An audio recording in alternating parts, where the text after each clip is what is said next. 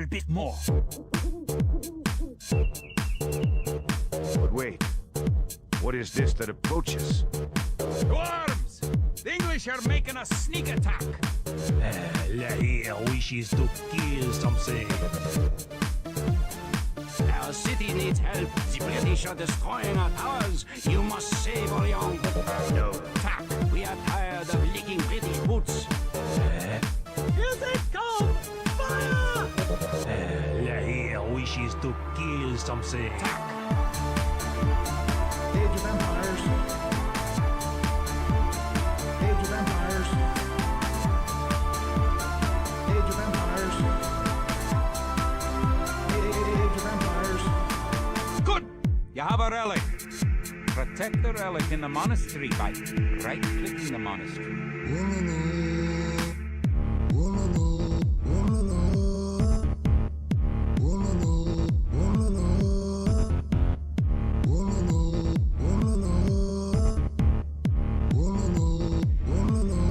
Monk! I need a monk! Yes.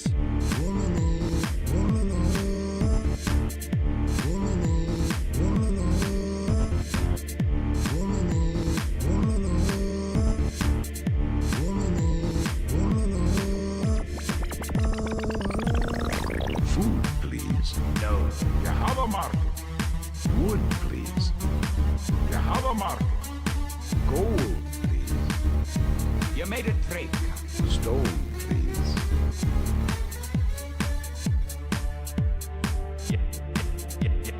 No. You have a market.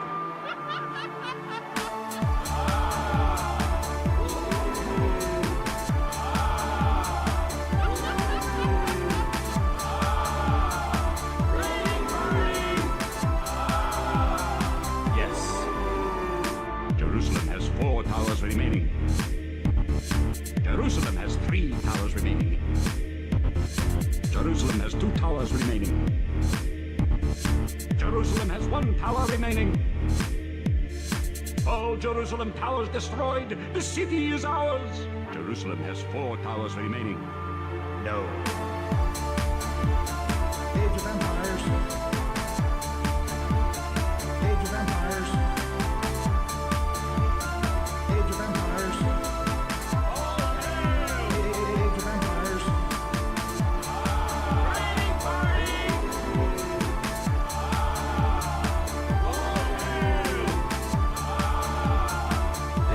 Lahir wishes to kill something. Enemy sighted. All right, so back in the day, for many years, everyone who played online was playing a hunt war. And I kind of miss those days. I kind of miss those days.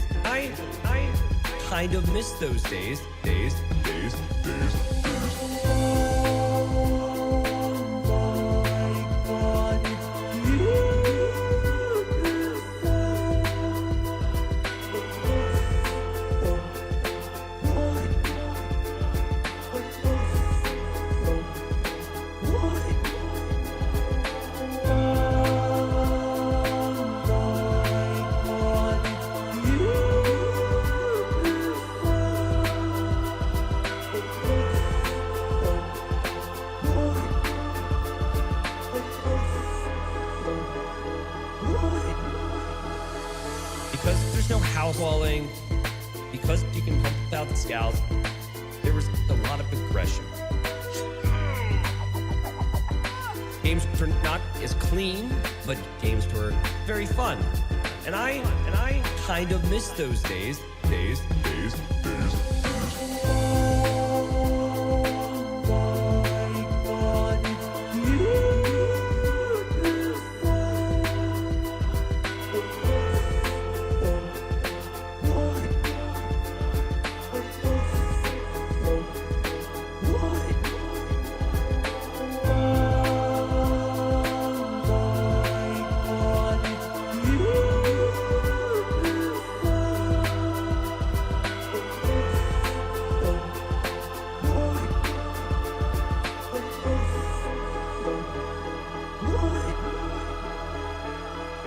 Makes me so sad, actually.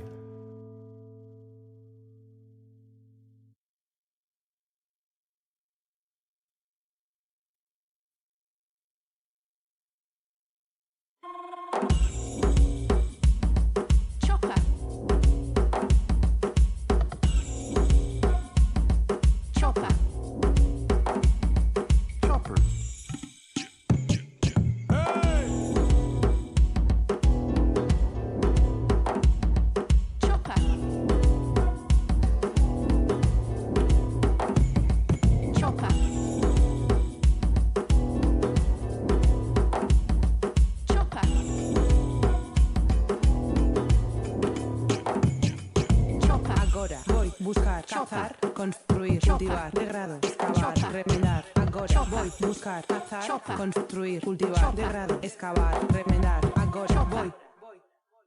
Chopper.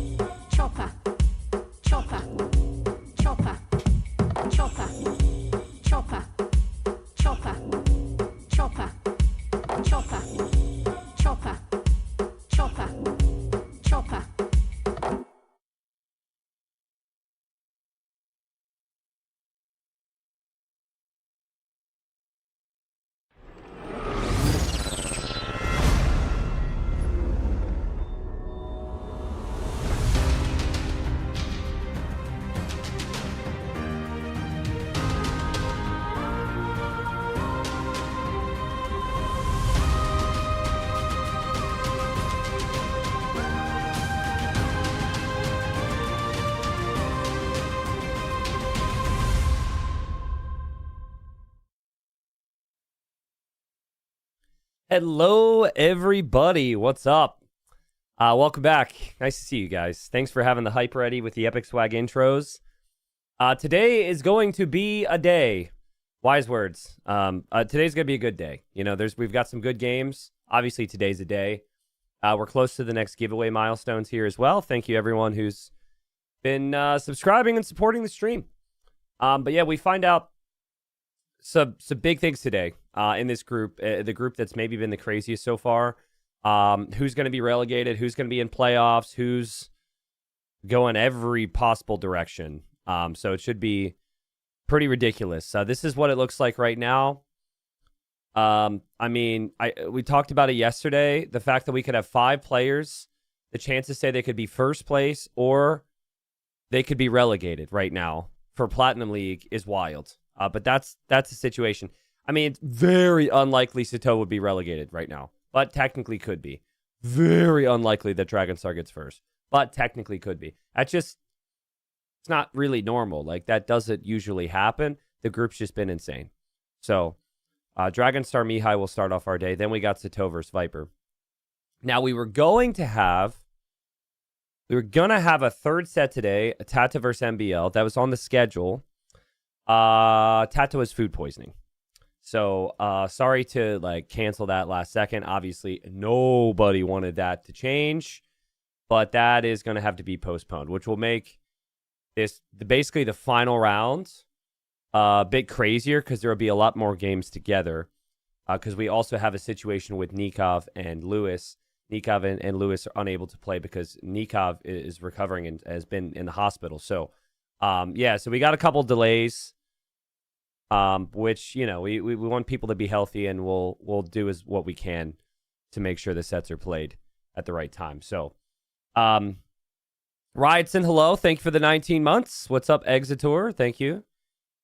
Spilo or is it Spilo or Spillo, dude? I don't even know. I think I say every time I ask. Don't even tell me because I'll forget, to be honest. Thank you for the 11 months, man. I appreciate it so much. Thanks, Esk Talks. Thank you for the 4 months. What's up, Kanto? Thank you for the year. Donkey named Hate. Thank you for the 57 months. I said the full thing. I didn't just say thanks, Donkey. That could be disrespectful. Hello, YouTube chat. Hope you guys have been enjoying the YouTube streams. Thanks for showing up again. And man, it's like every day the view count's just a little bit higher before the games start. It's awesome. Super fun format, man. I've been really happy with it. I've been surprised as well. Like, you know, I want drama and you want craziness, but like, the level of drama every season. Just a completely different storyline.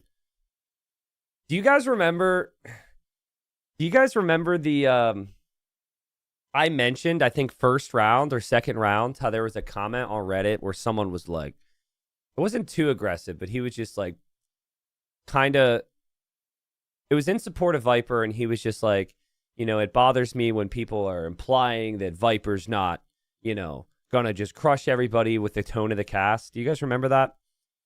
Basically, he, you know, and it was fair. He was just like, he's a Viper fan, and you know, Viper's got a lot of talent, and I think he heard the tone of my cast, my intro for TTL, of like, you know, Viper typically has struggled to open up with the group stage.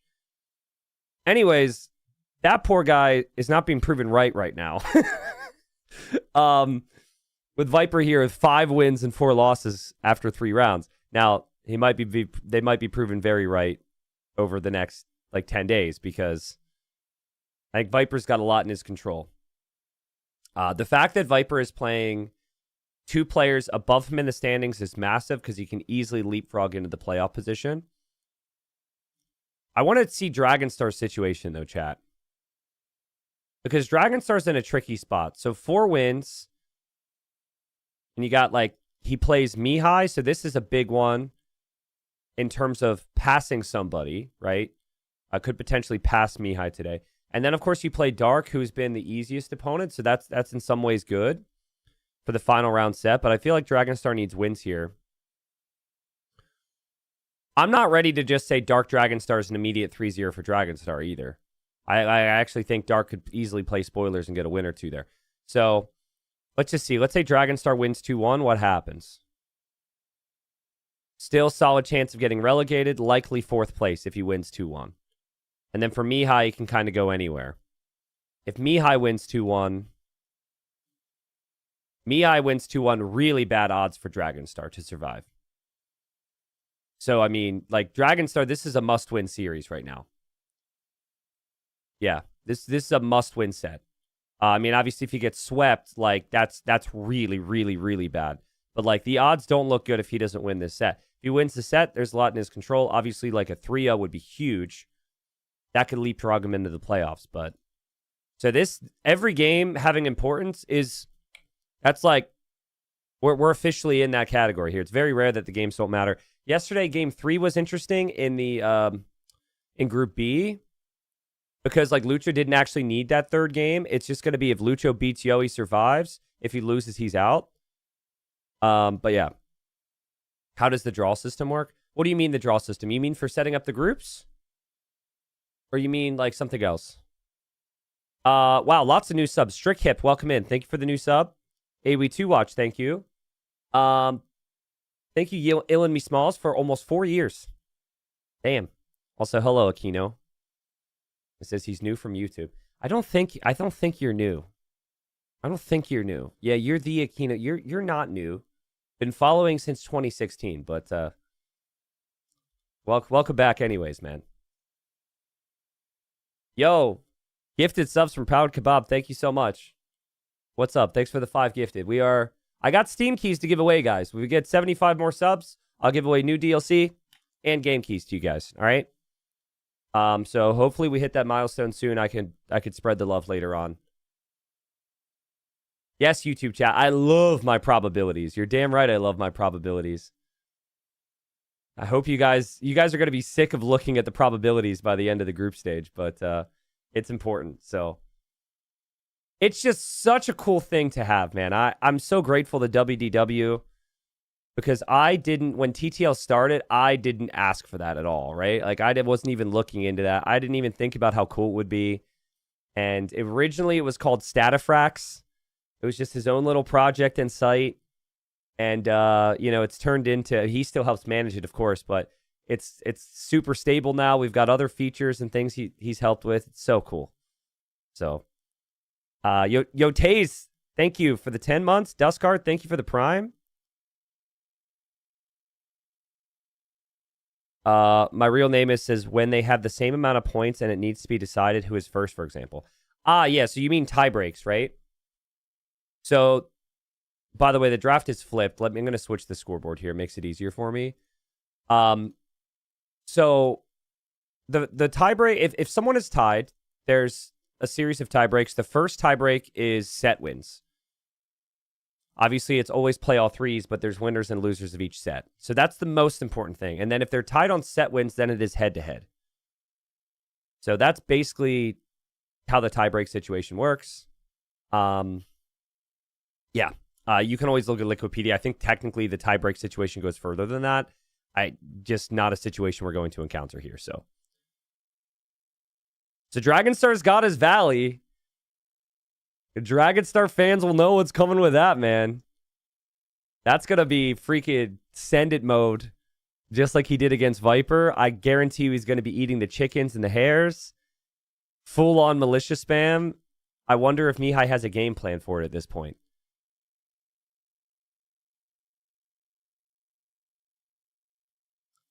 Someone on YouTube says, T90, my wife gets mad when I win a game because she wants me to be Loey the Legend. She gets upset when you win? He says, I'm currently at 850. Well, tell her that Loey the Legends are 1,000 elo and below, so you still could win a couple more games. Everything's still fine, so that's funny. So, like, meaning she wants you to be in a video? Is that what you mean? Or she just doesn't like when you win? Like, what's going on? Are you okay?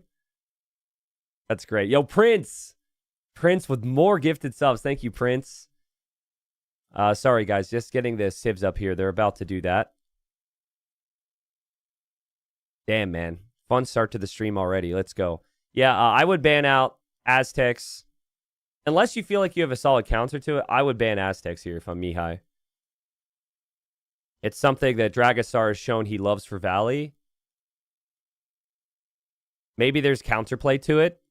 So far, he's banned Inca, Tupi, Dravidians, Goths. Dragonstar has banned Khmer, so I think he's banning the counterplay that people have used against the Aztecs. T90, why did you predict a 2-1 win for Mihi? I think Mihi overall is just a very high skill player. I think that he's the better overall player. I don't know if he'll be quite as prepared. But yeah, coming into the season, I expected Mihi to have a solid showing. And Dragonstar to always play good enough to snag a win, at least. But what we know is Dragonstar's probably doesn't have to win this set per se, but it would be huge for him if he could win 2-1. So, Kevin says, T90, how do I join the giveaway? Well, so when we do the giveaway, I'll explain. Usually you just have to type something in the chat. But we're not starting the giveaway till we hit the goal. So we're getting there. We'll see if it happens today or not. Guys, I'm realizing I haven't done any ad breaks yet, so everyone's getting hit with pre-roll. So we're gonna get the ad breaks out of the way, all right? Thanks for your understanding on that. I know it's not fun to get ads, but it's gonna happen regardless. So just want to try and do my best with the timing there. So Georgians, Koreans, Aztecs for Dragonstar. So that might be Georgians for High Tides, Aztecs for Valley, and then Koreans for Seychelles, would be my guess.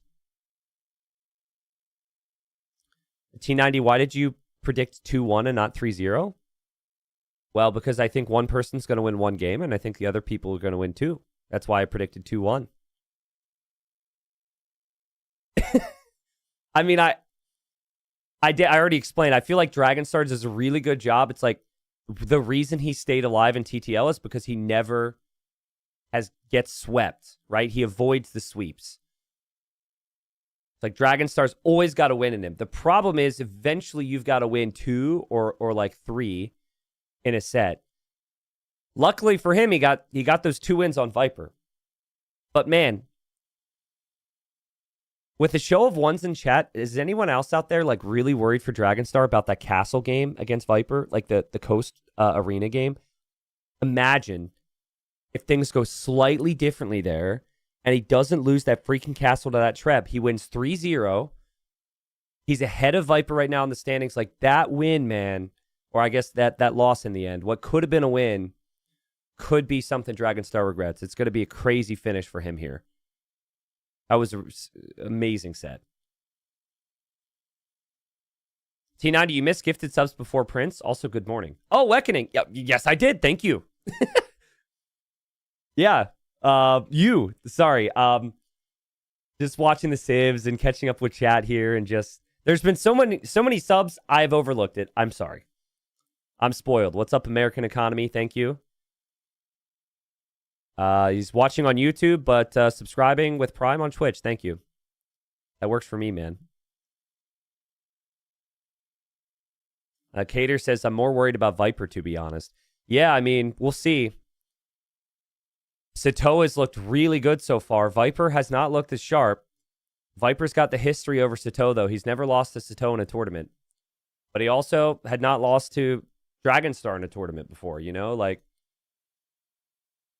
also, like, Vipers was traveling, right? So, like, he and his new team, they have, like, a get-together in Brazil. So, yeah, that's a really cool experience. And in theory, you know, you can train and stuff, but it's not like they've been there for a long time. Imagine, like, time zones, jet lag, exhaustion from that. Like, yeah, there's an argument that it could potentially hurt to have that versus help, because at least for me, it's like if anything changes with my setup, it takes me some time to get used to it. So, I personally felt like Andy and Vinchester slightly underperformed. Andy and Vinchester also there. Now I could just be me just guessing that is what has slowed them down. Maybe they feel like they're playing their best. Maybe it's the opponent's quality as well. You know, there's a lot of factors to it. So, anyways, we have our draft. We're super close to getting started here, guys. And it's going to be High Tides game number 1. We do have Muisca and Mapuche there for Dragonstar at the end of the draft, though. My God. Wow. Limp Noodle says, can you say what the sub goal number is for each giveaway? Yeah, it's in increments of 500. So right now, sorry, I know it's a little confusing. I just didn't want it to be too cluttered. It's like right now we are 45, 46 subs or something away from the next one. And then we're like 500, 500, 500. Those are the increments there. So, and so we have multiple keys to give away for the new DLC and the game. And then we also, I mean, the other categories are there. So, all right. So let's look at the numbers here before they launch into it. Welcome in, everybody. Thanks for being here. Yeah, I mean, this group, pretty spicy today. It's really nice as well that we have back-to-back sets to basically conclude this group for the round. Dragonstar, if he were to, let's go through all the possibilities. If Mihi were to win 3-0, that puts Mihi very much in the running for the first place position. It's a crazy group. It doesn't even guarantee him playoffs, but likely top 3 for Mihi. If he gets a 3-0, that would be huge for him. He's been playing very well. Now, if he wins 2-1, still a bit of uncertainty because everyone's super close in this group, so we're not sure where he'd end up. He is safe, though. Like, he's not going to be relegated. I don't think that's too big of a worry for Mihi anyways. But the important things here is, like, if Mihi wins 3-0, as far as Dragonstar is concerned, he's, like, very likely to be relegated. Now, if he gets 1 win, Dragonstar is still very likely to get relegated, but could potentially survive. Let's keep in mind, Star Wars. Thank you.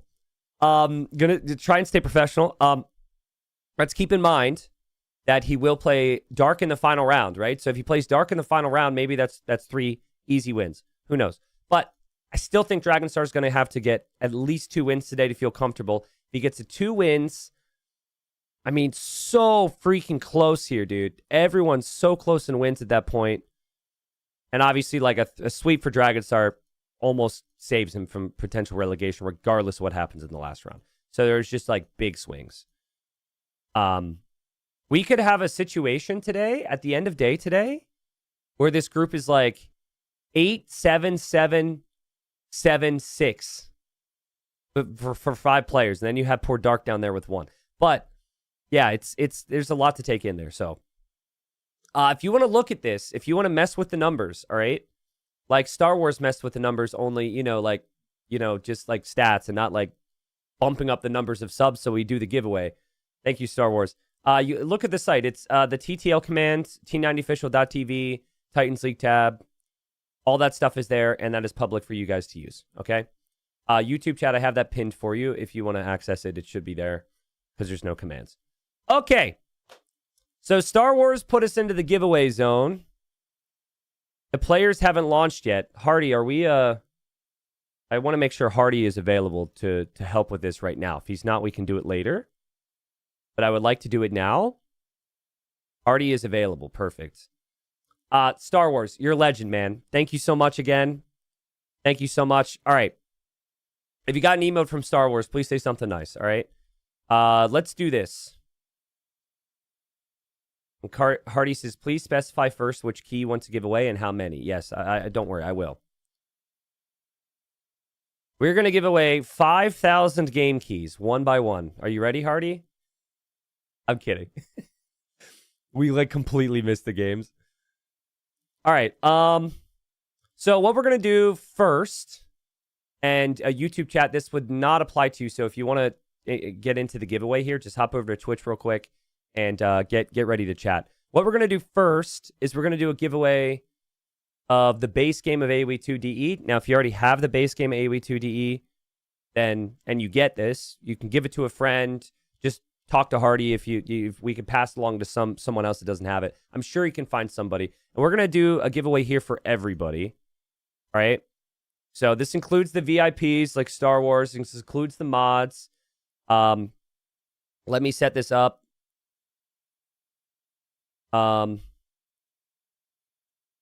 Keyword to enter the giveaway is the word. Actually, can I just do a smiley face? This is the test. It's a smiley face. Type a smiley face for me. Let me see if we're getting entries.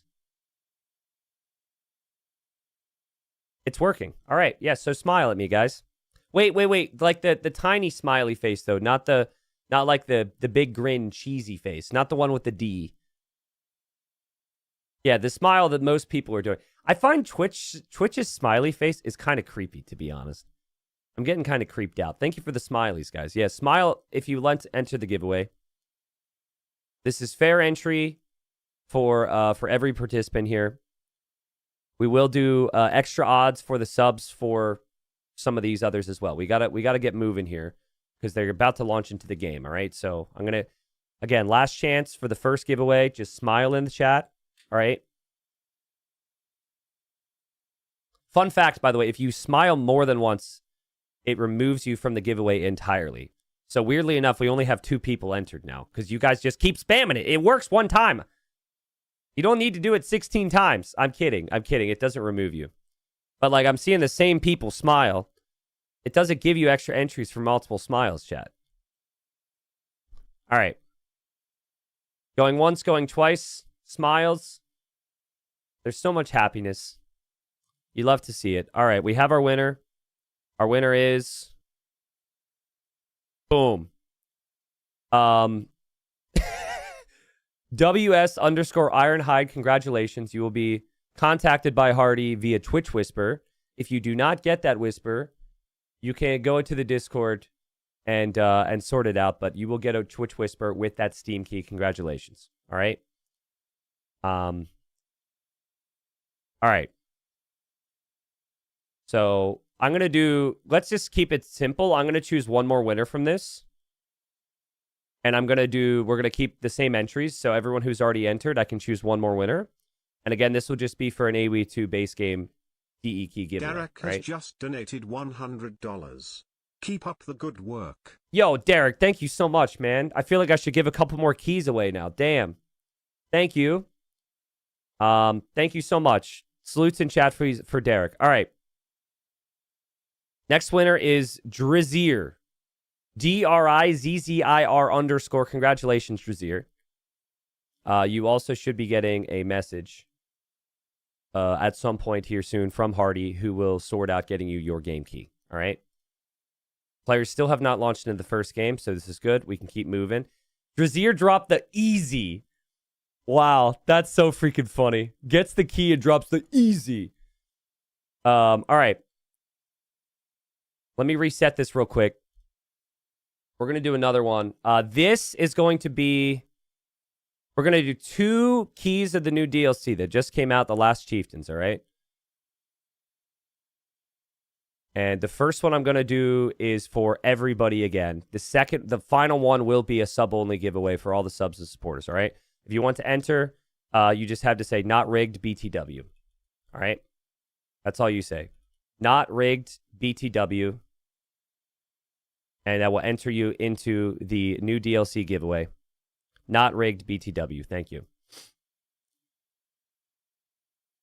Again, YouTube chat, I'm seeing smiles there.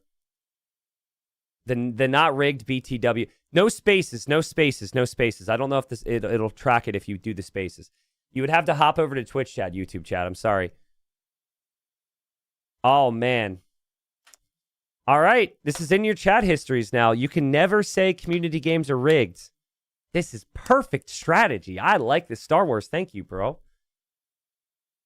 Let's go. I still haven't launched the first game. I hope that my admins aren't telling them to wait for me right now. Hardy's messaging me. He says, ask the 2 winners to reply to my whisper, please. I can't see if it went through. Yeah, to the 2 winners, please reply. Check your whispers. There should be a little message area, like the top right of Twitch. Ideally, you respond to Hardy as quickly as possible. That way we can sort this. Sirens has just donated $100. Smile. Guys, I'm supposed to be giving things away to you. Settle down. My God, thank you. All right, we're going to draw the winners here for the DLC key. Thank you so much. Our winner is Chuckle Burfin. Chuckle Burfin. Also, shout out to Hardy, who's probably very stressed right now, trying to contact people in a chat full of feisty sharks. Chuckle, ChuckleBurrifin. Congratulations.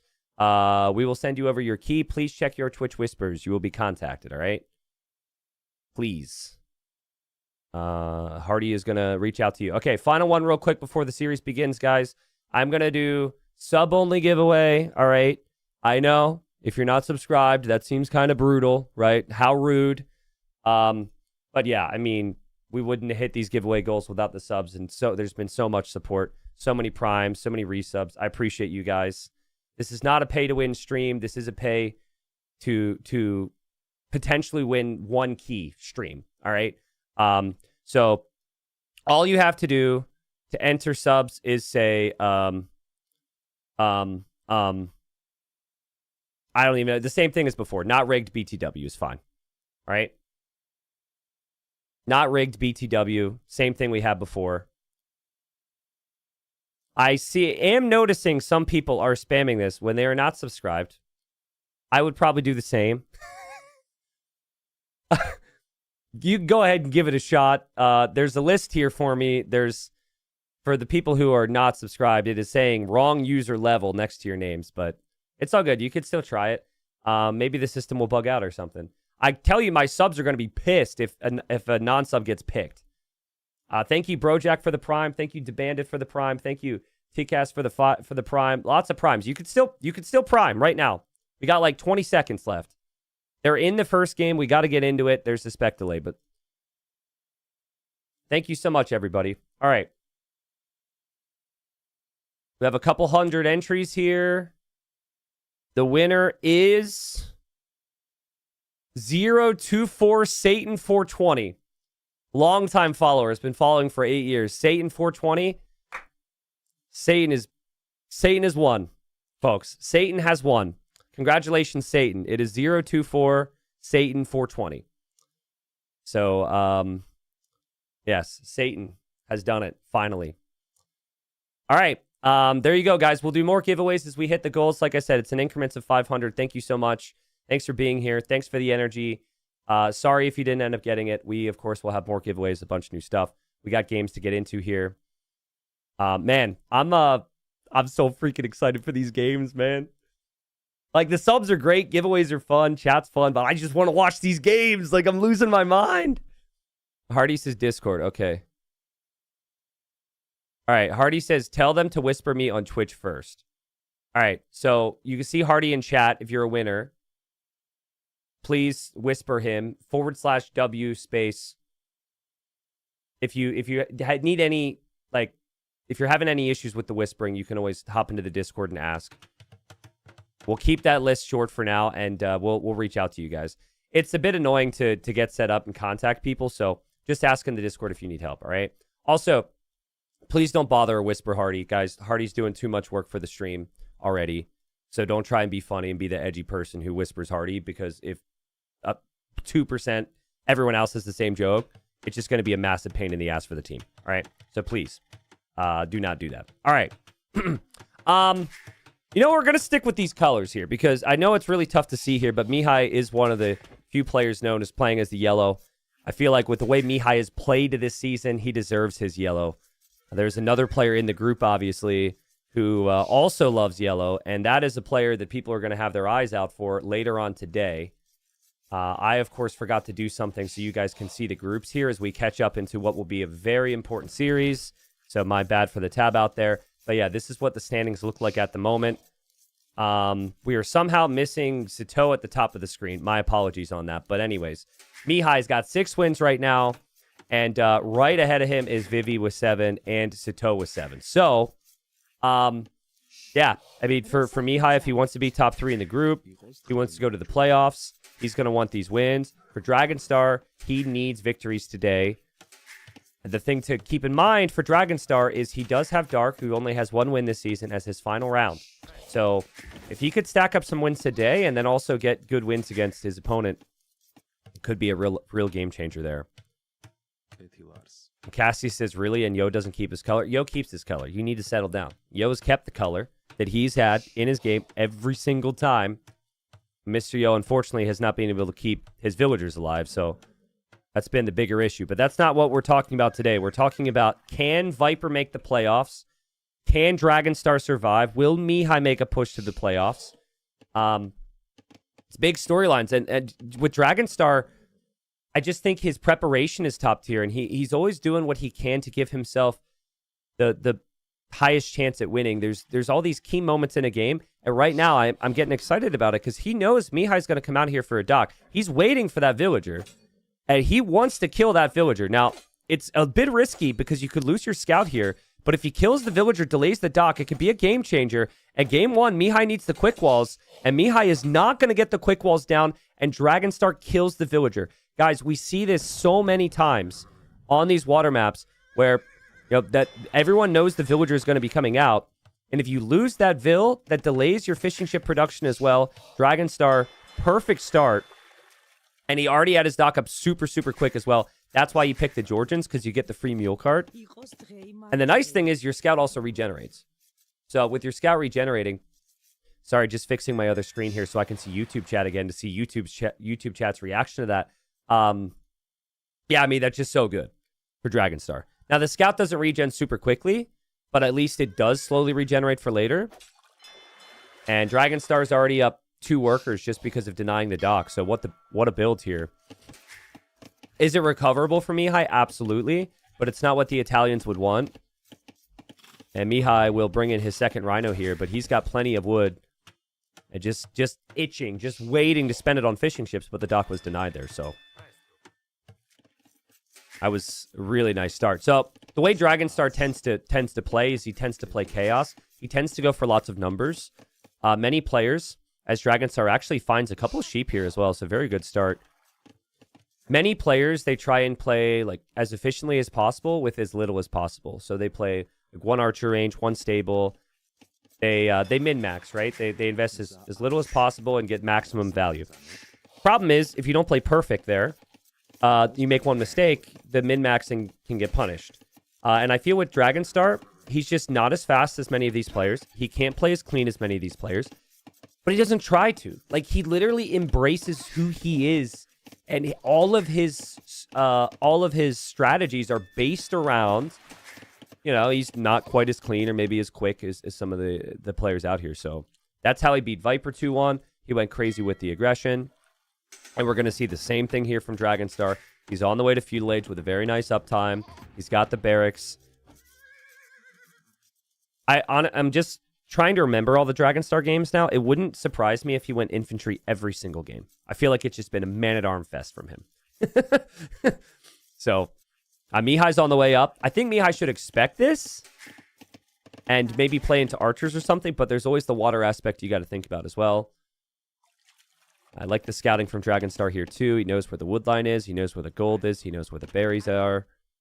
So he's been able to actually scout instead of like losing his scout. And he's sending 2 villagers forward. Thanks again. I want to say Smithy. Thank you again, man, and Derek for the donations. Smithy, I know it's not the first one as well. You've been insanely supportive. Thank you so much. I'm so glad that people are having fun watching TTL, but that's just like extra level stuff, man.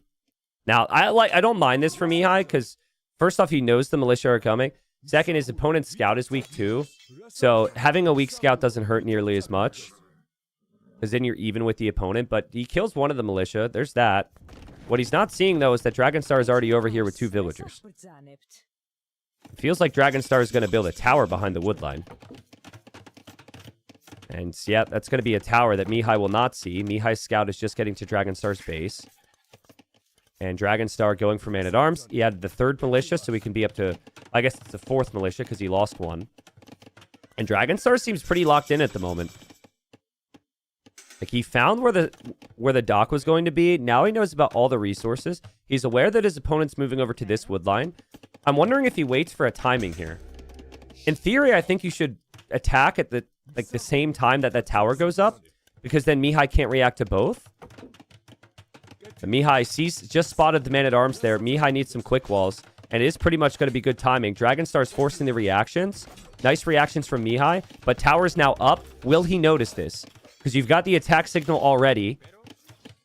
And, ooh, villagers are going down. That's 1 villager down. Mihi's not able to keep up with this, guys. And Dragonstar off to an amazing start. Unlucky that he didn't end up killing that villager, but that's exactly what he wants. And he will go archer range behind the tower. He will also wall up that tower. And he's got the hawks there on the water. My God. Dragonstar's just... He's so well prepared. And he will lose the scout to the spearman. That's a nice find from Mihi. Mihi's scout is also dead, though. I'm not sure exactly where it died, but it died back here at some point. And I guess for Mihi, I'm curious how confident he'll be on a counterattack. Because when someone goes forward range like this, which he doesn't know about, typically they're exposed at home. If you go forward tower and forward range, you don't have defense. Obviously, full offense is certainly a strategy. Right now, Mihi's fishing ships are not working efficiently because the hawks are around. I don't think Mihi is expecting the skirmisher. And yeah, there's the skirmisher. And now he sees it. Pretty good micro, but it must be such a headache. The nice thing is you could tower this hill and it could kind of protect your wood and it can protect your gold. But my God, this is a lot of pressure right now. Like the walling for Dragonstar. If he walls back here too, a lot of this eco is safe. Look at the detail of taking the zebra as well with the mule cart. It's very nice. But the berries are eventually going to need to be a resource he takes. Lovely amount of pressure. Mihi's over on his berries now because he's not really actively using the fish. And just so much aggression here. But it's been all Dragonstar so far, guys. Literally from 2 minutes in. No, he knows his timings. He knows his win conditions. The villagers are actually going home, which is a little surprising. I thought that he would stick around and maybe just take that stone. But he's expecting the eventual counter, so he's walling up, so he'll be protected from that. Yeah, and it's actually perfect timing, too, because now you have the counter tower from Mihi. You don't see the army. I think this is what Mihi's needed the whole game. He needs some type of initiative. So it's a nice move. It's risky, because you still can't efficiently take your berries.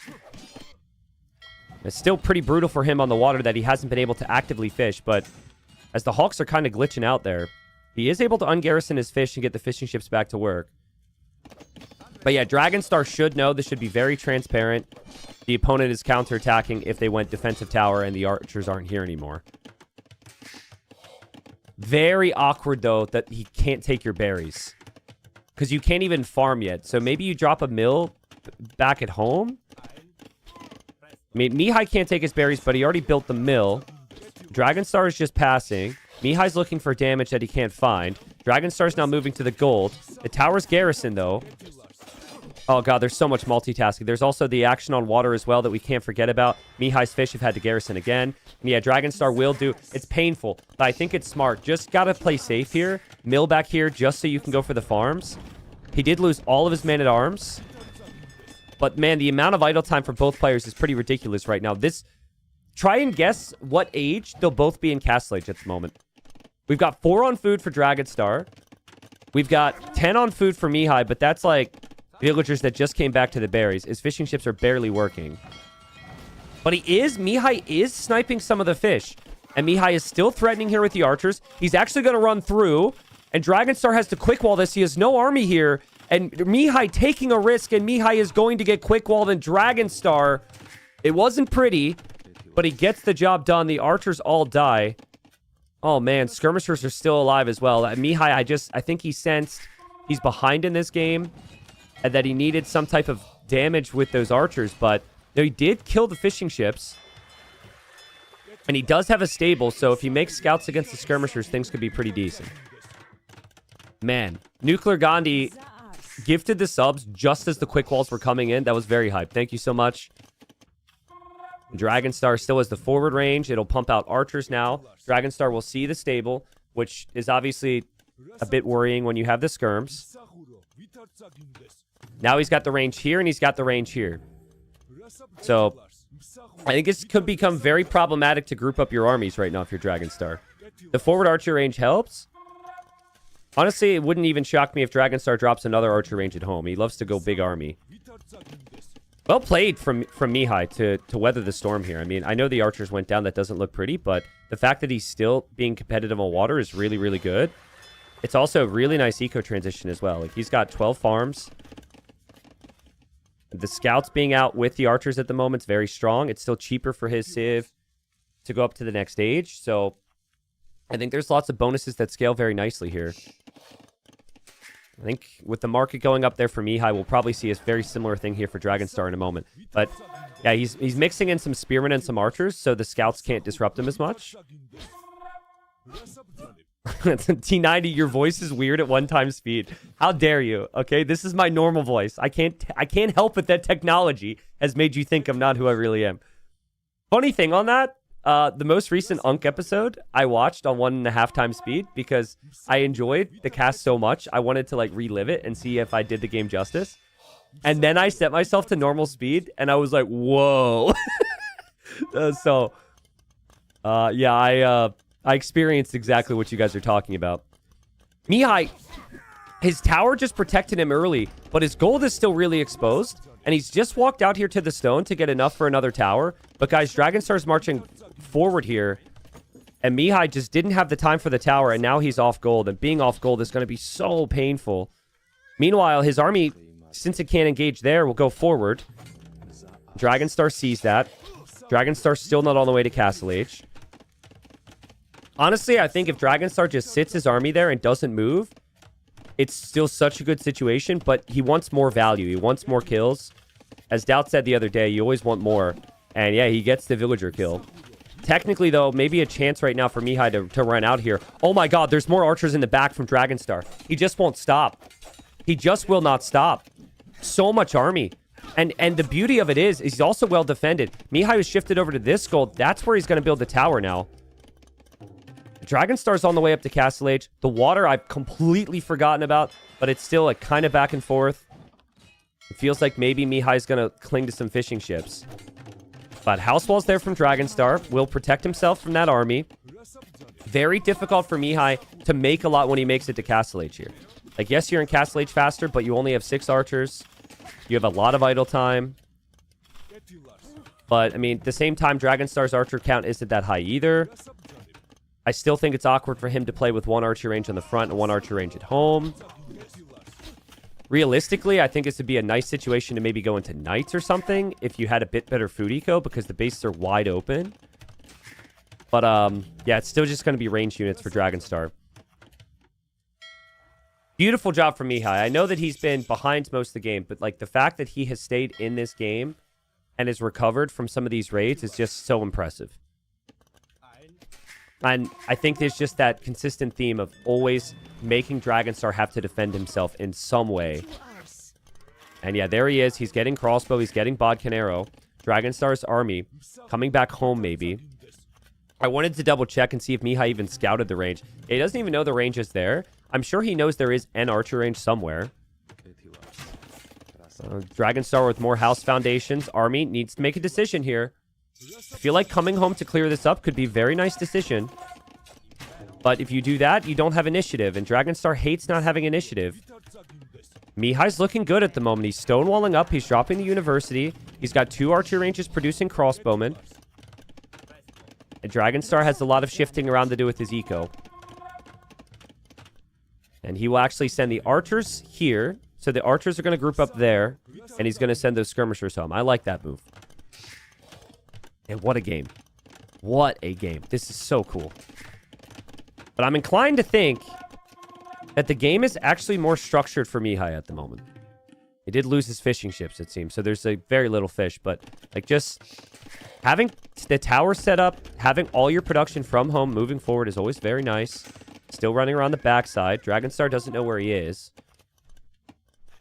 Dragonstar is hoping to catch the army out. It's sneaky for Mihi to stay back here. If Dragonstar finds him, though, Dragonstar will chase this down. Where's Dragonstar's army now? Speaking of sneaky. Speaking of sneaky. Mihi sees it, though. Mihi sees it. He got Town Watch. And Mihi brings his crossbows over. And Dragonstar dives in a little too close. I think Dragonstar's surprised to see the army. Here, though, there's the attack bell. So he'll find this army's there, and the skirmishers and crossbows will chase it down. Ballistics is in for both in a second. Remember, Italians have the extra pierce armor on their archers, so in an archer v archer battle, that's much better for them. And Dragonstar didn't have bodkin arrow there. He's getting it now. The skirms obviously have more armor, so I think with the skirmishers here, this will likely be killed. But I don't know. Mihi gets really good value from his armies.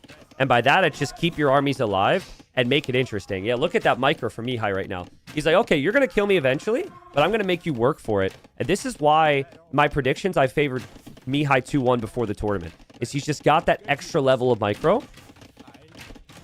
But then Dragonstar's got the strats. That's still really nice value from the crossbowman. So many people just let this army die, and he just refuses to.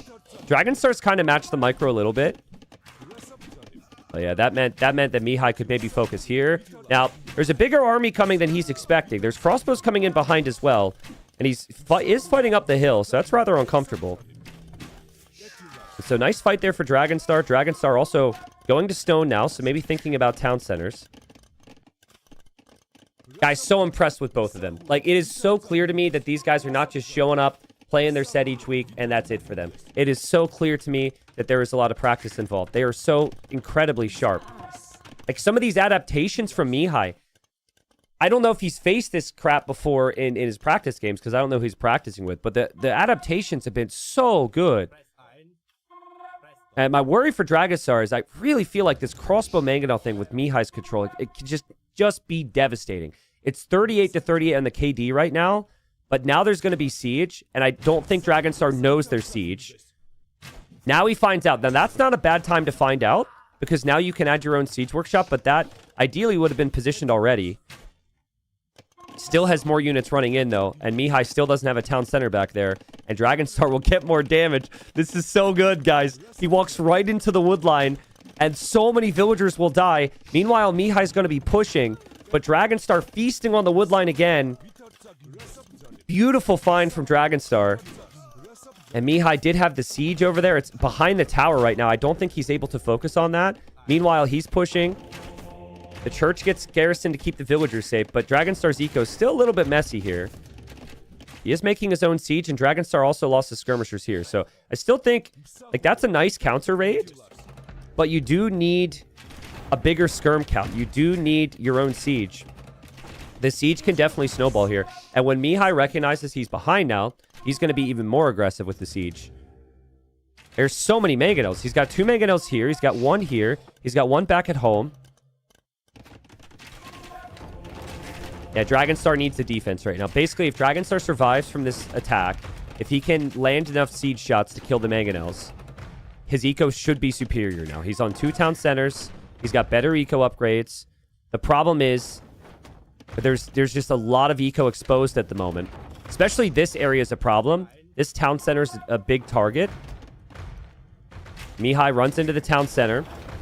He's a little distracted. He sees the mangonel here. It would be very much like Dragonstar to use this range to just make a little bit of army and go harass again. He does have an army over there. And I think Mihi is hoping to reposition. I really think he wants this hill. When you're playing with Siege, you want to be on the hill so your opponent can't directly kill your mangonel with one volley.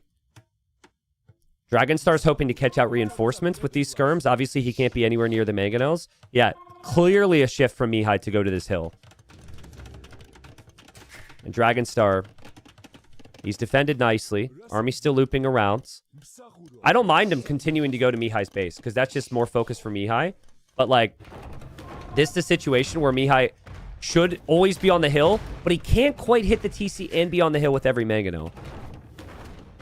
Nice defense from Dragonstar there. But this is about to get even worse. Dragonstar's army's here, though. Mihi's tracking this. Mihi does have a mangonel there. We'll see if he can land an attack round. He does land a nice attack round. Dragonstar still having to defend here. Mihi is distracted. Oh, man, but Mihi's aware that what Dragonstar's trying to do right now. Oh, man, that should be a kill for Mihi, I think.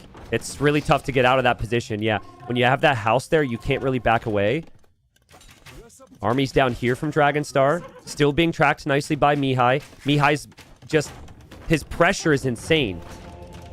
This is so good. There's so much army. Still full on 1 TC. He clears all of this, guys.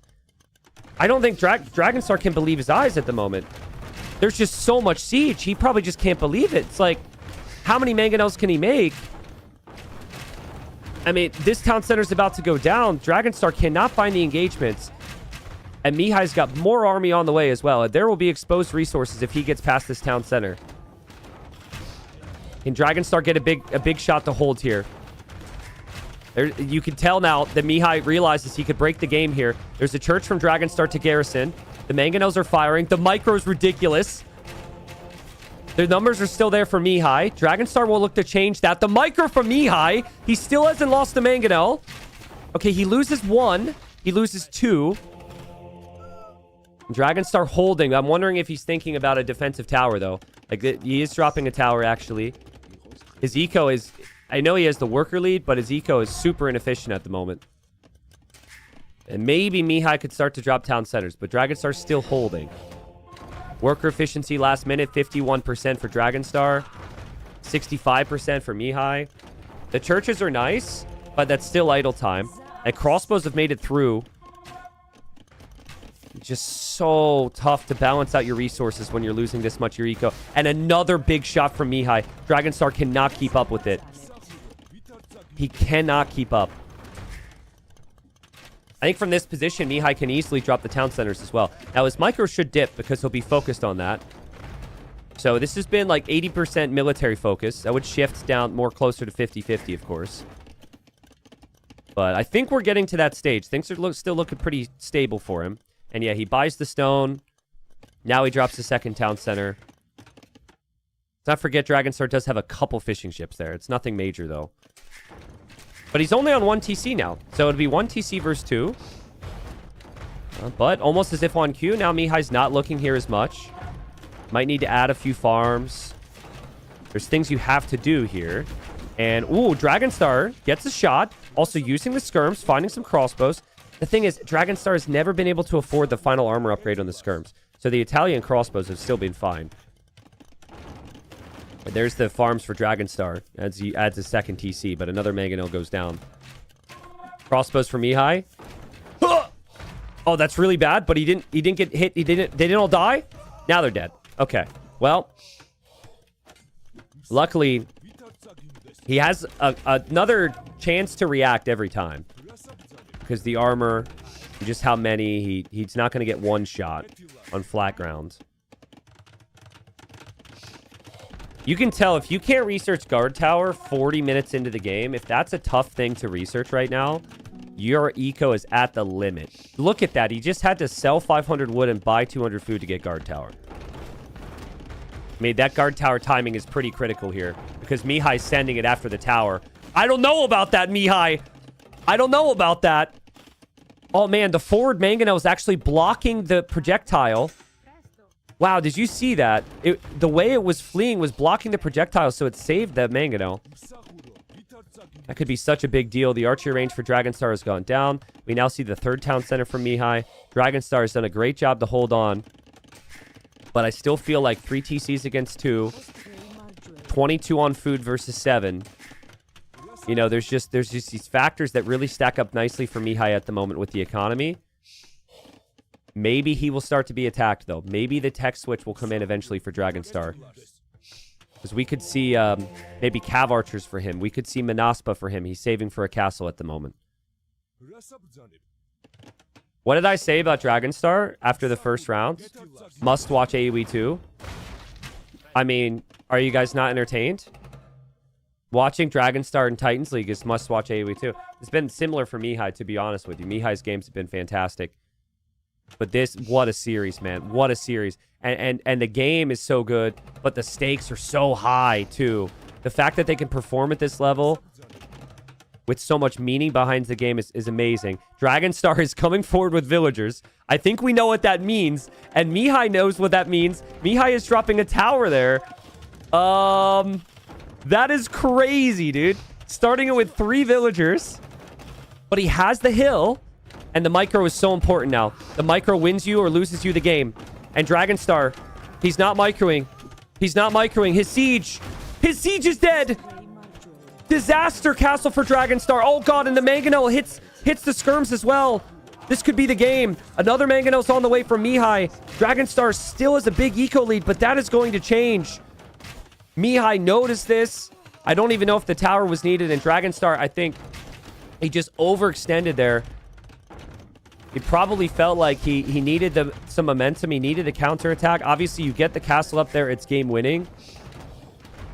I say this a lot with certain players, though, right? Like, we applaud them for their crazy and for their intensity. You gotta know when to turn off the crazy, right? When to settle down. Dragonstar just decided to go full send there. There was just way too much army for Mihi. That was risky. But what you could have done is maybe place a defensive castle somewhere. That's still an option, of course. But it was already trending Mihi's direction.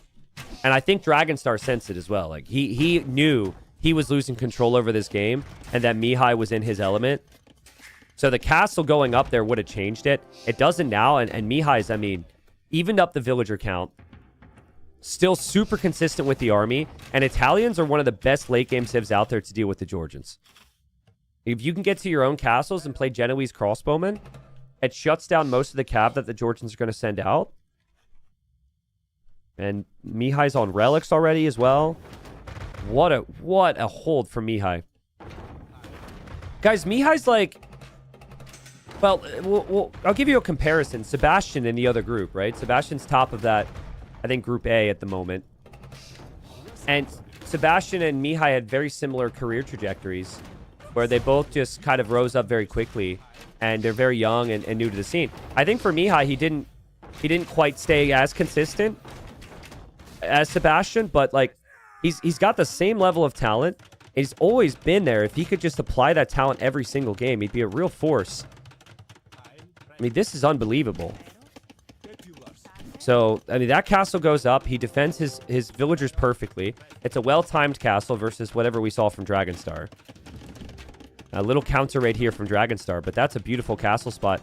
And Mihi shouldn't be too worried about a couple skirmishers. He's got the mangonels for that. Imp is already on the way. Dragonstar will click up himself, which feels important, and he has fixed his eco in the back. So he went from having a weak food eco to a very strong food eco. I still do wonder, what do you do as Georgians here now that the Italians have a castle? And what do you do as Georgians even without the castle, right? Like, you can't really play into the strongest skirmishers with this civ. Lacking the final armor means your skirmishers struggle. This is a little random here. But, okay, a couple rams doing some damage, but Yeah, it's just going to be extremely difficult. For Dragonstar, I think if he had the second armor upgrade on his ranged units in a lot of these fights, could have gone a bit better. I honestly think the key moment of this game was actually the siege push from Mihi through the middle and Dragonstar's initial siege workshop position. If he could have controlled the front of his base where this outpost is or where those houses are with the siege workshop, would have been much easier for him to defend, in theory. Yeah, I mean, Mihi's being a little wasteful here with his army. Might be because he's got annoying raids to deal with. Dragonstar still in the back, getting some villager kills. Dragonstar's here. Dragonstar's got a random palisade there. But guys, look at the scouting as well from Mihi. Can we talk about that? Look at how much of the map he has seen. My guy's playing on all visible right now. It's crazy. He's got stone and gold down here to take very easily, which is very important on this map. 2 relics. I wouldn't hate to see a couple ships at some point. It's only 1 Hawk here. Make a couple Hawks and retake water. That way you could secure this gold as well. Dragonstar, 40 seconds off from the Imperial Age time. Eco count's still very close. He drops the church. Sorry, not the church. The castle in the back. And we'll just continue to play skirms. I mean, the food eco's there. The wood eco's not looking good, but there's enough wood around, so we can fix that. And thankfully, the only resources really he can't take right now is this stone, which isn't horrible. So it's not like he's going to run out of some res. Mihi, I think, playing the patient approach now. He's just thinking, how can I lose this game? Relics is one of those things. So he's getting that relic now, and he's building the castle there. Now, that's interesting. That's not as patient as I thought. Patient castle would be a castle more towards this hill down in the south. But he's got villagers there, and he's going to send his army forward here. The first trebuchet's out for Mihi. And obviously, the Arbalest upgrade's going to be coming in, too. But look at him track this, man. Like, he knew those skirmishers were up there. And Dragonstar just continues to try and get counterattacks, but he needs to eventually stop the siege push. And it's tough with Georgians. Georgians don't get bombard cannon, so their late game is not nearly as strong as the Italians. All before the Genoese crossbowmen, which is a ridiculous unit to have. But Italians are just so well-rounded. Dragonstar will lose the town center, which means he'll fall further and further behind in vills. Dragonstar might even lose some vills. Yeah, it's so annoying playing Dragonstar. I've played against him. He always gets into your base. But the way to play against a player like this is you just go to his, right? Like, okay, I'm going to take damage. At least you're going to take some damage with me. That's what Mihi's trying to do. That's why he's not sending so much army back here to chase this. But, I mean, it's still a little awkward. Again, I think the beauty, though, is once you have Arbalest, you actually can kill the skirmishers, no problem. Because they don't have the full armor. So I think that will get cleared up. Mihi's still pushing on the front. And, yeah, for Dragonstar, he's still hoping that he can get his techs up. Civ does get Siege Ram. Siege Ram and Skirmishers can push an Arbalest army pretty nicely. I think what you can't do too easily is push Bombard Cannons, but it depends on the positioning of the Bombard Cannons and the surprise. Dragonstar still in the back corner. This is more of a late game castle for Mihi. He knows this area has been raided, so I like that castle. I think Mihi is spending his time here slowly adding farms. I think if you get up to like 40, 50 on food, you then combine Hussar with this, then it becomes unkillable. But for now, like, Skirmisher Siege Ram could actually have one chance for Dragonstar. And then if he pushes both the castles, like, imagine you take down both these castles, then Mihi's pretty much castleless, except for this one over here. So, yeah, pushing the middle castles would be a game changer here. And a little raid there from Dragonstar. Mihi's feeling really nice about that castle now because that's where he was exposed. Dragonstar's sending the skirms around again. He is massing those rams in the siege workshop, so Mihi knows something's going on. And Dragonstar is checking the south with a mangonel. He's sending the skirms around. Yeah, he's just running into Mihi's eco. And there's the siege ram. Yeah, but like, I feel like you need the siege rams to push immediately after they're shown. The bombard cannons are at home for Mihi to defend from the skirms. It's kind of awkward to use this. Ideally, you have some cav. He's getting the cav upgrades. But Dragonstar is waiting with the Rams. You need to have a lot of Rams before you can make a push. Ideally, he has more gold right now. He's really low on golds. A T90 Mihi doesn't have horse collar. Doesn't matter. Doesn't matter. I mean, it's a good upgrade to get, yeah, for sure. But it's about just the pure farm count right now, not how long they're going to last. I think if you can hold... If he has enough wood to be able to spend on other things, he's still completely fine. He defends from the skirms. There you go. He heard us. Horse collar's on the way. That's something you can fix, of course. I think it's getting a little dicey for him with his eco, like 65 on wood, 29 on food. But he saw the siege rams. He knows he has Dragonstar on the edge. So he just wants to brace himself for that push more than anything. Dragonstar is churching the north, and he will take that gold. The Mangonel down here has killed the villagers on the stone and gold. That's not a bad find. Dragonstar's also sending light cav around the north into the back. Give me a percentage, guys. The percent chance that Dragonstar can win this. If we would have talked about this 2 minutes ago, I would have said, maybe like 20%. But these are some pretty annoying raids, and there's no castles back there. And he's still being patient and waiting to push in with the Rams. He's sniping a bombard cannon. Now, Onager's going to be a problem, and that's a good upgrade. But maybe Mihi's starting to regret building these castles as forward as he has. Yeah, Onager's huge, though. It's tough to control Onager if you overextend, but Onager means that Siege Ram just cannot work here. And then Trebs can't work because the bombard cannons are there. I don't know, guys. Mihi can send enough Arbalest back. Mihi is enough farmers now where I think he can also go for his own Lycav. I do think that Mihi has just simply forgotten about the north and the south. Like, I guess maybe now he'll see it. But that's some critical gold income at the moment. Dragonstar's trying to go elsewhere. He will set up the main attack by simply just leaving and raiding everywhere else he can. I mean, there's red dots all over the place, but the town centers are still getting the clear up. The Lycav are still dying pretty quickly. Dragonstar's Rams, it almost looked like he was going to go that way. He can't decide what to do with the Rams. He's still thinking about it. I just don't know if it's enough. Mihi going Onager was such a nice decision. And he's always keeping a close eye on this. Like, there he even backs away from the Trebuchet.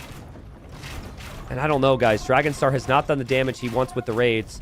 The Rams are going in. This is the saddest little choo-choo ever. Choo-choo. Just completely melted. The Rams did not stand a chance. The Skirmishers won't stand a chance either. And then I think the castle will be down for Dragonstar, and that'll be the only one. He's losing his Trebs. He's losing his Skirms. He is getting raids. But nothing is going to compare to the damage that Mihi is doing right now. The castle will be gone, and I think Mihi will take the first game. Yeah, he's got Lycav coming in of his own as well, and the GG's called. Man, what a game that was. Again, you can tell, like, the difference between the speed these players have is clear. Dragonstar game plans around being the slower player. He game plans on having the chaos. He game plans on having the numbers. But he just couldn't compete with Mihi once Mihi got moving early castle. I mean, in terms of the start, it was maybe one of the worst possible starts you could have asked for Mihi. You lost your dock villager. You had the man-at-arms show up. You got towered. You lost a lot of vills early, and he was able to bring it back.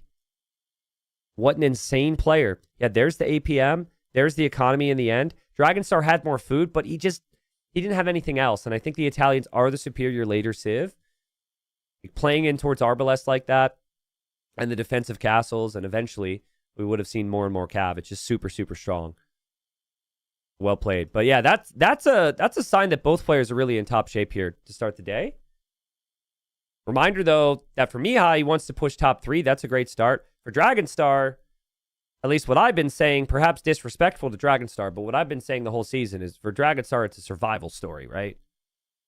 It's can he stay alive?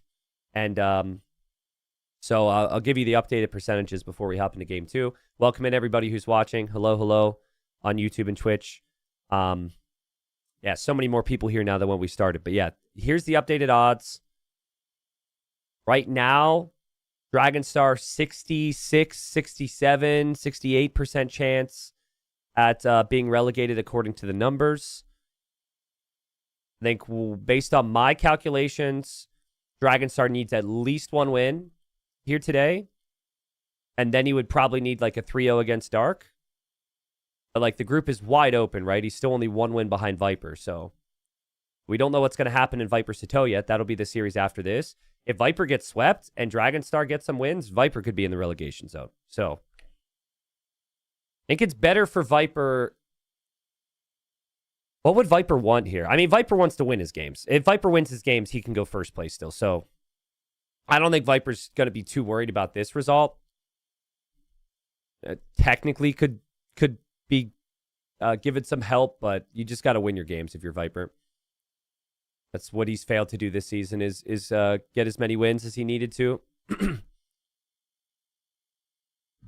All right, so Dragonstar will go Valley. I'm fully expecting this to be Aztecs and a heavy lane. So honestly, I'm just gonna try and get as much out of the way before we get into the game because I'm not gonna have any time to say thank you or hello. So hello, guys. Okay, that's it. We're into the game already. I have no time, dude. And trust me, we gotta look at it because there's gonna be lames, man. All right, here we go. They're into the next game already, and we gotta change colors. And oh my god, I told you there was gonna be a lame. I knew Dragonstar was gonna be coming out swinging. It took all of 2 minutes for Dragonstar to find his opponent's boar and steal the boar and put it underneath the TC. That's Dragonstar for you. And he's actually healing the eagle inside of the town center as well. Again, the boars spawn on the front on this map. And so players typically want to bring in their boars right away. I actually want to go back. Yeah, so you got 2 on the front. And Mihi missed this one. So it's with laming, it's high risk, high reward, but that's just perfect for Dragonstar. This was a gift for him. Mihi did take this boar, but he didn't see that one by 1 tile. So brutal for him. We'll go to live time now. And now Dragonstar's going to do his thing. Guys, we created this map to add incentive for the food in the middle, and some of our best players have just simply avoided it. They've done everything they can to not take risks and not go for this hunt. And Dragonstar has his own builds. He's going for early barracks. He's going to delay normal wood income, delay the lumber camp, and he is just going to flood militia, nonstop pressure the opponent, and then eventually come take this food. That is what he did every time he's played Valley so far. And it's worked. He beat Satau with it, who's currently top of the group. He beat Viper with it. I think he's undefeated with this strategy so far. So now it's about finding where Mihi is. Now, Mihi's down that boar, which really hurts him. Because he wants to go, if he wants to go infantry, he doesn't have the food for it. If he wants to go feudal age, he might struggle with the food. I think this will not come as a surprise to Mihi. You know this is coming. Luckily, there are some Ibex out there, so he's able to push in a bit more food. But the strongest aspect of this build for Dragonstar is actually taking down those houses. He'll be looking for villager kills, but more than that, he wants houses. And there go the militia. Militia, just look at this, man. Militia after militia after militia walking forward. Dragonstar doesn't know about this little wall, though. So if he clicks back, he could run right into the TC. He might choose to walk around. Mihi sees the militia. Now, he might think that those are the first 2. He is getting loom. But, again, I think if you've done your homework, your game plan was probably to play man-at-arms against this with Romans. But so much of that game plan, of course, is do not get lamed. You have to stop that eagle. It's so tough to do that when your boar's been on the front like that. And here we go. There's 2 militia. Now, Mihi's micro is superior. We saw that already. So I think he's going to look at this and think that he can fight this back a little bit. He's on the way up. Another militia's walking around this way. Dragonstar's still happy with the engagements. Still good micro from Mihi. Remember, behind this, the eco is important because you're spending a lot of food here. The reason you pick Aztecs, though, is you start with additional gold, so you can make the 5 militia and still get loom. It's going to be 4 militia here. Eventually, the 5th will be forward. And it's so annoying for Mihi. He has to rotate the weak villagers back home. Every time he fights it back, his villagers are relatively inefficient. You know, what I saw from Dragonstar in the past, though, was I think he delayed his lumber camp, and he went mill first in the middle for the food. And what that resulted in was a much faster feudal age time. I'm not 100% certain on that. But, you know, you can tell Dragonstar's inefficiencies are still there, too. These villagers are standing around. That's my Twitch chat right now at work. Okay, they're back to work. Boss is here. It's fine. But yeah, no villager kills yet.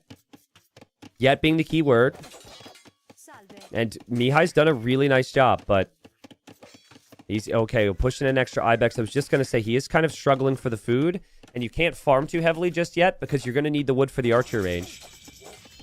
There's Loom for Dragonstar. Dragonstar sees Feudal Age. Dragonstar wants the villager kills, but Mihi's micro is so good. So good. This is what we said when Dragonstar played Viper as well, though, right? Like, Viper defended from some of the early attacks. And, oh, man, Dragonstar's like, please, please, please, please. No! Horrible for Dragonstar. Amazing for Mihi. He kills everything. 6-0 KD. And he has not lost a villager. That is insane, man. That is insane.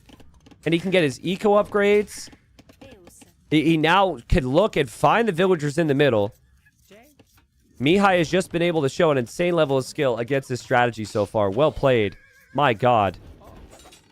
And I think he was hoping there was no loom there. But yeah, he's well aware those villagers are there for the taking. What a start. Damn. I mean, he didn't even have any of the walls down. He'll go to gold now. He has his range. He'll start to make some archers and skirms. I would expect Dragonstar to go double range right now.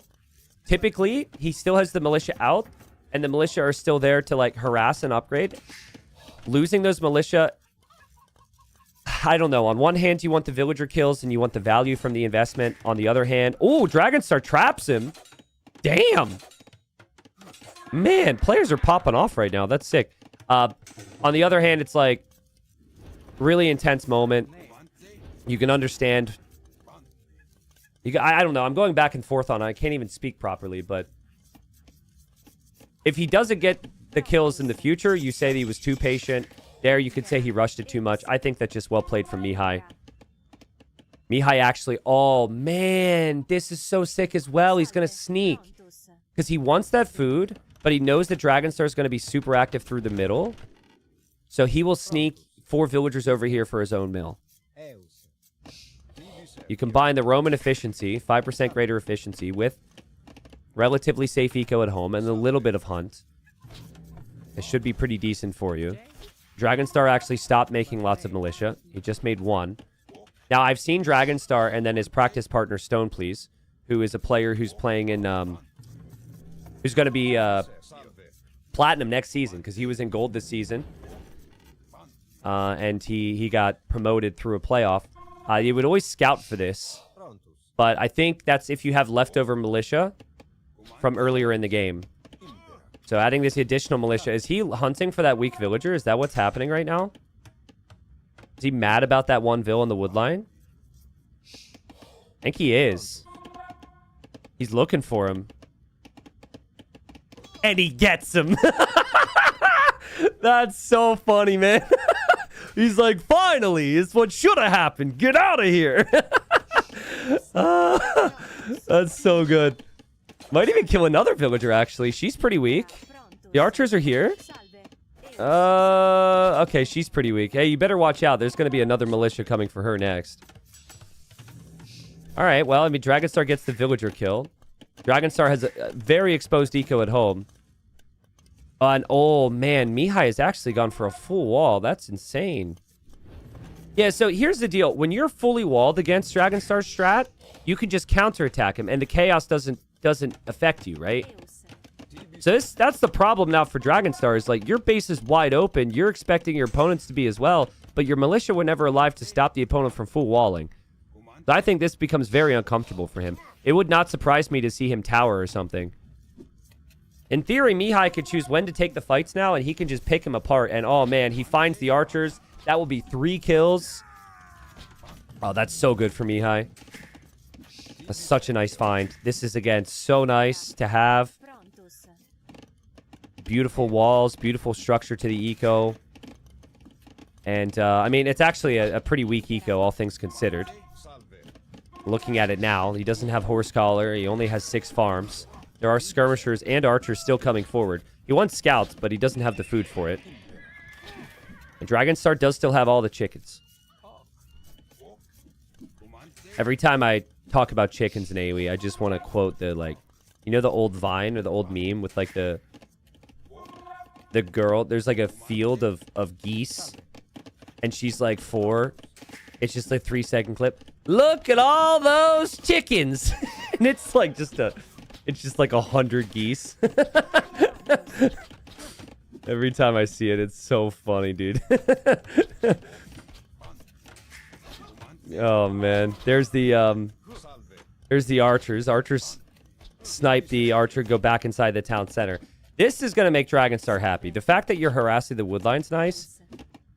It's not leading to any immediate kills, but he knows Mihai's definitely going to have to fight this back. Like, Mihai's resources are not looking good. If somebody just leaves this woodline and goes elsewhere, you think they're going to play defensive.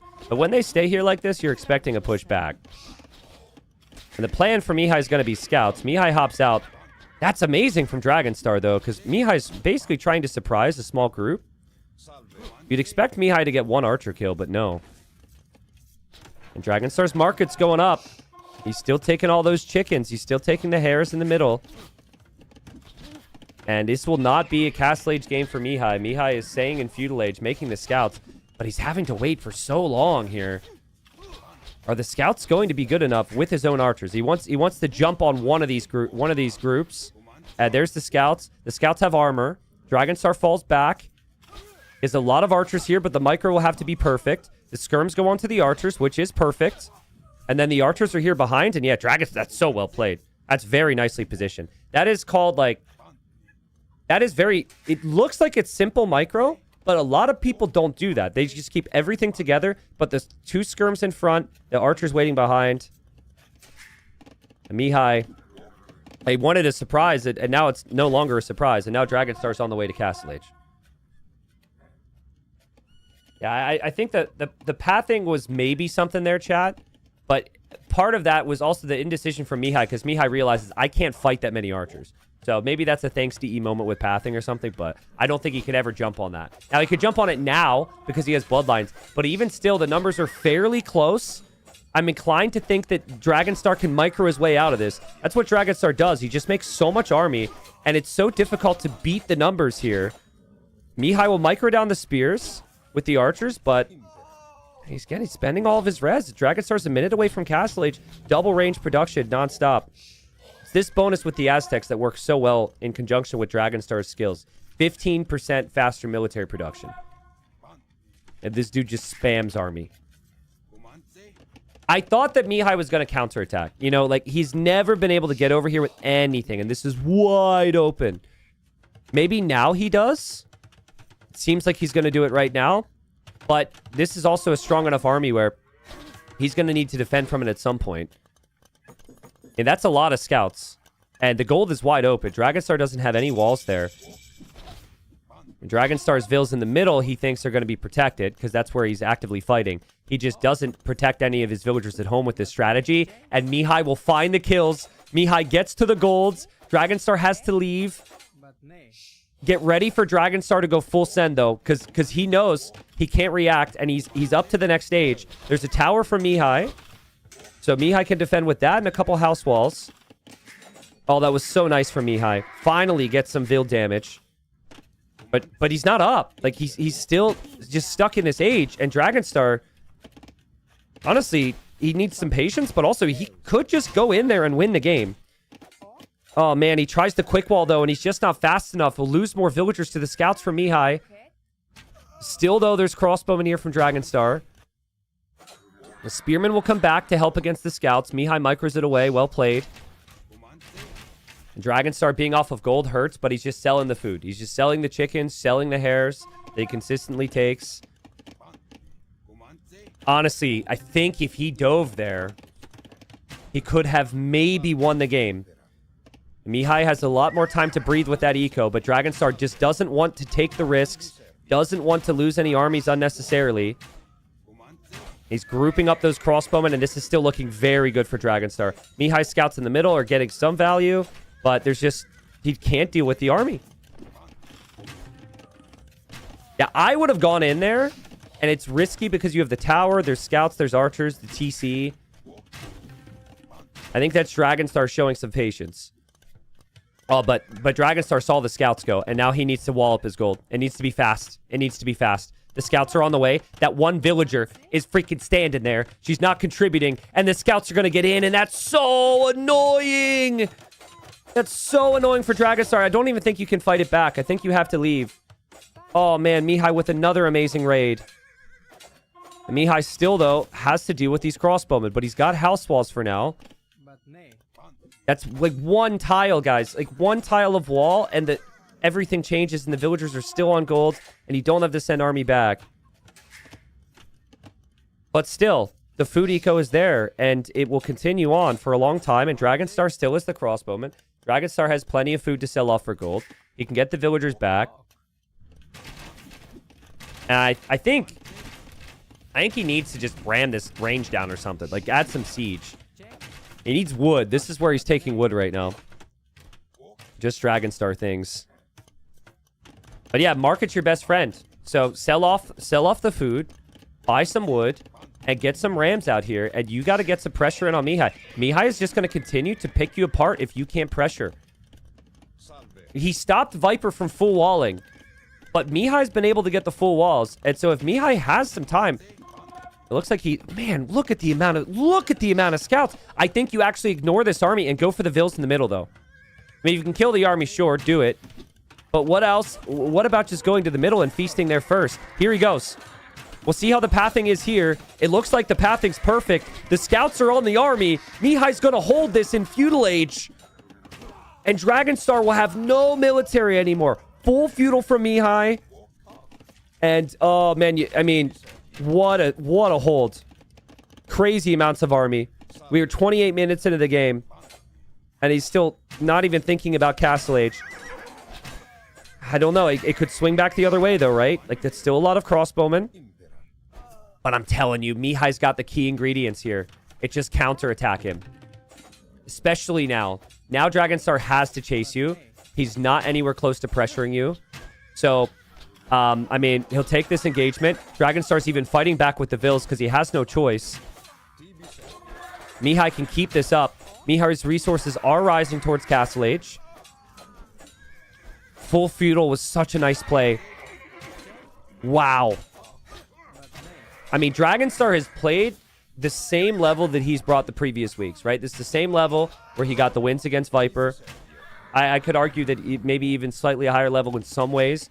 But it's just these tiny differences in Mihi's gameplay to be able to hold from this and adapt to the chaos that's come his way. And now for Mihi, he needs to keep the pressure up with the scouts. He's killed 14 villagers, about to be 15 villagers. Yeah, I worry for Dragonstar now because, again, he can't actually damage Mihi. Mihi's got farms. Mihi's got everything back here. Mihi really just needs better wood lines, but he's got better wood lines too. And then you have to chase, but if you have to chase armies and you got vills exposed in the middle and that's your strat, you're just going to be picked apart. He is chasing here, though. He did get ballistics. Do you guys think that if Dragonstar went in that moment we talked about here, he wins the game? Remember, it was like, there was a gap here. There was the garrison tower. There were some scouts and archers. It was like super, super close. It was just close enough where you don't want to take the risk as a player, but I felt that he was just going to go in because he was starting to get raided. And it could just be this never-ending cycle of raids if he allows those raids to get any value. Yeah, I don't know either. It seems like it's close. The issue, though, and I'm repeating myself now because it is what it is, right? It's just he's exposed. And he can't actually damage Mihi's eco immediately. And now he's got an exposed gold again. And it's going to fall apart here for Dragonstar. If he still hasn't ended the game with this strategy, if he doesn't have a massive lead, this is going to get so much worse. Light cab upgrades on the way. Armor upgrades on the way. Now does he dive? Now does he go for it? This is what I mean, right? You have to. It's just going to get worse. You run in here, Dragonstar. There he goes. Unfortunately, there's enough knights in queue, and +2 armor is going to be on the way. I think he'll get some kills.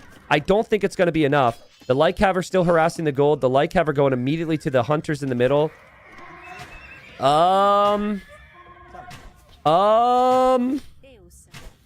Well, I mean, to be honest, that's a really good raid. That is a really good raid from Dragonstar. The Knights do have +2 armor, but his micro is fantastic. He's still losing some units in the middle. He was still pushed off of his gold. And Mihi just barely clears that. Wow, yeah, Mihi, villagers will be back to work now. And GG's called. Yeah, I think Dragonstar will lose too much in the middle. Mihi just was able to weather the storm, guys. Remember, the 6-0 KD, he had to fight back with villagers from an Omega Drush. Didn't lose the villagers there. Made it to Feudal Age.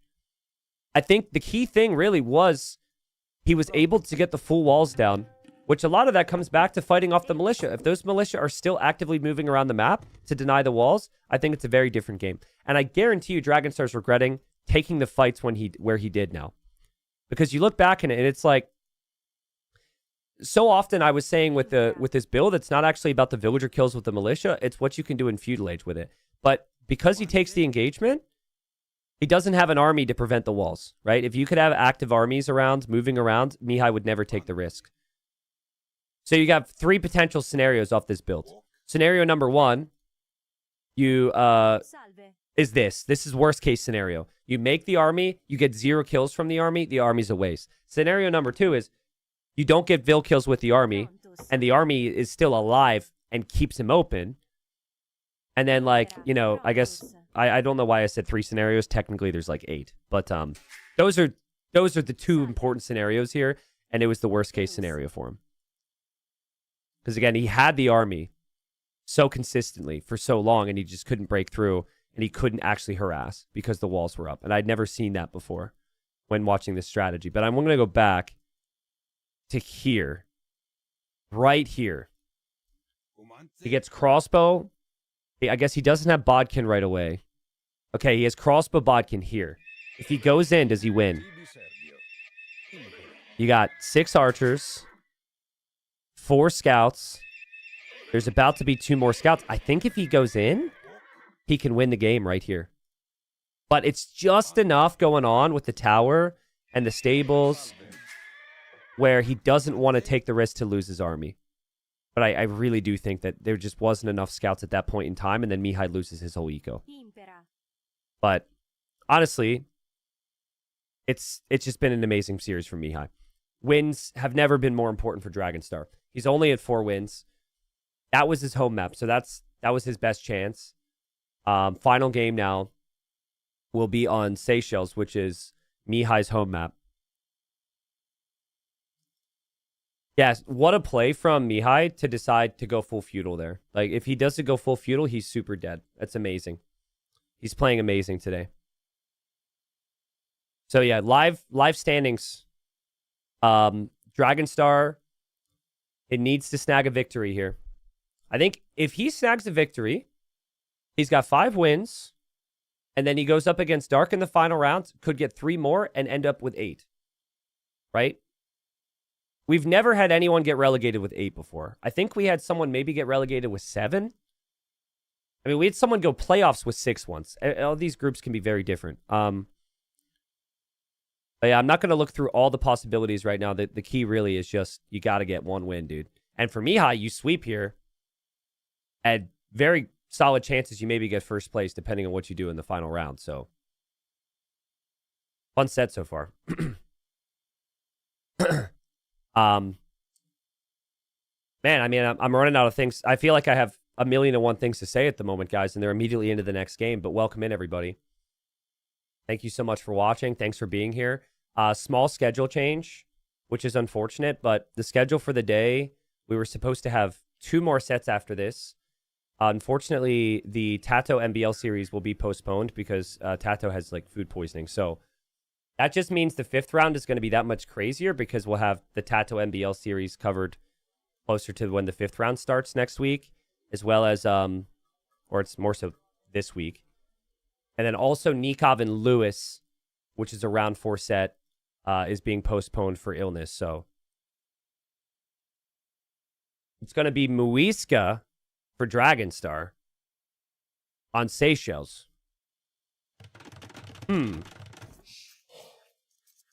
Okay. So I'm going to be real with you. I was not expecting Dragonstar to pick this Civ because Dragonstar had Koreans on the draft. So as we again catch up to live time, and sorry, they've been so efficiently into the games. You're catching up, but interesting to me that he's gone for Muisca. My instinct would be with these civs the Champy Rush, but I don't know, man. I don't think you pick it for the Champy Rush. Maybe you pick it for some other reasons. How good is their navy? I mean, not a very good naval civilization. They do get the catapult galleons, which would be cool to see. But Dragonstar's draft had Koreans, which is amazing civ for the late game on this map. Pretty clearly, I think he just doesn't trust himself in the late game now. Ram says, is there going to be a giveaway today? We did the giveaway before the series started. So yeah, we did do the DLC giveaways already for that next milestone. If we hit more milestones, obviously, then yeah, there would be more giveaways today. But pretty clear to me, I think what Dragonstar is going to do is play pretty aggressive in Feudal Age and Castle Age here. And I guess that's not too big of a shock because that's been his style. But am I missing something, guys? They've got the unique tech. They've got, or the unique unit, the Guecha Warrior. I think people are really undervaluing this unit because it's a skirmisher. It doesn't feel like a skirmisher. This unit is very good. Very strong, in my opinion, against a variety of different things. But it's not a good map. It's not a good unit here. Like, here you need naval bonuses. You can go to, like, Fast Castle cheaper because advancing to the next stage costs less gold. But nah, dude, I think Dragonstar just wants the settlements because the settlements are efficient for your eco, and I think he wants champies. And I think Mihi's like, oh, I wonder what he's going to try. Like, I mean, think about it. He's rushed you like crazy the first 2 games. He then doesn't play Koreans, which is an amazing water civ. It's like, do you think he's going to play water or do you think he's going to play land? So Mihi's like, yeah, we're just going to wall up and brace myself for some pressure here. A transport ship scouting the dock in the back. Dock in the back would normally indicate man-at-arms to me. And there's the barracks for Dragonstar. Obviously, it won't be man-at-arms. It would be, like, champies. And then Mihi's also docked at the back. I think Dragonstar also needs to scout that. His transport ship is actually taking... Ooh.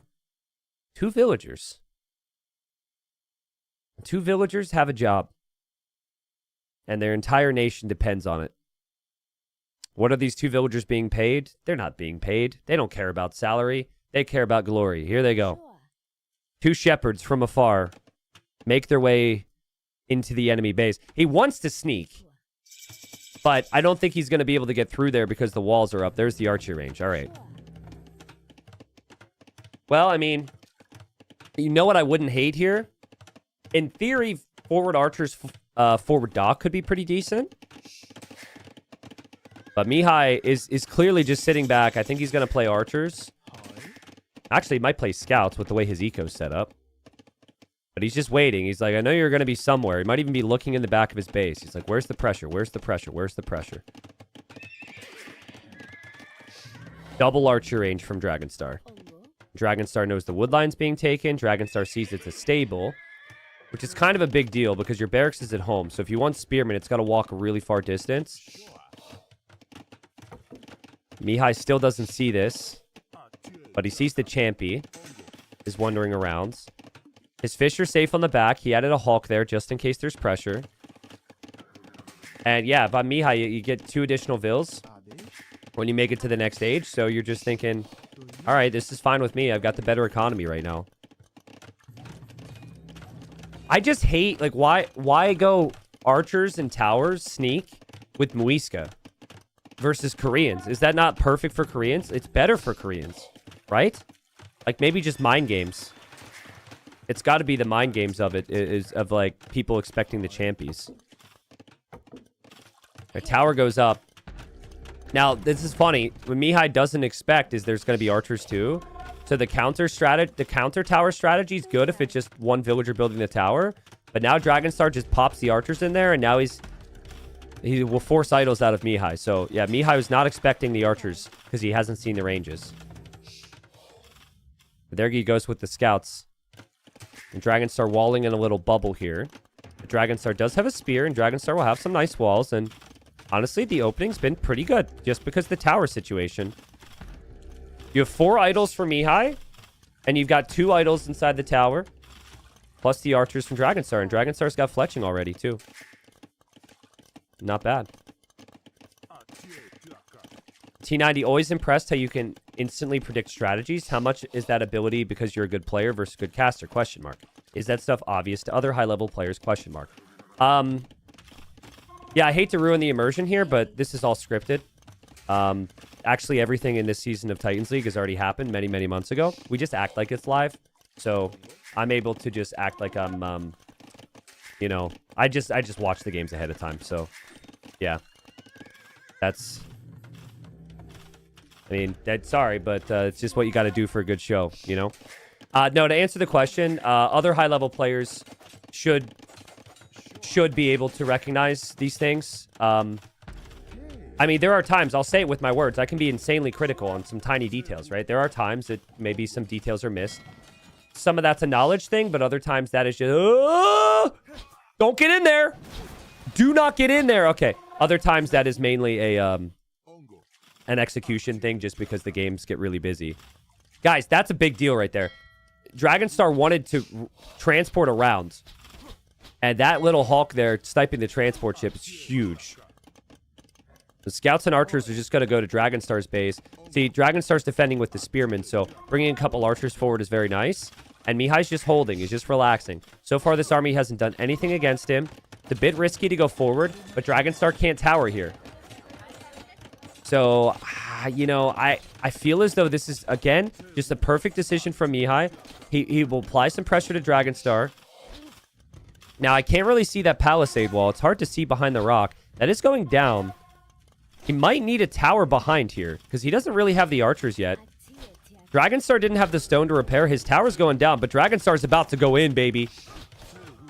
It's a little messy, though. He's losing his archers, but he's losing his archers because of this, because he has to focus here. Oh, man, he can't click that stupid palisade wall behind the rock. There he is. He'll be through. And Mihi will hold with his own tower behind here. This is so well played from Mihi. He ends up having a defensive tower on the wood line now. That's a nice spot to tower because it's very difficult for Dragonstar to ever justify running through. But he might.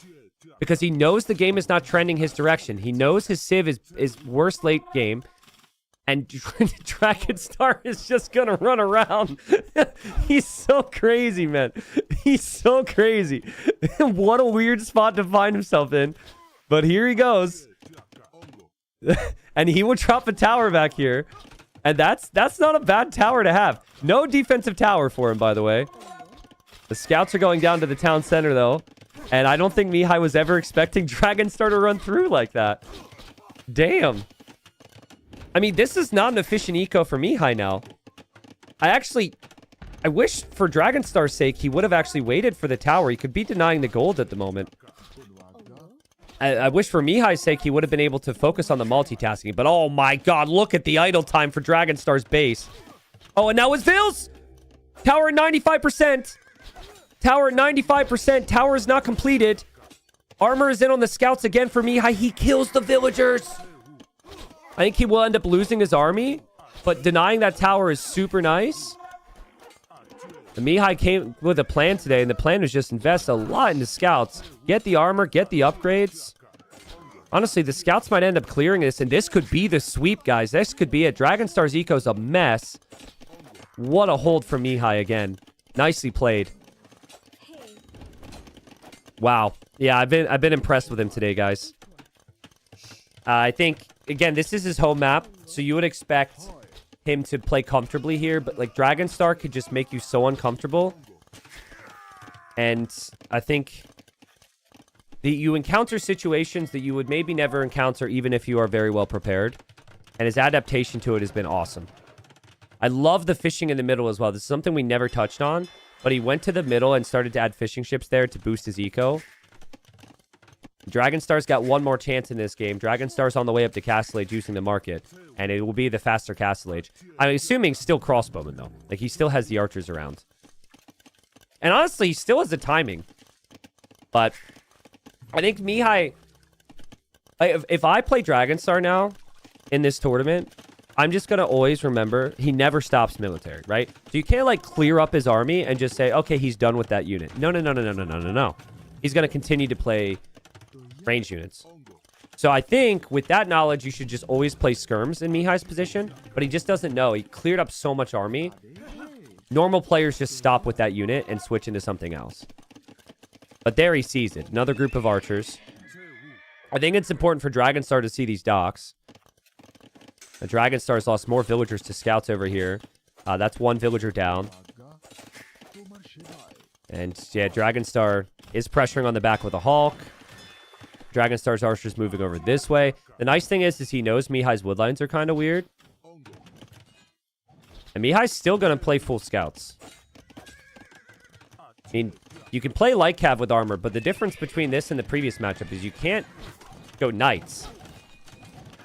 So I think full light cav could potentially be awkward at a certain point. But not nearly as awkward as this, right? Not the fact that scouts and archers are always over here for Dragonstar.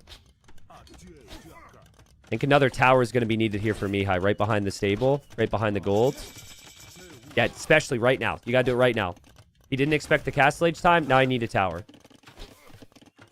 That'd be wild if he doesn't do it, but he's not doing it. He's chasing back the Hulk here. Still running around over here. Dragonstar's getting crossbow and bodkin. Dragonstar's on the way in. I'm a little shocked that Mihi didn't immediately tower there. He does have scouts. He will get light cav. But with the tower, he wouldn't be under this much pressure. The Dragonstar will add Hulks in the middle. Now, if Mihi's distracted, he could lose these 4 fishing ships. Meanwhile, Dragonstar's still just house-walling out armies because he has no defense at home. We actually have an elephant in queue for Mihi. But he's waiting for husbandry. He's been patient. You don't actually need the gold for the light cav, so maybe still just saving that stone for a castle or something. I don't think one Champy Scout's going to do it for Dragonstar. I think that's desperation, and he's really hoping to kill more. And there's +2 armor with husbandry coming in, and it could be the same ending to this game as we saw in the previous game. Patience from Mihi. Tries to body block a little bit with the light cav. And then the Scorpion's on the way, and yeah, I mean, well played. He didn't panic there. Could have easily dropped the tower. Instead, he's like, nah, man, I'm fine. Don't need it. Over here as well, the Champies go down. The Spearman goes down. Dragonstar's eco is just, oh, it's so sad to look at. All right. Well, Mihi doesn't clear those. He would clear them, though. And, well, this is actually kind of risky. And maybe he loses a couple villagers here. I think it's pretty clear that Mihi is going to clear up any army that Dragonstar makes at this point. He has the superior eco. And Mihi gets the sweep. For Dragonstar, a painful, painful series because every game was entertaining. I really think just like game number 1 and game number 2, he had his chances. But Mihi just one step ahead of him today. And Mihi maybe can be first place in this group. That was an amazing response. Again, Viper went down 2-1 to Dragonstar. People have been dropping games to this guy at the very least. I think when Satau played him, it was a 2-1 win for Satau. He is not an easy player to beat. But Mihi gets the sweep. Well played. So yeah, there's going to be a lot more eyes on Mihi now. A lot more people predicting Mihi winning the group. Especially with what happens in the next series between Satau and Viper. But I cannot say enough good things about how Mihi adapted in this series, guys. There was so much chaos. And he just made it look easy at times. So Bearhead says, I feel like Dragonstar had his best chances in the first game. It was really his game to lose after that opening. I mean, I don't think it was quite that clear. I think there's downsides to how you to Dragonstar's play, right? It's very high risk, high reward. Obviously, killing the villager in the first game was awesome. But, like, like we said in the cast, forward range, forward tower is also very risky. So it works well, but Mihi could still pressure his base. Everything that Mihi needed today to still hold on and get wins against really good strats, he had. So incredible job from Mihi. All right. So what does that mean? So this is where we stand at the moment.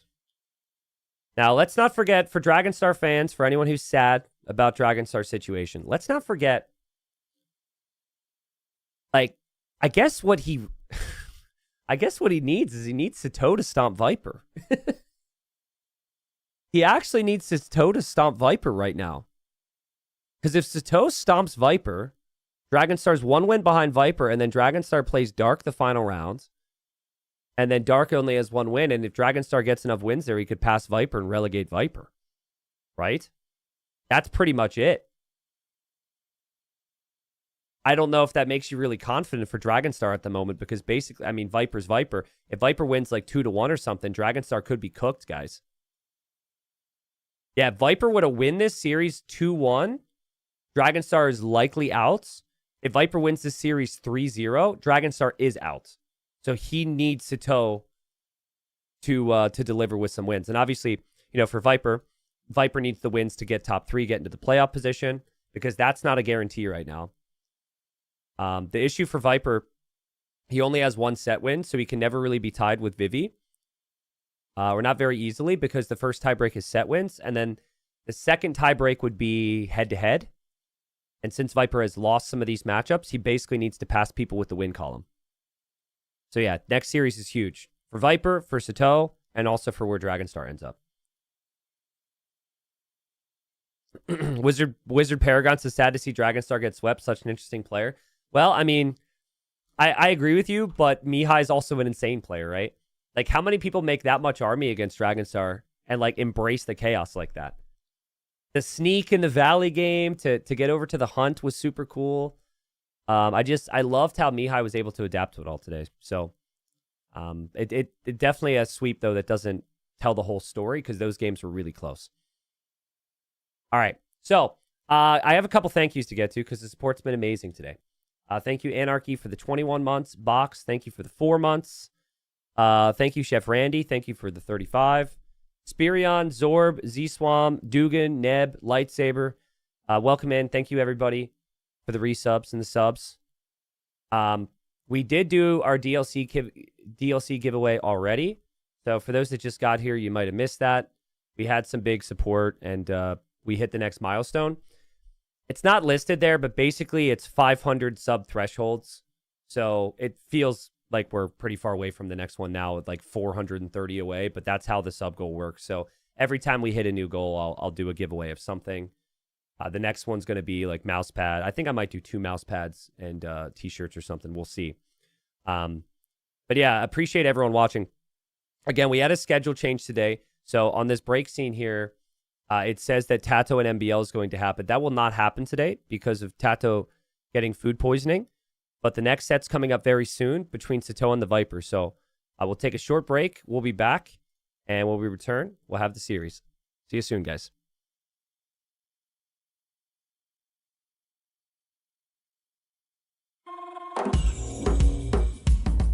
Chopper.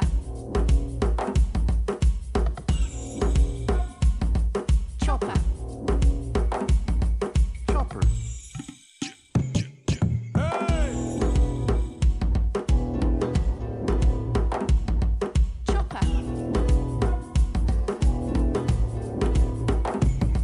Chopper. Chopper.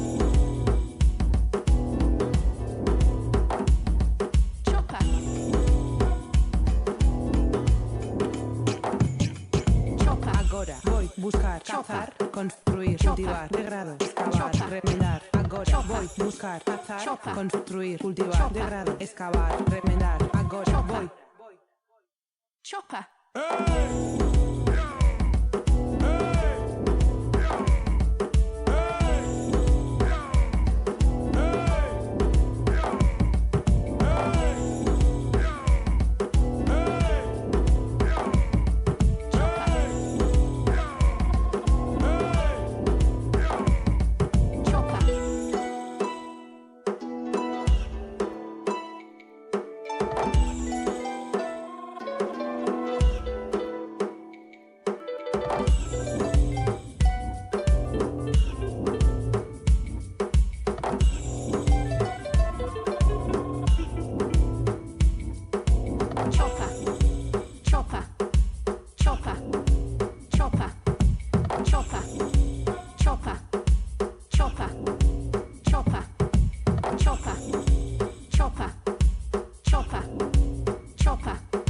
chopper, chopper, chopper, chopper.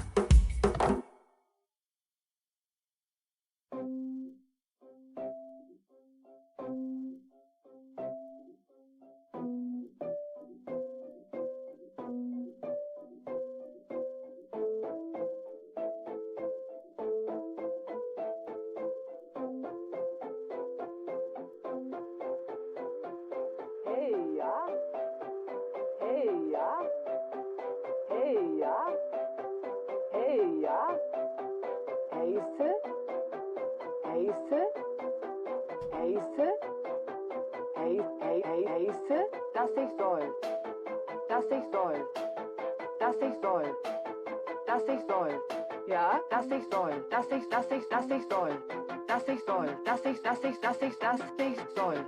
Rete, es war, Ja, Rete, ja, es war, Bereite, du wäre, Hova, Sucher, Hova, Sucher, Hova, Sucher, Buvere, Holzer, Heise, des war, Wocha, Auwa, Heise, des war, Wocha, dass ich soll, dass ich soll, Bereite, Bereite, dass ich soll, das war, ja, Heise, Flickmann, dass ich soll, Bereite, ja, geboren, das war Heise, Heise, das war Heise, Stürme, Fischere, ja, Jägere, ja, Fischere, Jägere, ja, dass ich soll, Streetes, Sassa, Auwa, Flickmann, ja, Rete, das war, Flickmann, Bereite, hey ja, ja, Rete, das war, Stürme, Fischere, ja, Jägere, ja, Fischere, Jägere, das war, dass ich soll, das war, dass ich soll,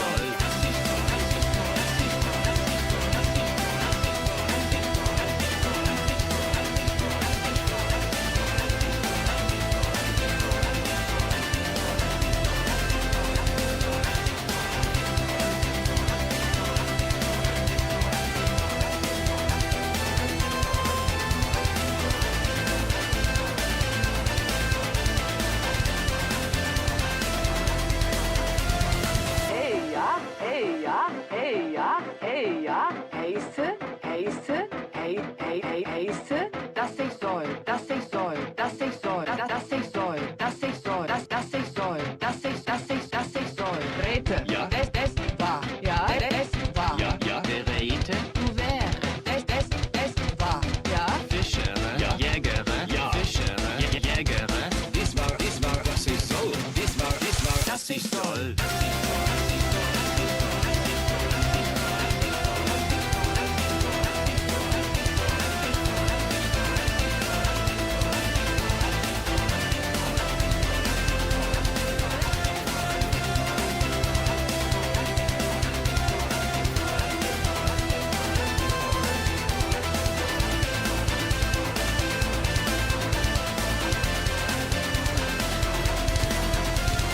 hey ja, Ja, ja, dass ich soll, ja, hey, ja, ja, dass ich soll, ja, hey ja, ja, ja, dass ich soll, ja, dass ich soll, dass ich soll, dass ich soll, hey ja, Stürme, hey, ja, Heiße, hey ja, Sassa, Bereite, hey ja, Streete, ja, Gebure, dass ich soll, dass ich soll,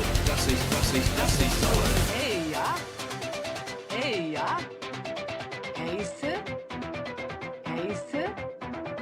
dass ich soll, dass ich soll, dass ich soll, dass ich soll, dass ich soll, dass ich soll. All right, I'm back. Draft will be starting soon for Viper and Satau. Satau is currently in a ranked game, so that will depend on how quickly he wins or loses that game, it seems. But they're not scheduled. The official start time is in 8 minutes, so I'm sure they can start drafting early. It's just a matter of once Satau finishes that game. Our base is like, Satau's not responding to me, and it's like, oh yeah, he's in a game at the moment. So Wolf says, what are we supposed to do when TTL ends? So yeah, we'll be sad when TTL's over, but I'm sure you could be fine with the thing that happens right after that, because after TTL there's a big event in London.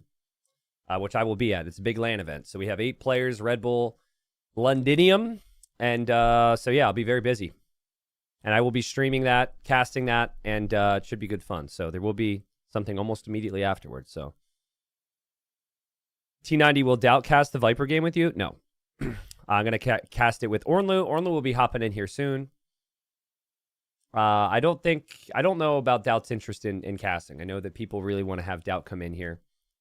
But it was fun to get Doubt in the interview. I think he's going to be focused primarily on other things. So thank you, Chestnut. Yep, appreciate it. After TTL is Roller Coaster Tycoon 2 stream. I'm super down. Sounds good to me, man. I mean, TTL ends in a couple weeks. And then I'm going to spend some time recording YouTube content for basically while I'm away. And then I think I leave for London on the 30th of March. Here's what the calendar looks like the TTL calendar. So it might end up looking a bit different than this because here's today, right? And Tato and MBL is being pushed back because Tato's sick. And then we still haven't had Nikov and Lewis. So I don't know exactly right now. We might end up starting here on Thursday and doing like Thursday, Friday, Saturday, Sunday, Monday for the group stage stuff to finish round 5 before playoffs begin. The playoff dates are set, but we might end up, right now it's no TTL tomorrow, Wednesday, Thursday. We might end up online one of those days. Maybe. Just depending on, the health of the players and all that stuff. So. Because I prefer to avoid doing like 5 sets in one day because I think that's really difficult for energy levels and stuff. So I'll let you know. T90, let's watch the Satau match. We're waiting anyways. Nah, I'd prefer to not. I prefer to just hang out, answer questions, and it would be a little confusing to be watching the ranked game. So after TTL, T90 is going to do Command and Conquer casts. Do you think I'd be a good caster for a game like that? I don't know, man. I can't tell you the slightest thing about that game. I could say, oh, they're commanding and they're conquering. That's pretty much all I could say, but I would probably need to put a lot of time and energy into learning the game. So I don't know. Everyone might say something different about what makes me a decent caster, but for me, I think game knowledge is half the battle. So like starting from ground zero at another game, like starting at the bottom would be pretty brutal for me. So Ensberg, what's up, man? Thanks for the 43. Horny Rooster, thanks for the 15. Then again, there were lots of you guys were supporting me and watching when I knew way less. So maybe the knowledge isn't important too. Farm placement knowledge is essential. Yeah, exactly. It's just all automatic these days, Huggy. So everyone's got the knowledge now. You just close your eyes and you spam click and they're perfect now. So no problems. It's a dead meme, to be honest. It's a dead meme. T90, can you tell us how does a new player get into TTL?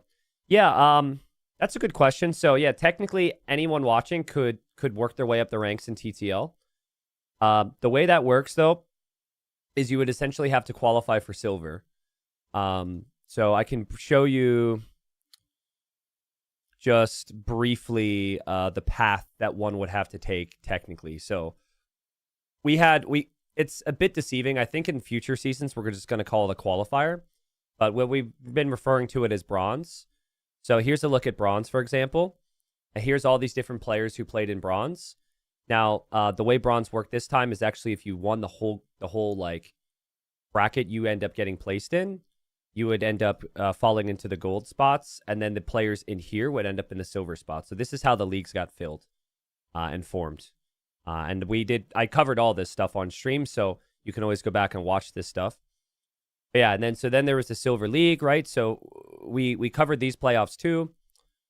Why does Liquipedia always flashbang like that, man? Is that because I think it's because I have a dark mode extension on, and by default, it's light mode, right? I hate that. I hate doing that to you guys. Anyway, so here's Silver League. So the Silver League already played out, and like Niaz, Say My Name, Cosmonaut, and Stark won their groups. Look how close some of these groups were. 11, 10, 9. Here's triple tie. 10, 10, 10. 11, 11, 8. 11, 10, 8. That's before we even talk about relegation. So yeah, Say My Name, Niaz, Cosmonaut, and Stark auto-promoted up to gold for the next season. And then there were the playoffs, too, where we got 4 more players get promoted for the next season. And then, of course, you have gold doing the same way to get all the way up to platinum. So that's like basically you can work your way through the ranks over time. So when the tournament comes around, just sign up, you know. Now, I will say you do have to be reasonably skilled and have high elo to get into the bracket. I think the lowest elo player in the bracket of bronze was like 1800 maybe. But even then, like the 1800 elo player just got just smashed. I think the average elo for Silver League was like 2450 or something like that. So, I mean, really, really high skill. It doesn't mean elo's everything, but elo's something. So, and Cole says, I'm almost 2K. I'm going to try next year. Yeah, you should. You should. Get some experience, and worst case, what? You had some fun. You lost to a high-level player, and you have a fun memory. So, what is your elo? Depends at the time you're asking. I'm a little self-conscious about my elo right now because it's Titans League season. My elo goes down every time I host a tournament. So, you know, I'm tired, all right? I'm like 23, just under 2K4 or something like that. So, I'm like silverish level as far as the elo is concerned. But you hit a weird threshold because like the average elo for silver is like just below the average elo for gold, and then gold is like kind of just below the average elo for platinum. So there's levels to this. Once you get into the tourneys, it's like, how can you perform under pressure? How prepared are you going to be on mixed maps? So yeah. All right. Satau is done with his ranked game, so I think we'll have the draft very soon. Nice. Since TTL is open for everybody to cast, when do you join Silver League? Everyone can play TTL except for me. Everyone except me and, well, I guess Don Cabron. I'm not allowed to play, which is unfortunate because it's the perfect event for a player of my caliber, but I'm not allowed to play. So literally everybody, I guess my admins wouldn't be allowed to play too. So yeah, Pete, so we did the DLC key giveaway already. Maybe we'll have more if we hit some higher numbers over time. So, in which group would you prefer to play in Silver League? Oof. I mean, I look at it in terms of just like experience, right? So if I had to choose a silver group, I mean, I think the group that would be the most entertaining games would probably have been in Group C. I know these players like all super well. So like I played Husiel, Gabby, Monos, Thunderbolt, Lamo, Cosmonaut a bunch. I know these players said it looks like it was a really close group. So that would have probably been the entertaining group to slot in. I'm not sure where it would have ended up, to be honest, because the level's really high. So you want to play against Gabby? Yeah, of course. Of course. I have a solid win rate against Gabby. I know what she's up to. There's no surprises for me. The players that I would struggle to play against would be like the really good meta players who would maybe fall into some other groups, right? So the T90, would you guys make more maps like Coast Arena where the underdogs can throw the Titans off more often? Well, we didn't make Coast Arena. Coast Arena was a map that we found. I don't know the name of the original creator. Off the top of my head, you can look that up. It wasn't even meant to be... It wasn't meant to be a map that was designed for underdogs to be able to get upsets. It was just a map that fit what I considered to be a good map pool, right? Like, we have water, we have walls. We combine water and walls to add one extra element to learn, and so it just felt perfect. Here's the Civ draft here. It'll be Mudflow, Stranded, and High Tides for the series. Dabelli says, is Doubt not playing TTL, question mark? Is he not platinum, question mark? Doubt was platinum, and then he question marked last season. He got relegated. So, yeah, Doubt was an example of someone who's a big name and then lost and got pushed out of the group. So he went down to Gold League. Now, you should definitely watch the set that Doubt played in Gold League between Veleza. It was one of the best sets of this TTL season. And, yeah, it was incredible. So basically, winner of that gets promoted back to Platinum for the next season. So I would encourage you to go watch that. All you have to do, though, is you just have to dedicate 4 hours for that best of 7. Because that's how good it was. All right, so we've got Viper picking Stranded, Satau picking High Tides, and then Mudflow the neutral map. And they're about to go for the civs here. What's up, Ferox? Thank you. T90, is there going to be another Hidden Cup sometime? Question mark. I get this question a lot. And my answer to you is I don't know. I do not know. If you know me, I am always trying to work on making events better and being better. And I've got 10 different things on the list, but I have no promises for you.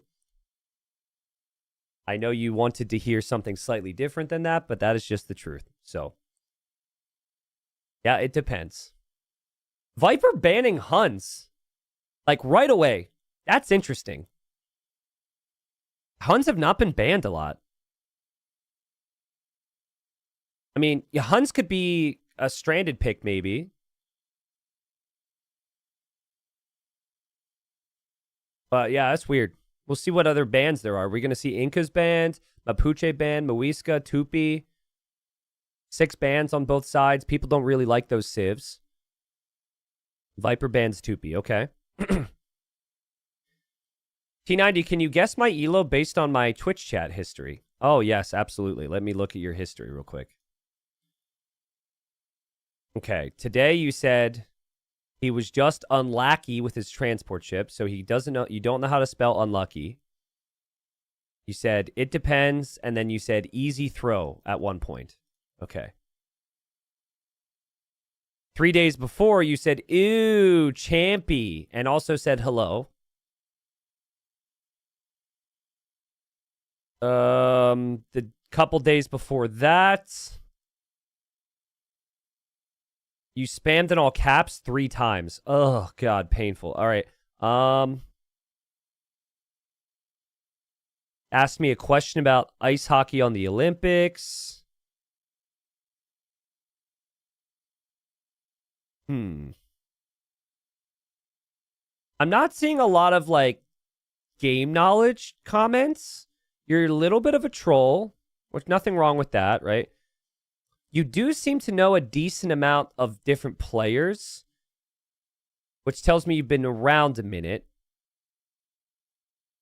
It does tell me you're not following the stream, so I don't know what that means. That's immediately minus 100 elo right there. I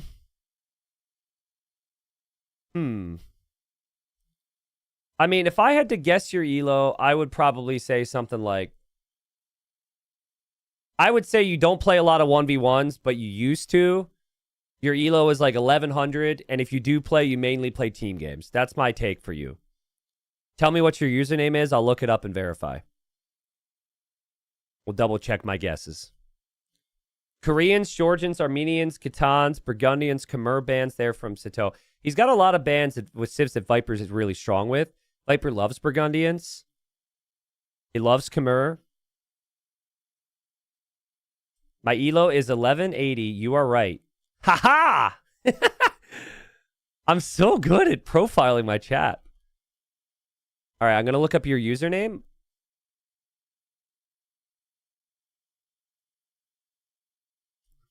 Oh my God, dude. I'm so good. I'm so good. 1180 elo, but mainly plays team games. That's messed up that I could guess that. There's just, I don't want to explain the reasoning, but I think I would offend more people if I were to explain the reasoning, but yeah, it just felt right. Guys, we did that I recorded that one day. We did that with like 5 different chatters. I got most of them all spot on.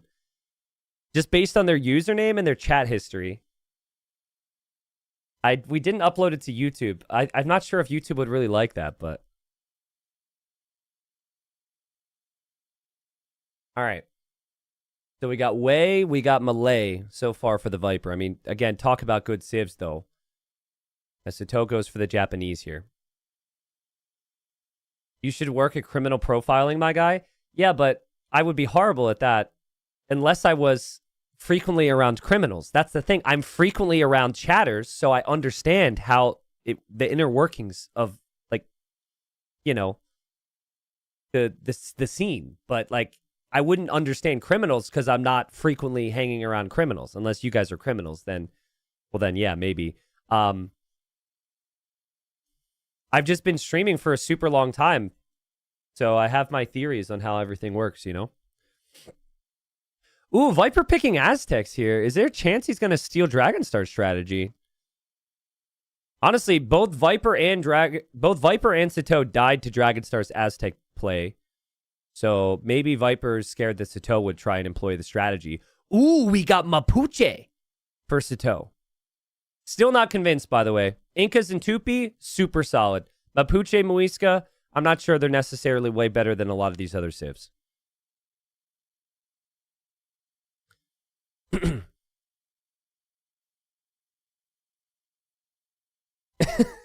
Somebody volunteered for me to use their chat history to get their elo, and them volunteering was their first message on the channel. The only chat message ever is just them saying, "Pick me." That kind of ruins the point, man. I mean, that'd be next level if I could actually get that one. But no, like, people who mainly watch a lot of videos, do you think that'd be fun? Maybe that's really good shorts content. Cut that up into like 45-second clips. It's like, okay, your username is BigBuns27. You frequently spam my chat with random comments. You must be 600 elo. That could, maybe we could do it that way. I don't know. It's also fun to just do on stream, so I know what's gonna happen. I'm gonna try and make video content out of it now, and then I'm gonna completely whiff. Right, the second we try and do a video with it, it would be awful.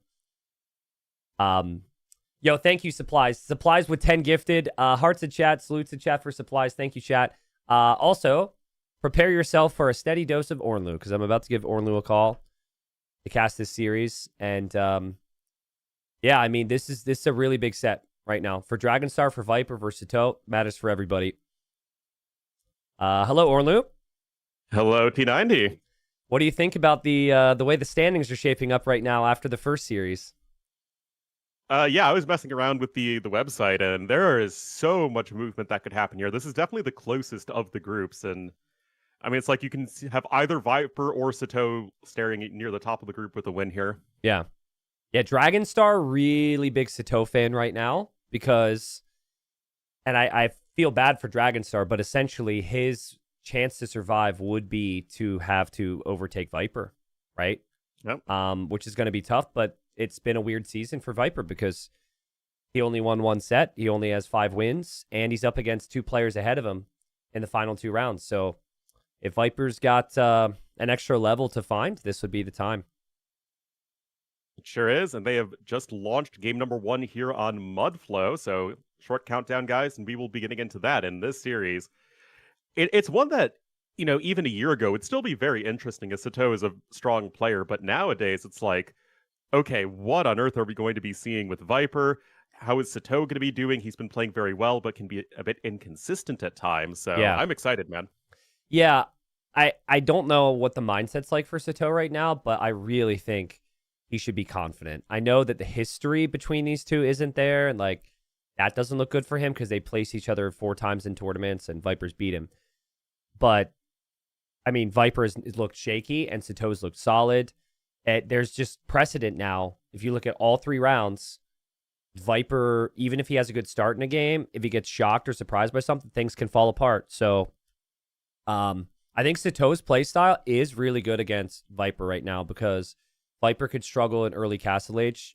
He sometimes is a bit like too greedy, doesn't make a lot of army, and Satau makes a ton of military. But on the flip side, that's what Viper needs to fix, in my opinion. He's reacting too much. He needs to open aggressively and just make military, man. It's a war game.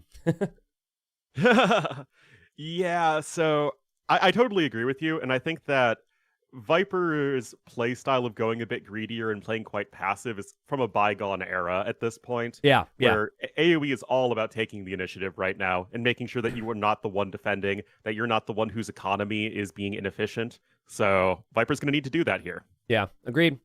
We could have a double fish boom in game number 1. We got 10 seconds, but there's been 2 or 3 games I've seen across the leagues. I think 2 in Platinum. It was the first round where players on this map chose to fish. And Viper, well, no, one of the other games I thought of was Viper fishing on this map. So I'm pretty damn certain we're going to see it. But yeah, happy to have you here, Ornlu. Should be a big set. And here we are. So it's round 4. Viper at the moment, there is a chance that he is relegated if he doesn't get some wins today. Viper's only got 5 wins. I think the more realistic story, because Viper is so good, is just, will Viper make playoffs, right? Yeah. And so you want to be top 3 for that. Currently, you have 3 players above him with wins in the standings. We got Satau, one of those players with 7 wins, and you have Vipers here at 5. But already, curious what's going to happen here, because both these civs are very good civilizations if you wanted to try and sneakily fish. And we have seen some people do that in the past. So far, not really certain what would come here. Well, the first thing I checked is, are these players gathering from their deep fish under the TC? Because if they weren't, I think that's a very good indication that they're going to fish boom. Because, guys, remember, you cannot make fish traps until Feudal Age, so you don't want to have your fishing ships sitting idle when you run out of these 2 deep fish. So the fact that both of them are going for the deep fish would actually indicate to me that they are not fish booming. Yeah, I would agree with you there. I mean, it's very fast to get that food. You know what it feels like to me? It feels like they're both doing the same exact build. The barracks is already up for Satau. But yeah, this is a build that Dragonstar actually did to Viper. And Dragonstar used well against Viper with the Aztecs. And Viper early scouting as well. And he will actually see the barracks from Satau. So I don't know if Viper's going to match this or what. But the fact that there's no lumber camp yet, and they're just chopping these little reeds here to get the wood, would indicate to me they will both go for militia. Indeed. Viper's barracks now coming on in. You have the fast food income. It's easy to do that on this map. The question is, now that Viper knows that his opponent is going to be going for a ton of early pressure, is he going to build the lumber camp closer to the TC? Yeah. Because it would be a bit risky now, upon seeing what your opponent's doing, to just go all the way to the central area with all the extra wood and then try and build the lumber camp there. We had players come to us on earlier versions of Mudflow and say, hey, those reeds that have 50 wood, it's inconsistent. Sometimes one player gets 6, the other player gets 5. That's the level we're at now, right? It's 50 wood per reed. Like, that should not be a big difference. But no, it's like, in their mind it is, because you can go for this if you have a consistent generation. Now, Satau, his scout's been forward. He hasn't seen the barracks yet, so he is running into the darkness, maybe thinking about denying a wood line. But that's what this comes down to. And I think for Satau, he's Japanese, so it's much easier to execute the lumber camp. For Viper, he's got to spend the full 100 wood, so we'll find out. I think they're about to see each other. And Viper actually backs up. And Satau, if he's looking, will see Viper. And yep, he sees Viper's doing the same thing. Well, Viper did invest into one more militia, so Satau getting a couple good hits there. Satau saying, all right, I'm going to just match you militia for militia as he queues up another one. That does mean, however, he is short on gold for Loom, so he's going to need to gather 10 gold for that, because you don't want to be caught out without Loom with your militia, because that's a great way to lose the game in 5 minutes. Yeah, but the scout isn't there for Satau, and so Viper, this is what you want to see from Viper, right? Like, you have to just go for the attacks and take any small advantage you can, and I think this is really worth it for Viper. He doesn't lose the scout first off, but he trades a lot of HP with the blocks, and now Satau probably wondering, man, I wanted to take the initiative here against Viper. Now he's got the militia at my base. What do I even do? Because if you take the fight, you lose. If you move forward, your units are too weak. Viper's just still going to try and block him here. But there's an argument Viper should not chase at this point, and he should just move forward.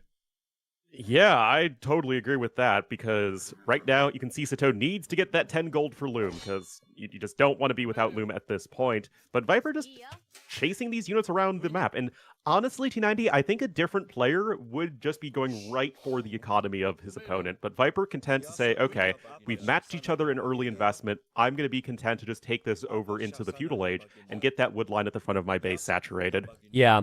I just think Viper's going to want control here, right? And when you think about the matchup, the Japanese have the cheap lumber camps and mills, which will be helpful here. But they don't have the economic flexibility that the Malay do, with the Malay advancing so fast to the next stage. So yeah, I agree. I think there's an argument Viper could have gone into Satau's base. Maybe he shouldn't have chased here.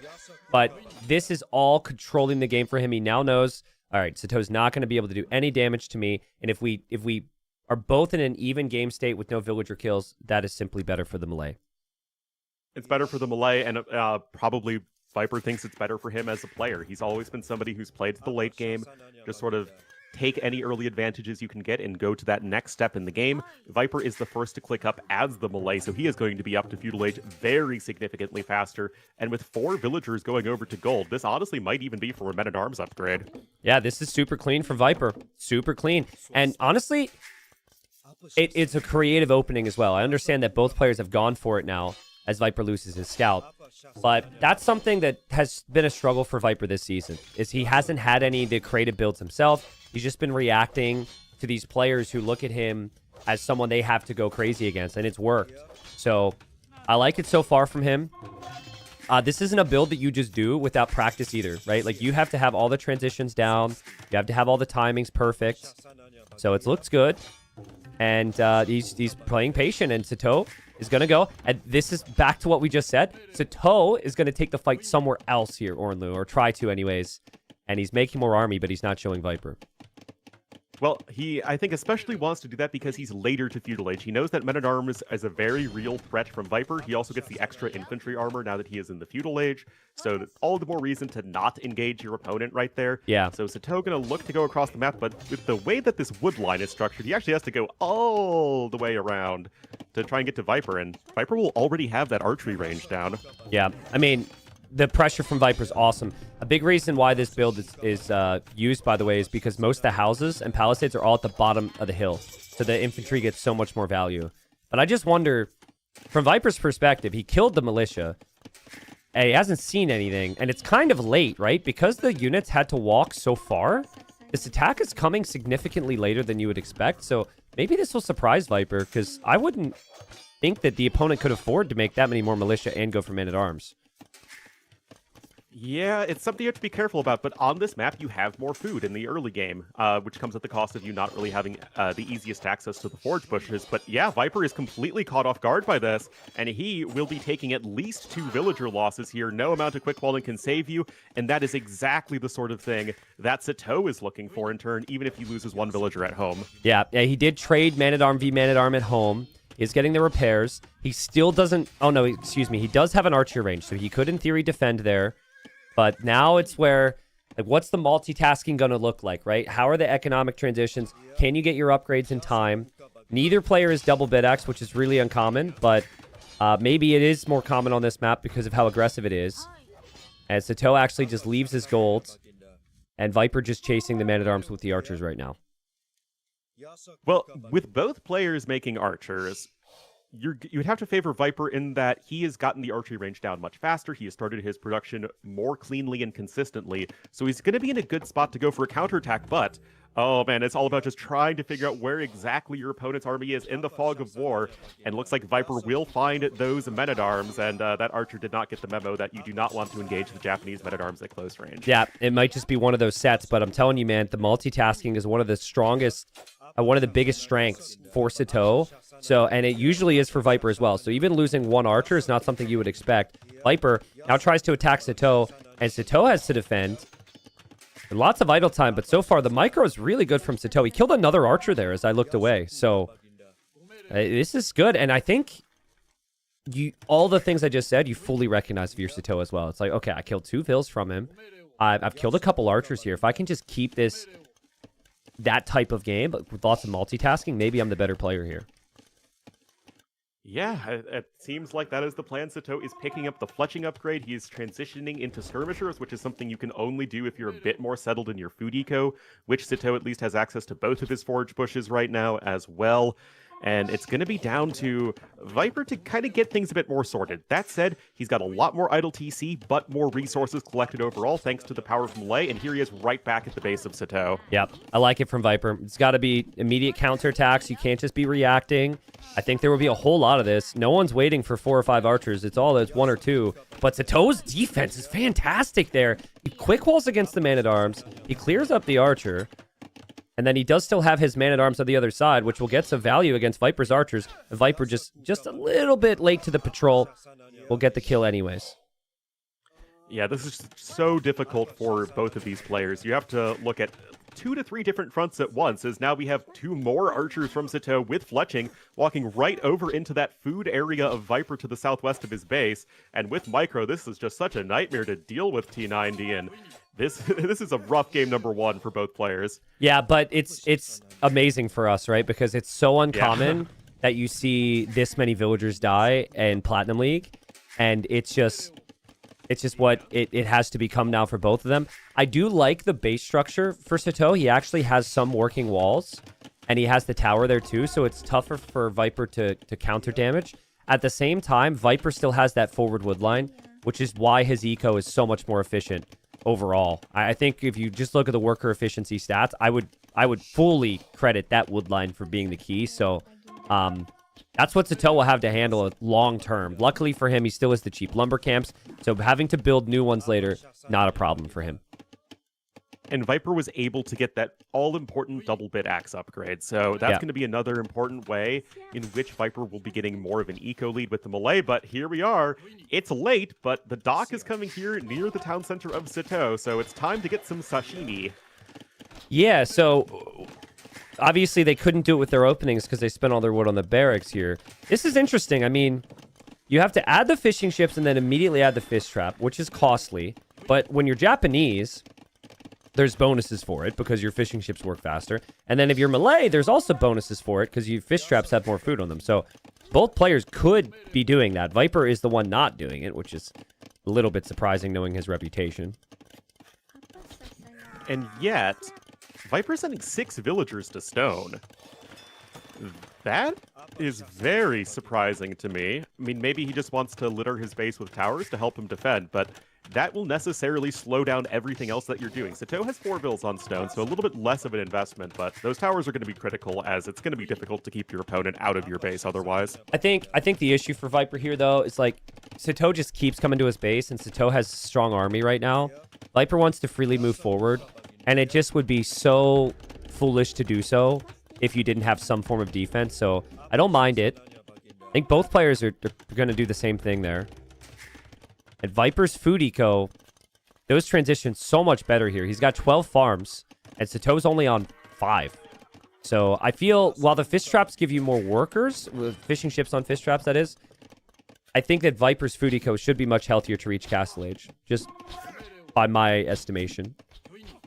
Well, a tower will be coming forward from Satau, but I completely agree. I mean, it's expensive to get all those fish traps up and running. You have to pay for the dock, then the fishing ship, then the fish trap, which necessitates a lot of wood income. Yeah. But you don't really want a lot of wood income right now. You want a lot of food income so you can get to the next stage. So that's going to slow down Satau a lot, although this pressure with the tower and the forward archery range units is very good. I mean, I'm just wondering, like, you have enough stone for a tower. Satau's scout is coming around the side. Is Viper going to sense that he needs a tower here? The archers are on the way. Viper seems to sense it. Normally when the scout's there from a player like Satau, there's a reason for it. But Satau gets here, and Satau can find some nice kills again on Viper. It should end up being 2 more villager kills. Maybe 3. Yeah, it is 3, and the army's going to get away. Well played from Satau. Yeah, I mean, it's just all about knowing where to hit. There are so many exposed parts of Viper's base, but you need to make sure that you can try and avoid actually fighting his army as much as possible, as the much greater value is going to come from killing those villagers, and that's what Satau's been able to do. But, as we keep saying, Viper's close to clicking up to Castle Age, and is melee, so you can rush up to Castle Age, get some archer upgrades or some elephants, whatever you feel like, and then push this right back. Yeah, Satau's really forcing the timings with the attacks, but he's invested so much focus into the fights, and especially if Viper uses the market to balance out his res, there could be a significant difference in the Castle Age times. Satau gets another villager kill, though. And Satau also still has that tower there, which is interesting because Viper will also has the ability to tower that lumber camp now, just defensively / offensively. And yeah, there he'll do it. And Viper's on the way up. Yeah, it's the classic strategy of building a market to balance your eco for Castle Age, and then having the resources by the time the market's done anyway. This is a time-honored strategy that I partake in a lot. I don't know about you.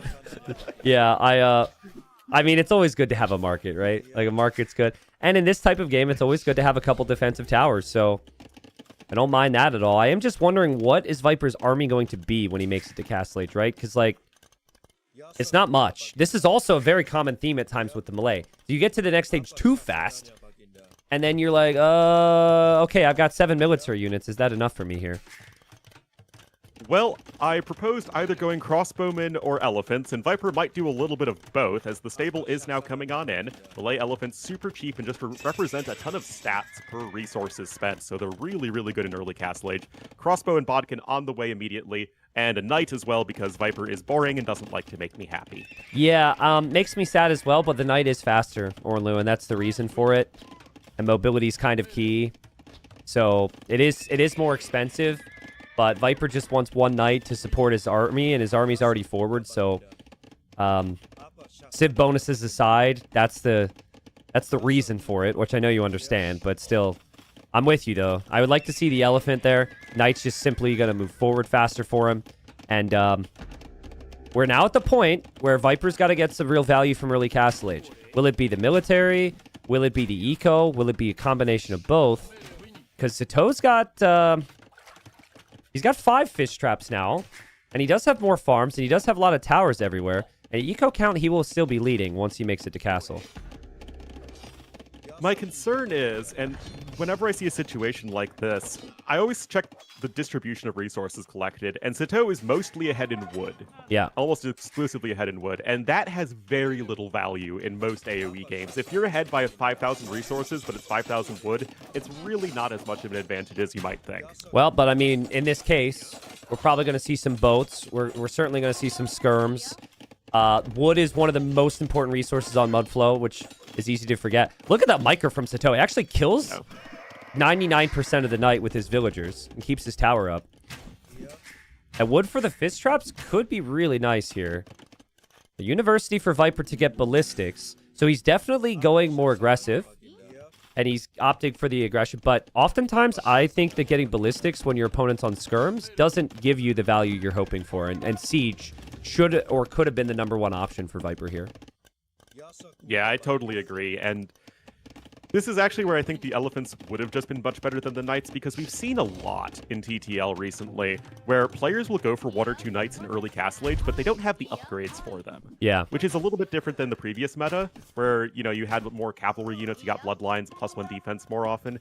And a knight without any upgrades is actually surprisingly bad against, like, everything. So the Knights really aren't doing a whole lot right now. Satau's still in a good position to go forward. Notably, Viper's selling a lot of his stone, just now with the extra TC. Look how close this game is, guys. This is unbelievable. We've got 25 to 20 Eco KD. That's close. Idle TC is close. Res collected is pretty much even.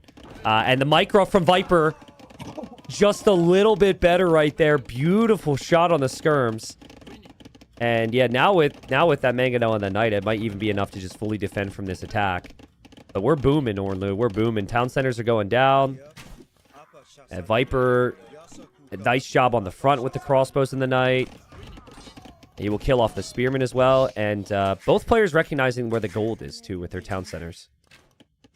Yeah, and it's such an important resource to snag on this map, as we've seen many times, actually, where players on this map will just kind of run out of gold and have no backup plan as to where to get it once that first patch runs out. So great job there from both players.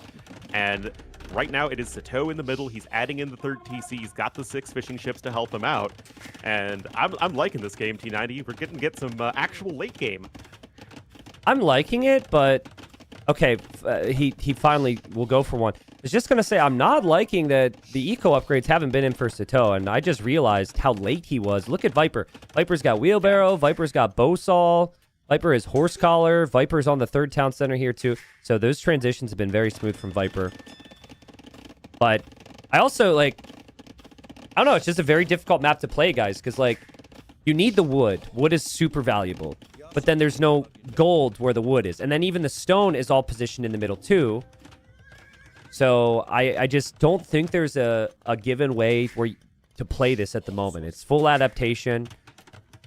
But I think if the stone's going to be key in this matchup, right? Because if the Japanese player, the Malay player can get castles down, it's completely game-changing. Malay need a castle for the imp timing and the trebuchets. Japanese just in general want their like unique text in their trebuchets. So even the towers in the woodlines, like, so nice to have. So as I say that, Satau's going to lose his tower to the Mangonel from Viper.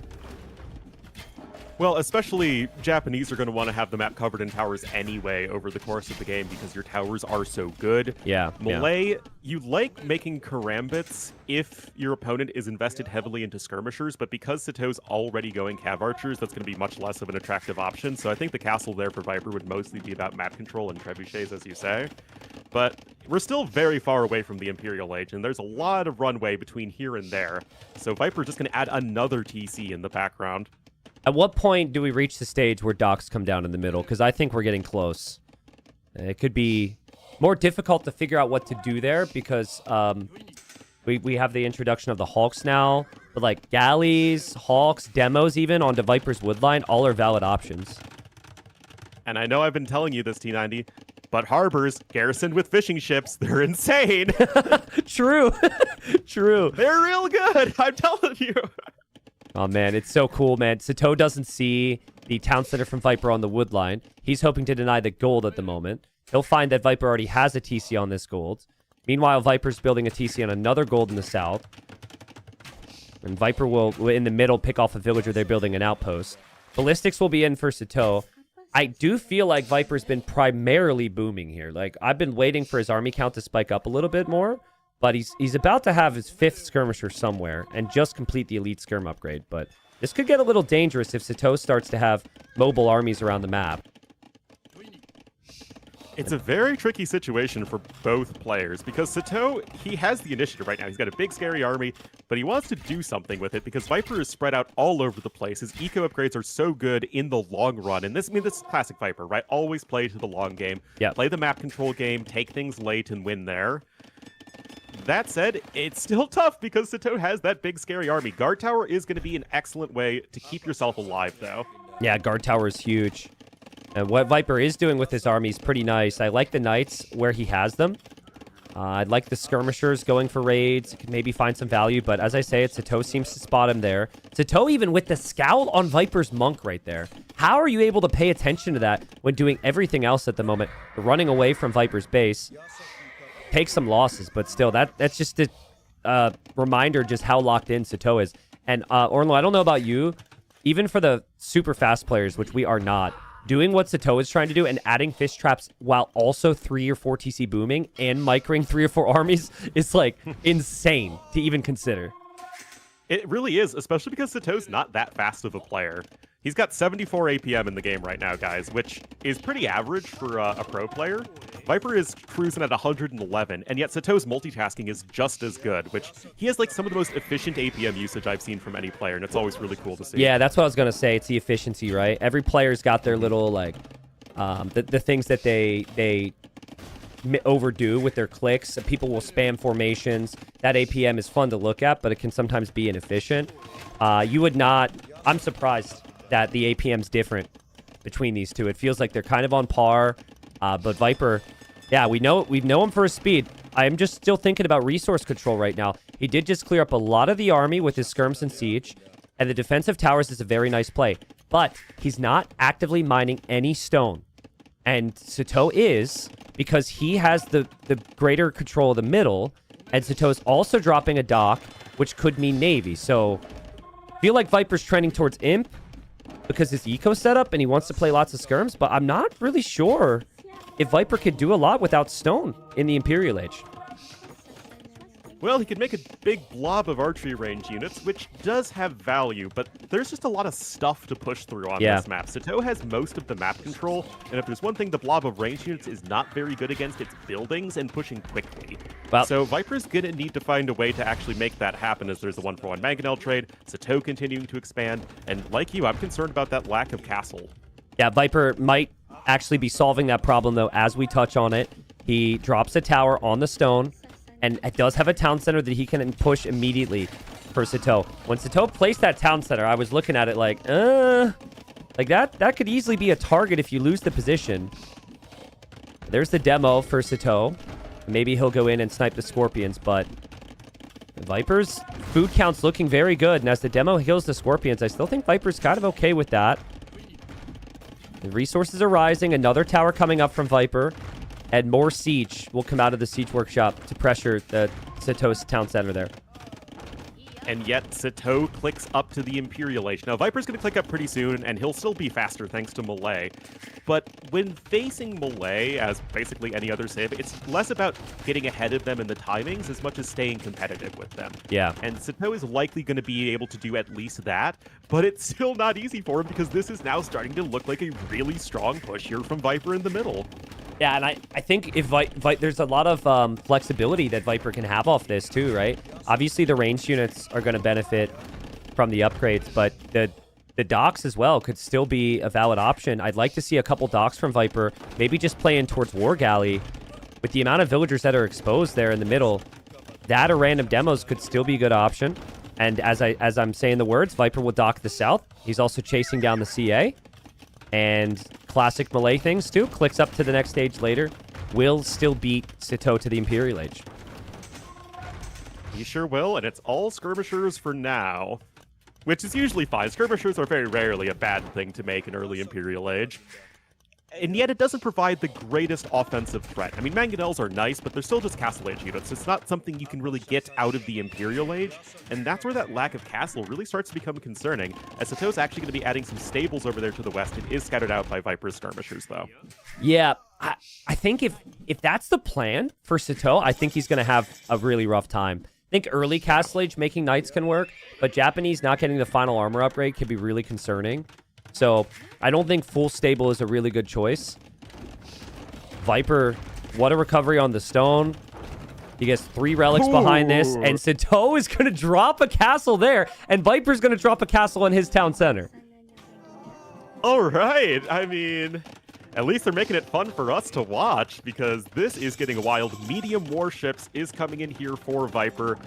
Tower, oh no, T90, it's the tower defense.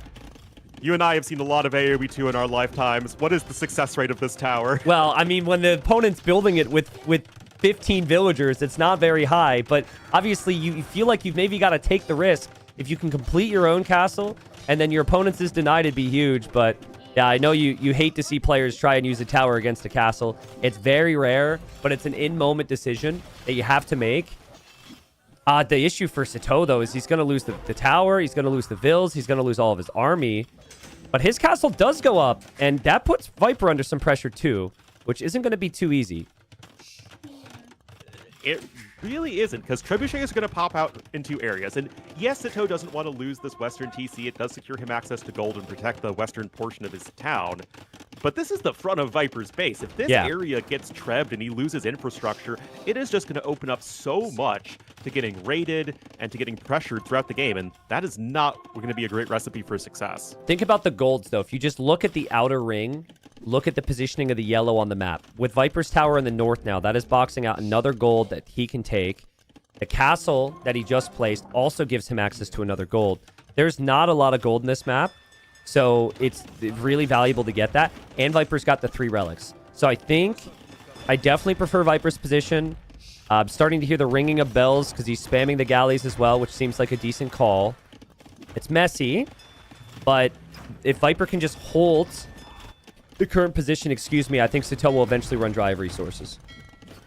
Yeah, and this is just what Viper has always done, right? Play the map control, play towards late game. He's done such a good job of securing relics, getting early eco upgrades, and taking that map control while he still can.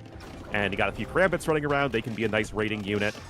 But right now, it is going to come down to the Navy. And both of these civilizations are pretty similar in that they don't have a military bonus for their Navy. It's an economic bonus. Yeah. So neither civ is really going to have the big edge there, and it's really going to come down to how well you can dance around the new water tech tree.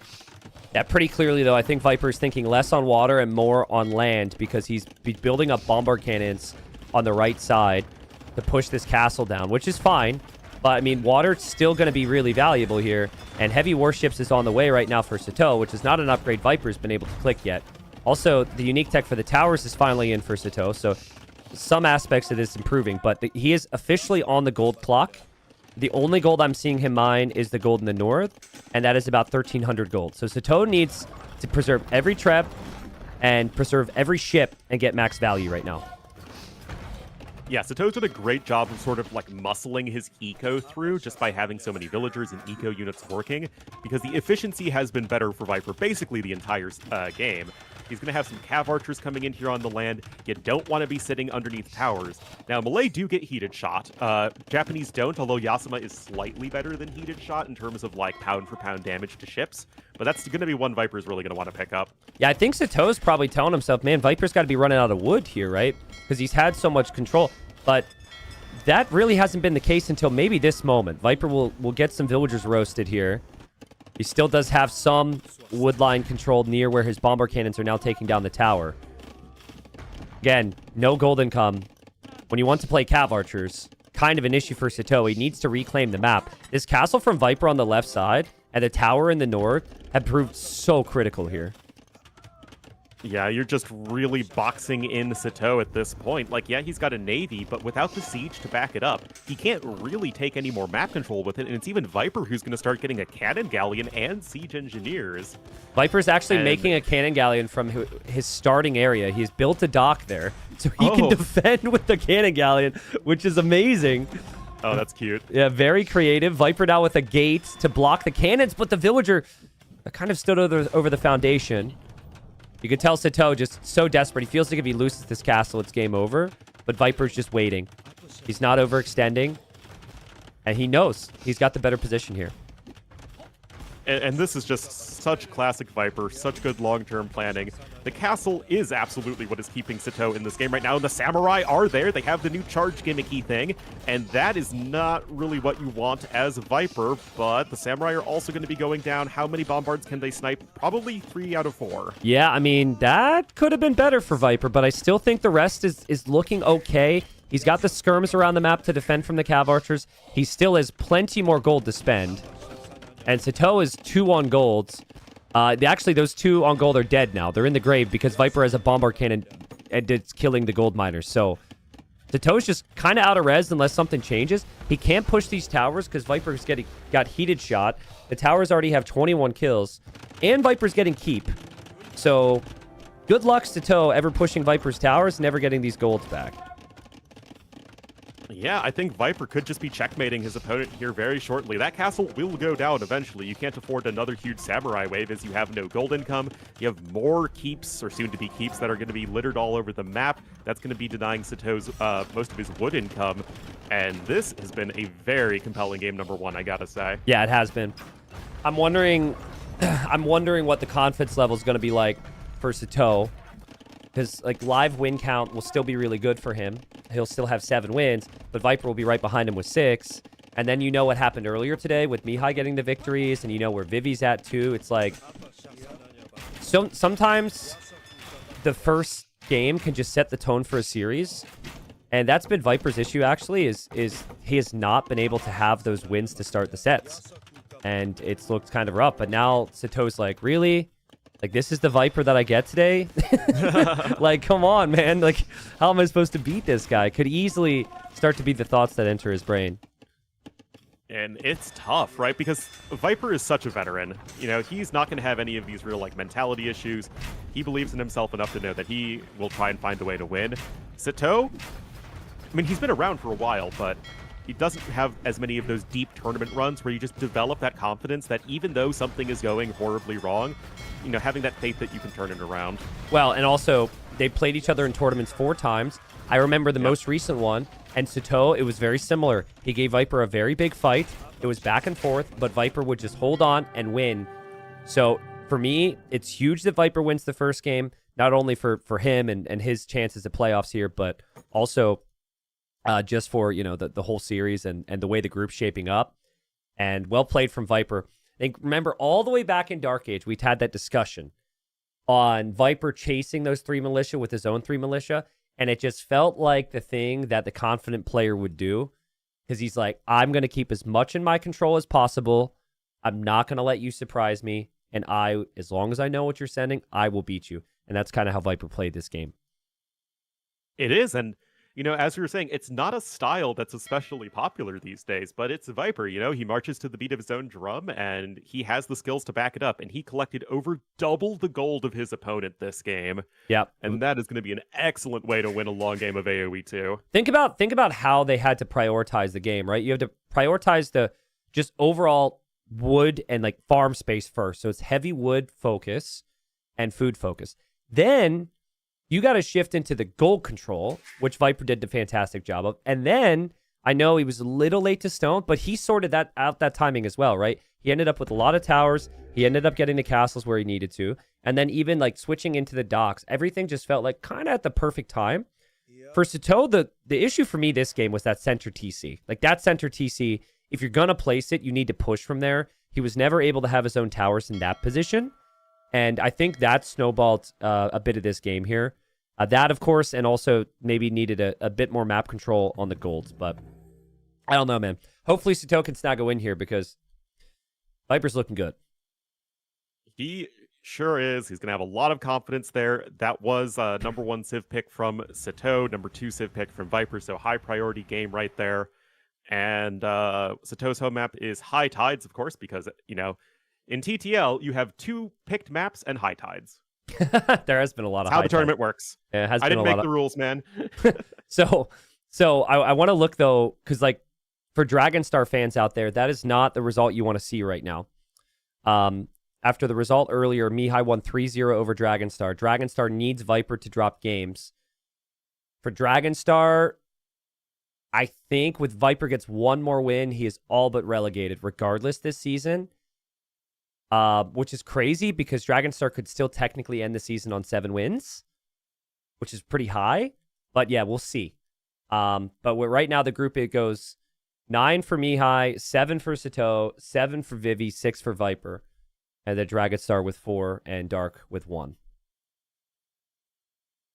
That is just such a close group. I mean, most of the groups have one player who's crushing it and then one player who is not crushing it. Yeah. But I mean, yeah, Dark has obviously struggled this season, but everybody else really feels like they're in the thick of things.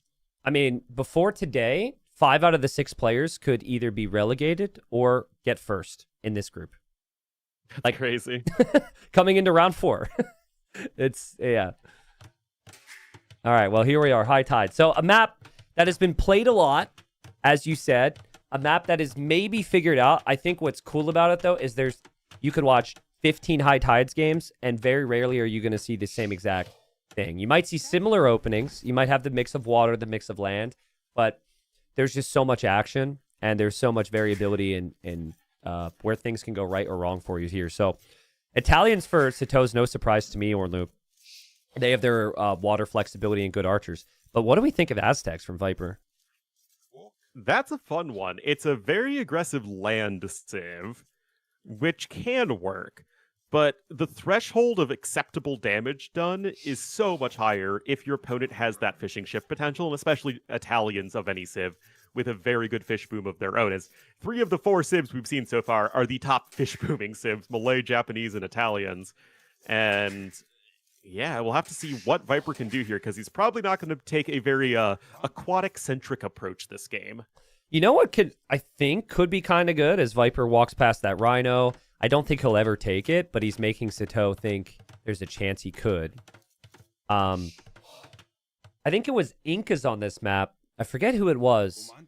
But basically, you play double dock on water, and then you just use your barracks, and you play man-at-arm into like double barracks Eagles. And the idea is it's almost like the Champy Rush right now, where you have a really fast unit, which is really annoying for your opponent, and they have to chase you all the time.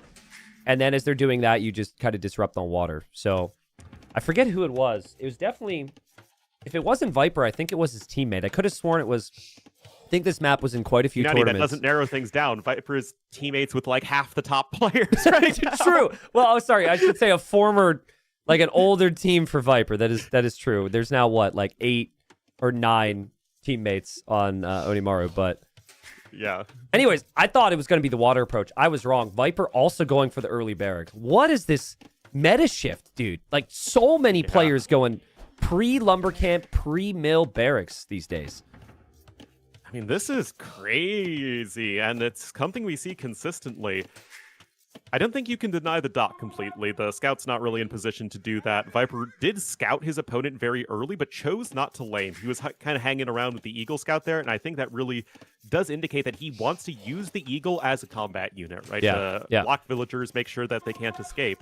But, I mean, you see Aztecs on this map, you think something aggressive is happening, and Satau is playing very safe. Here's the thing.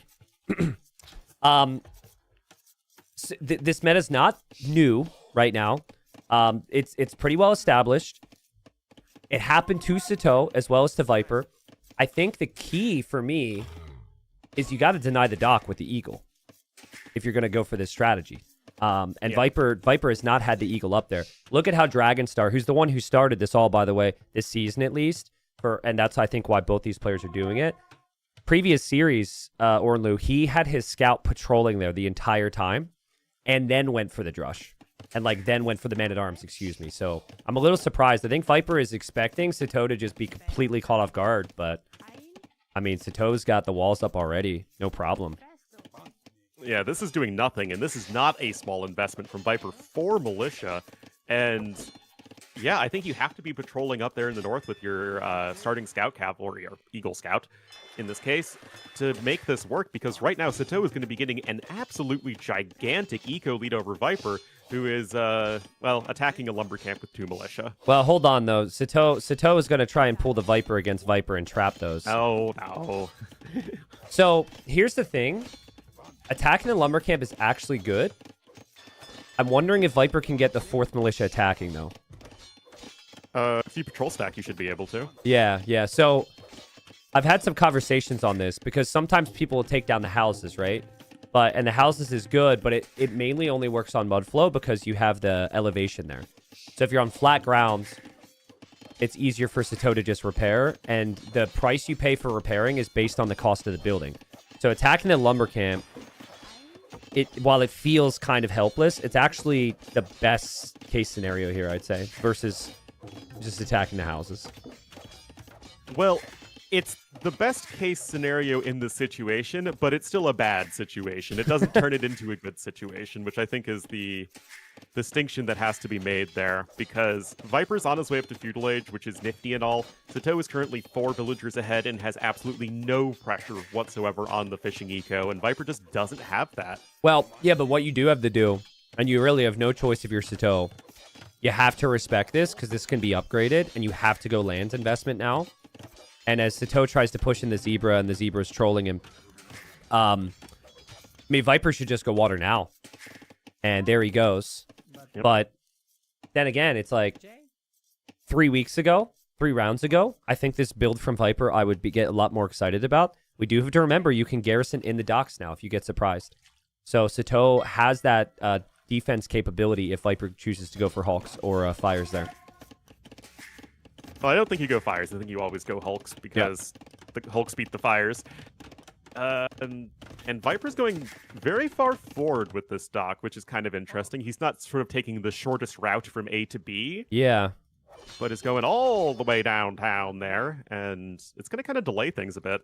Yeah, it almost feels like he wants to go dock and then sneak the villain to the back if you place that dock. Like that... Surely that villager's not going to be just like standing around there. Maybe the villager just keeps moving. Could also be that he just didn't scout the area of the shoreline near his base. So we'll find out. Viper in Feudal Age at a very good time. Does Viper know that he is getting attacked by Man-at-Arms? I think he should. But Satau did try and hide the barracks in the back of his base, but Viper spotted it. Well, as of yet, Viper has no walls on his wood line, and it's just a little bit tricky once you sort of saturate a wood line with 9-10 villagers to actually get enough walls down safely. That said, there is a house coming, Men-at-Arm upgrade on the way for both players, but just like the last game, guys, we have double mid-axe in immediately for Viper, and Satau skipping that upgrade completely. Yeah, Satau is just at the limit with his res. Despite having the fishing ships, there's so much pressure and multitasking right now, and Satau barely gets the time there. Oh, man, that's 4 Men-at-Arms. A couple of them are stacked. They could be through but very on the quickly. other side, T90, uh-oh. Great reaction from Viper, though. He's going to lose a Bill. He can't stop that, but it could have been a lot worse. Do you have to question? Or better. Do you it have could have been both. Do you have to question it, though? I think Viper still loses this villager. Viper just misclicks a lumber camp in the middle of the map right now as he's trying to save himself. But, like, Viper did not expect Man-at-Arms, right? He did not expect Man-at-Arms. Viper, that is a lumber camp. You are building a lumber camp. P90, this is an AOC AI lumber camp right there. This is a 1999 version of AOV2 AI right there. And the Man-at-Arms are in. Drop-off site in the middle of the nowhere. Man-at-Arms are in. The Man-at-Arms are in, and they're blocking as well, and that should be another villager down. Viper's wood situation's awful. He's basically just wasted 70 wood. Meanwhile, he is on water, but Satau noticed it. So, in theory, Satau could just wait to fish a little bit later in the game. I mean, welcome to high tides, guys, because you also had Viper almost get through into Satau's base. You do still have the dock and the fishing from Viper in the south, so his food eco is at least there. But it just, this is why this map could be so good, because it's just pure chaos every time. And Satau also loses a villager there to the north. So, I mean, it's not good for Viper. Yeah. But he's at least keeping up in the villagers killed so far. And he's got the fishing area to the south, which is as of yet unknown by Satau. He's got his own archers that will come in as soon as he is done being housed. And he's kind of, sort of stabilizing-ish. Yeah, ish. It could just swing either way at any point in time. It's really hard to know. I really like the defensive towers in these scenarios, so that's good for Satau. You just don't want to spend too much time to stop and think. You just got to send it. And you have to have that consistency to the multitasking here, which so far I would argue is slightly better for Satau, but it could also just be the fact that he had the opening. Pressure on Viper's woodline. Viper could maybe tower here himself, but instead he's actually just going to tower the gold, Ornlu, which is the back of your base, but kind of feels necessary to have the gold as the Aztecs. Well, the gold is essential as the Aztecs, and on top of that, you already have your army and archers here at the front by your wood line, so at the very least, you have sort of your production in one area and then the tower in the other, so you are overall relatively safe, but, I mean, these Hulks really got to do something, because those fishing ships, they are adding up fast in terms of value. Oh my god, dude, I just love moments like this in AoE 2. I swear, if Satau saw that house, he would check the south. But he didn't see the house. He just missed it. And he's completely forgotten about the south because it's just rare that you go there. The Man-at-Arms for Viper are back at Satau's base. Satau loses a villager.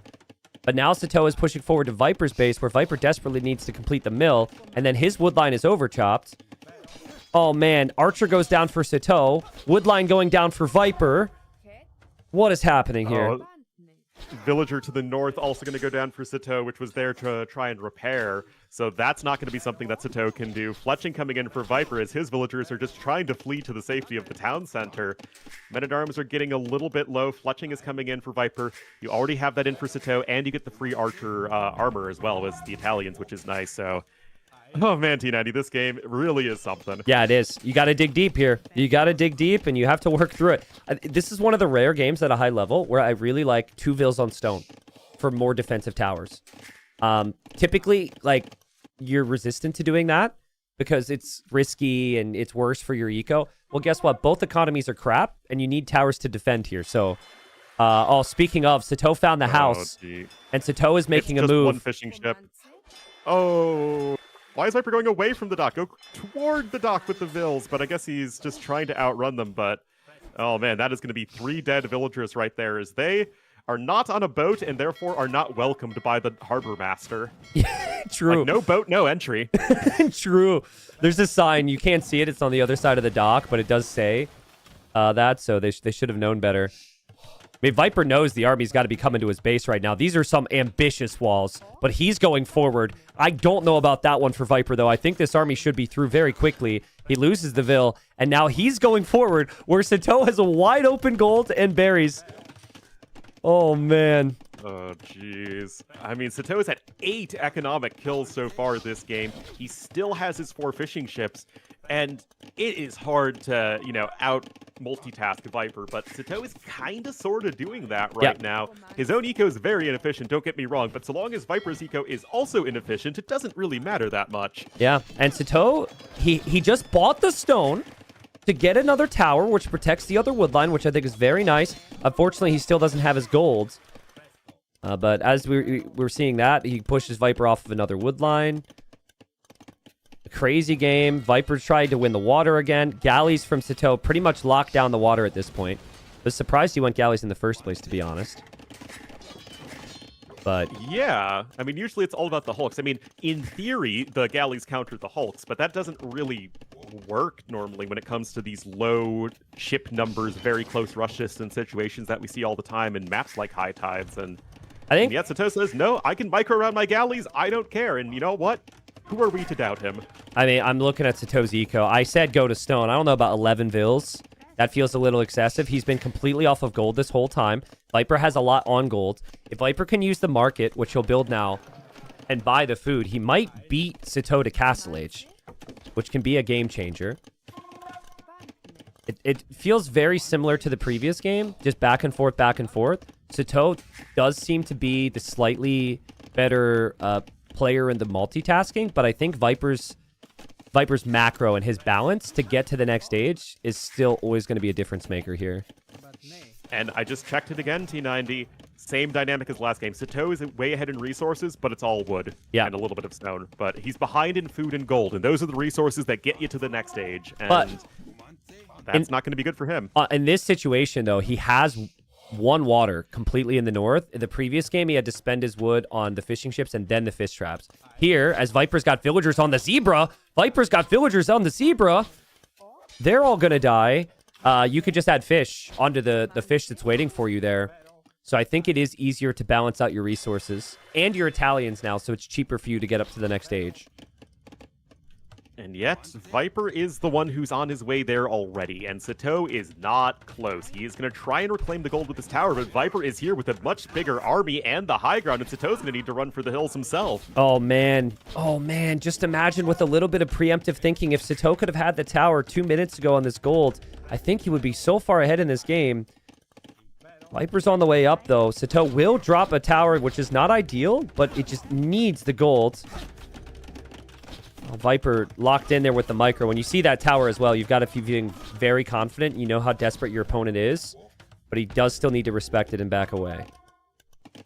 I mean, right now, Satau's got the Settlers of Catan eco, where you have a lot of wood and a lot of stone, and they don't help each other out whatsoever, and you're still stuck and don't have anything good going for you. I could tell you're really excited to say that. I just thought of it. There has to be some nerds out there in chat who appreciate that. I don't care, man. I could just, as I said to Jordan the other day, I could hear the smile in your voice. When you brought that up. Well, see, chat gets it, so that's all that matters. Satau finally reclaims his gold. Satau has got 11 fishing ships in the north. Viper... It's funny, the parallels, right? It's the same thing I wanted to say in the previous game. Like, his military count isn't actually that high, despite making it to Castle Age faster, right? He will only have 8 archers and 5 skirmishers. But he will chase down the archers in the back. He did have another random villager in the south there. I don't know where that's going. And we'll see what Viper can do here with 2-minute advantage to Castle Age. I mean, it's a lot. This is so bizarre that his villager count is so terrible. Yeah. And yet, his resources are overall just fine. He has the opportunity to, try and make something happen, but his army isn't very well upgraded. Satau's far away from Castle Age. I mean, this is just such a bizarre game state. Dude, I mean, Viper knows he needs to pressure, and that's what that villager's doing. That just passing moment from Satau, him missing her, could be the difference between winning and losing this game, because it's all about the time, right? If Viper had to spend another minute getting another villager forward, another minute waiting for the mangonel, maybe he can't realistically pressure this gold. It's crazy, too, that the outpost is up and Satau's paranoid, but he doesn't actually see the siege workshop. Well, Town Watch saves lives, and that upgrade is not in for Satau. So that's why you get the upgrade, kids. But, I mean, you got to remember, if you're Satau, you still have other goals around your other towers in the north. So the second you get pushed here, you can just relocate. It's been awfully quiet. He's like, where is Viper's army at? He doesn't fully seem to understand. And I wouldn't understand either. But he has just towered everything, which when you have the eco lead is completely fine. Viper's army still not even upgraded, Ornlu, and still no second TC. He's going to add that now, but Satau could do the same.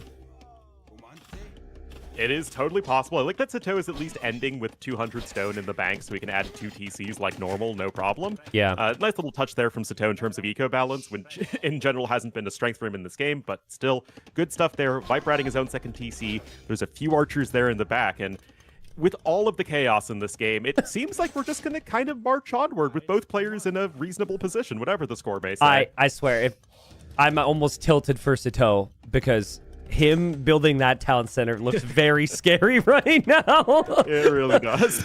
Good work. The archers are in there. He's going to counterattack with the skirms, whatever. But Viper needs some maximum damage, and that town center is going to be the perfect target if he finally makes a siege. Saying that, it took a while for him to actually make the siege. And he's making the siege from home. He's got 2 siege workshops. Well, it's kind of a wasted siege workshop forward there. I mean, maybe in 50 minutes he'll be, with 10 siege rams in it, but for the time being, not really doing a whole lot. And Satau's still able to cruise along here with his fishing eco. He's got at least a decently upgraded blob of skirmishers and some knights, and what is Viper really doing?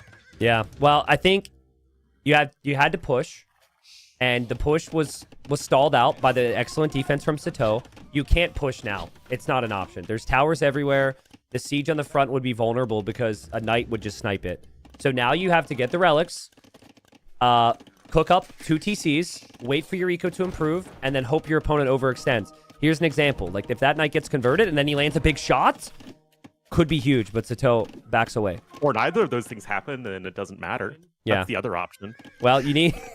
that if we are controlling Satau's army there, we know that goes very differently. Oh, yeah, absolutely. Half the skirmishers are dead, the knight gets converted, and then Viper saves the monk inside the tower, and you get no value, so...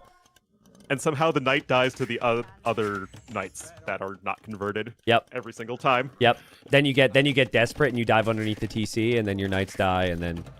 Oh, you're getting too real with me now, 290. and then in your case, you ban the map before the next queue or something. Oh, absolutely. Then I'm like, why on earth do I ever play hybrid maps? Yeah. I mean, so I was having a conversation. I almost don't want to say who. Having a conversation with a TTL player recently, right? And the wins are super valuable going into the final rounds. And I was just telling them, and I was just like, listen. You got to know things are going to go off the rails. Things are going to go wrong. And what you can't do against the very best players is you can't get the lead and then immediately play 1 TC and win. It's just not a thing. So don't go too aggressive is kind of the message. Just add those town centers. And that is exactly what Satau has been able to do. The fact that he is on 3 TCs right now and still just basically microing the army he already has is such nice patience. Less experienced players will try an all-in here, and then Viper could hold. But it's still... Especially Aztecs, very strong defenses with the good monks and the mangonels at this stage in the game. It's a tough civ to break. And what I love what Satau has done is that he's taken... Oh, hold on, the monks are coming in from a very weird angle. What the heck is this angle? Yeah, I mean, you're never expecting the army from Viper to come from that direction. Again, that could have gone so differently there. He might end up getting trapped, but Satau's micro is some of the best in the world. Let's see how he chooses to play this. Because he will probably like his chances killing those monks with the skirms and then using the knights on the siege. I mean... It's all about the unit control here. We're right here in the corner. The monks are going to start their conversions. It's going to force the skirmishers to try and take the engagement. Yeah, and Viper expected the split there, and he got the attack round. In the end, Satau's always going to lose that army anyways, and he will kill the monks. But well played from Viper. Viper at least clears that up. But there's another push coming.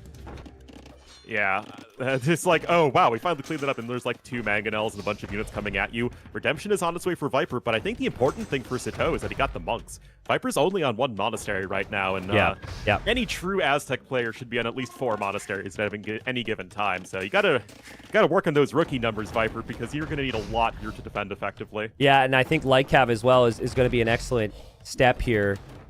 With a couple Lycav roaming around the map, Viper can't even rely on more monks all that nicely. We are kind of trending into a world where it might be the play for Viper to build a castle and make Jags, which would be really cool, but that's not a situation that usually means that you are in the best of positions at this stage of the game. Yeah, I think at this point, the fishing eco is simply too powerful for Satau. And what I was saying earlier, or was going to say before the big fight happened, is that I love how Satau has balanced actually having an army to apply pressure with, which a lot of players aren't able to do. I mean, Viper wasn't able to do it. He had an army in Feudal Age, couldn't upgrade it. Yep. Satau was able to balance getting the army so he could get pressure on the map and then use that to expand his eco as well. Can we he was talk- able to do all of those things at once. Can we talk about the multitasking to realize that Viper's sneaking a dock up in the north as well? Like, he had to have the perfect patrols, but that's crazy, man. The Light Cav are now diving in. The Knights are now running around the backside. He's also scouting in the south as well to see if Viper is sneaking down there as well. Satau is playing like a beast right now. And still just no army for Viper, but it's like, what do you make? You can't make monks. You can't rely on monks long term. You can't drop a castle in the front of your base because you're getting siege push. None of this is easy. Well, Viper wants Imperial Age, drop a castle and click up to Imp. All right. He does have the monks hiding inside the town centers. So the monks aren't dying at least. He's repairing his siege. He's losing Vils in the back, though. Satau is going to go full send here. He's getting +2 armor now. I think other players would show a bit more patience here if you're Satau and stop producing and just go up to Imp themselves. But, I mean, how can you... When you're ahead of Viper and you have this much map control, how can you say no to just applying that much more pressure? Yeah, and I think that if there's anything that when it comes to like facing these tippy top players, I get annoyed as when it's like, okay, just go kill them. Yeah. Like they don't have anything. Just go attack them. Go kill them. Yeah. And that is what Satau is doing right now. He's not going to be that far away from Imperial Age. It is discounted for Italians, only 850 food, 680 gold, so he's pretty darn close. Viper is getting the castle, though, and it really shouldn't take that many Jaguar warriors to be able to defend the Light Cav, which is going to open up your main unit here, which is going to be the monks. Yeah, I also think seeing that castle is pretty critical now. You see Viper builds a castle with low army count. You know that means that Viper is probably going to go Imp. I think denying this castle is a little ambitious, but Viper did click Imperial Age in that town center, and I don't think Viper's thinking about it, so there's a chance that Viper loses Imp, though I don't know. He still always can have a random monk to convert a Mangonel, and I think Satau is just going to play patiently right now. Well, he knows he's on his way to Imp, and the thing is, Italians with a good eco should be able to deal with Aztecs pretty effectively. Your hand cannons are amazing with this Civ. You have fully upgraded Hussars to try and snipe monks. You got your bombard cannons available to you. You have options here. So I think Satau is going to be okay playing patient at this point. Yeah, and I think you can even lose this castle, and it's kind of okay, right? Like, you've still got good map control. I would like to see some long-term thinking for the south, stones and golds, and also that island in the north where you have that gold available. Viper needs... He's going to go Imp, but he needs an army with Imp. And I don't even know what the plan is here. I guess it's Trebs and figure it out. But Classic makes it to Imp and then maybe wants to call the GG here from Viper. He's got 2 army right now.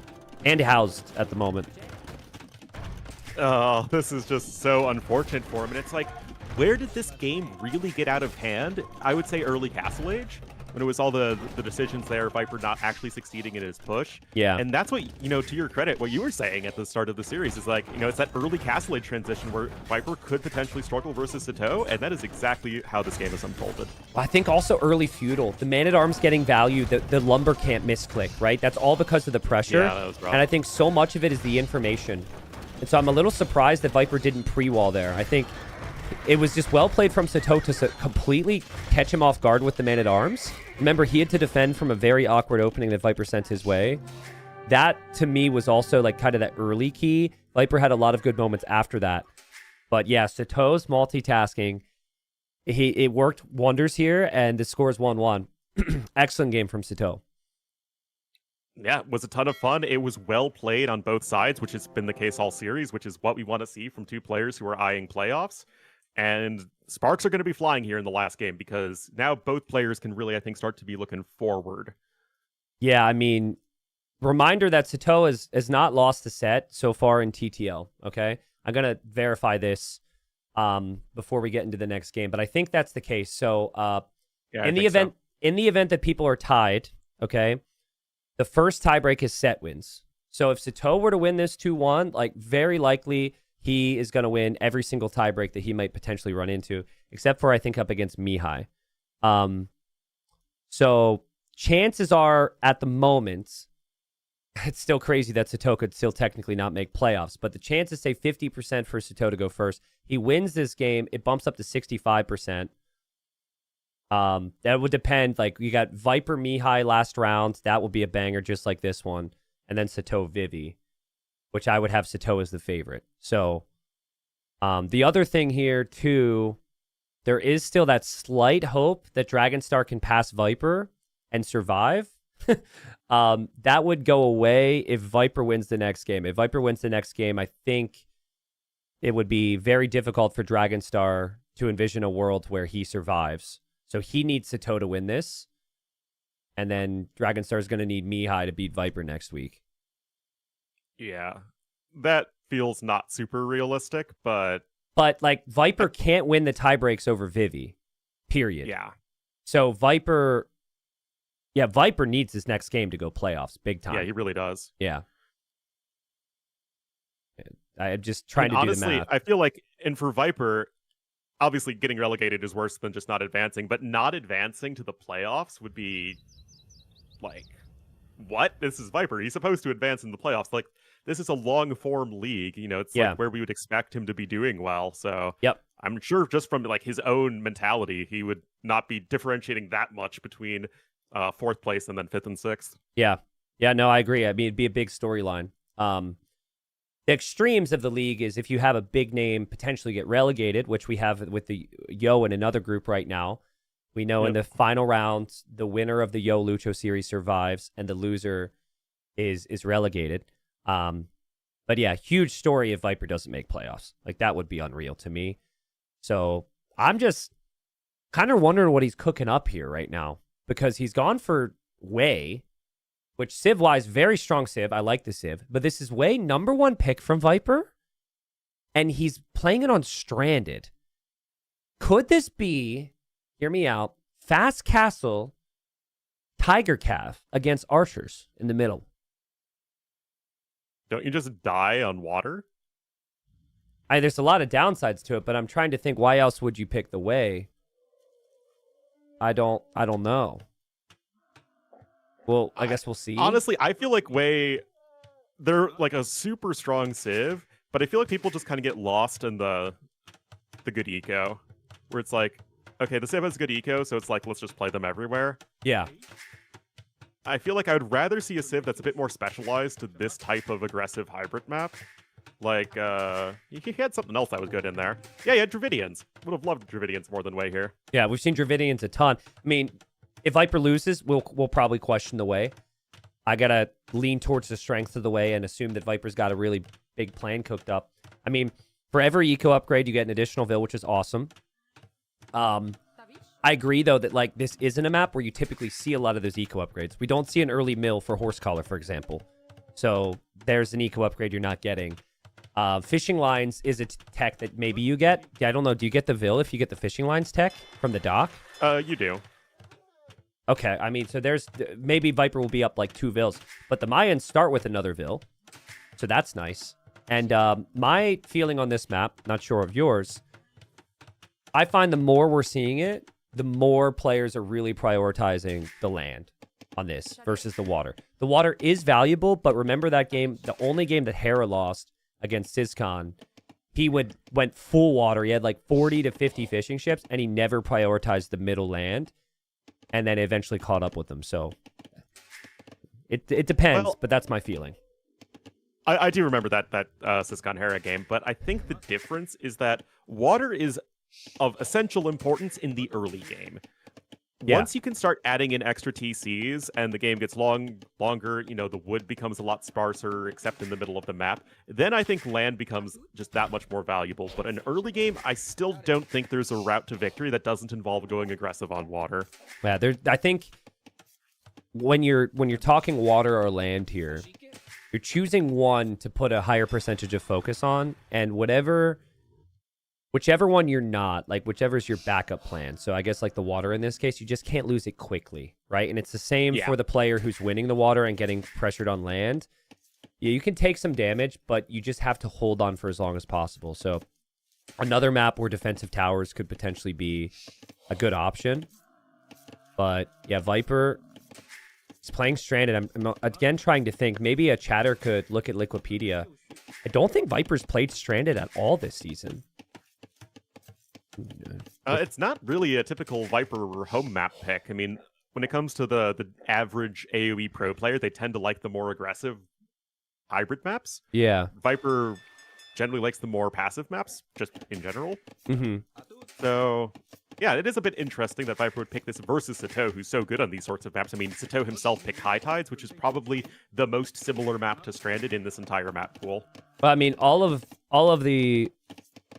Viper's team are together at the moment, right? So there's a boot camp. They're playing games and prepping for events and having a good time, I'm sure. So maybe, I think Viper's been there a couple days now. So maybe the last couple days, there's been some practice sessions. You would hope, in theory, especially with the games being so important for Viper. And maybe that's why we have Way and Stranded here. Viper's going to show us something special here. But yeah, you would think so. They're in Sao Paulo, right? I think so. I'm not entirely sure. Because I only learned about this boot camp like yesterday. Oh, well, we Just learned... how in the know I am.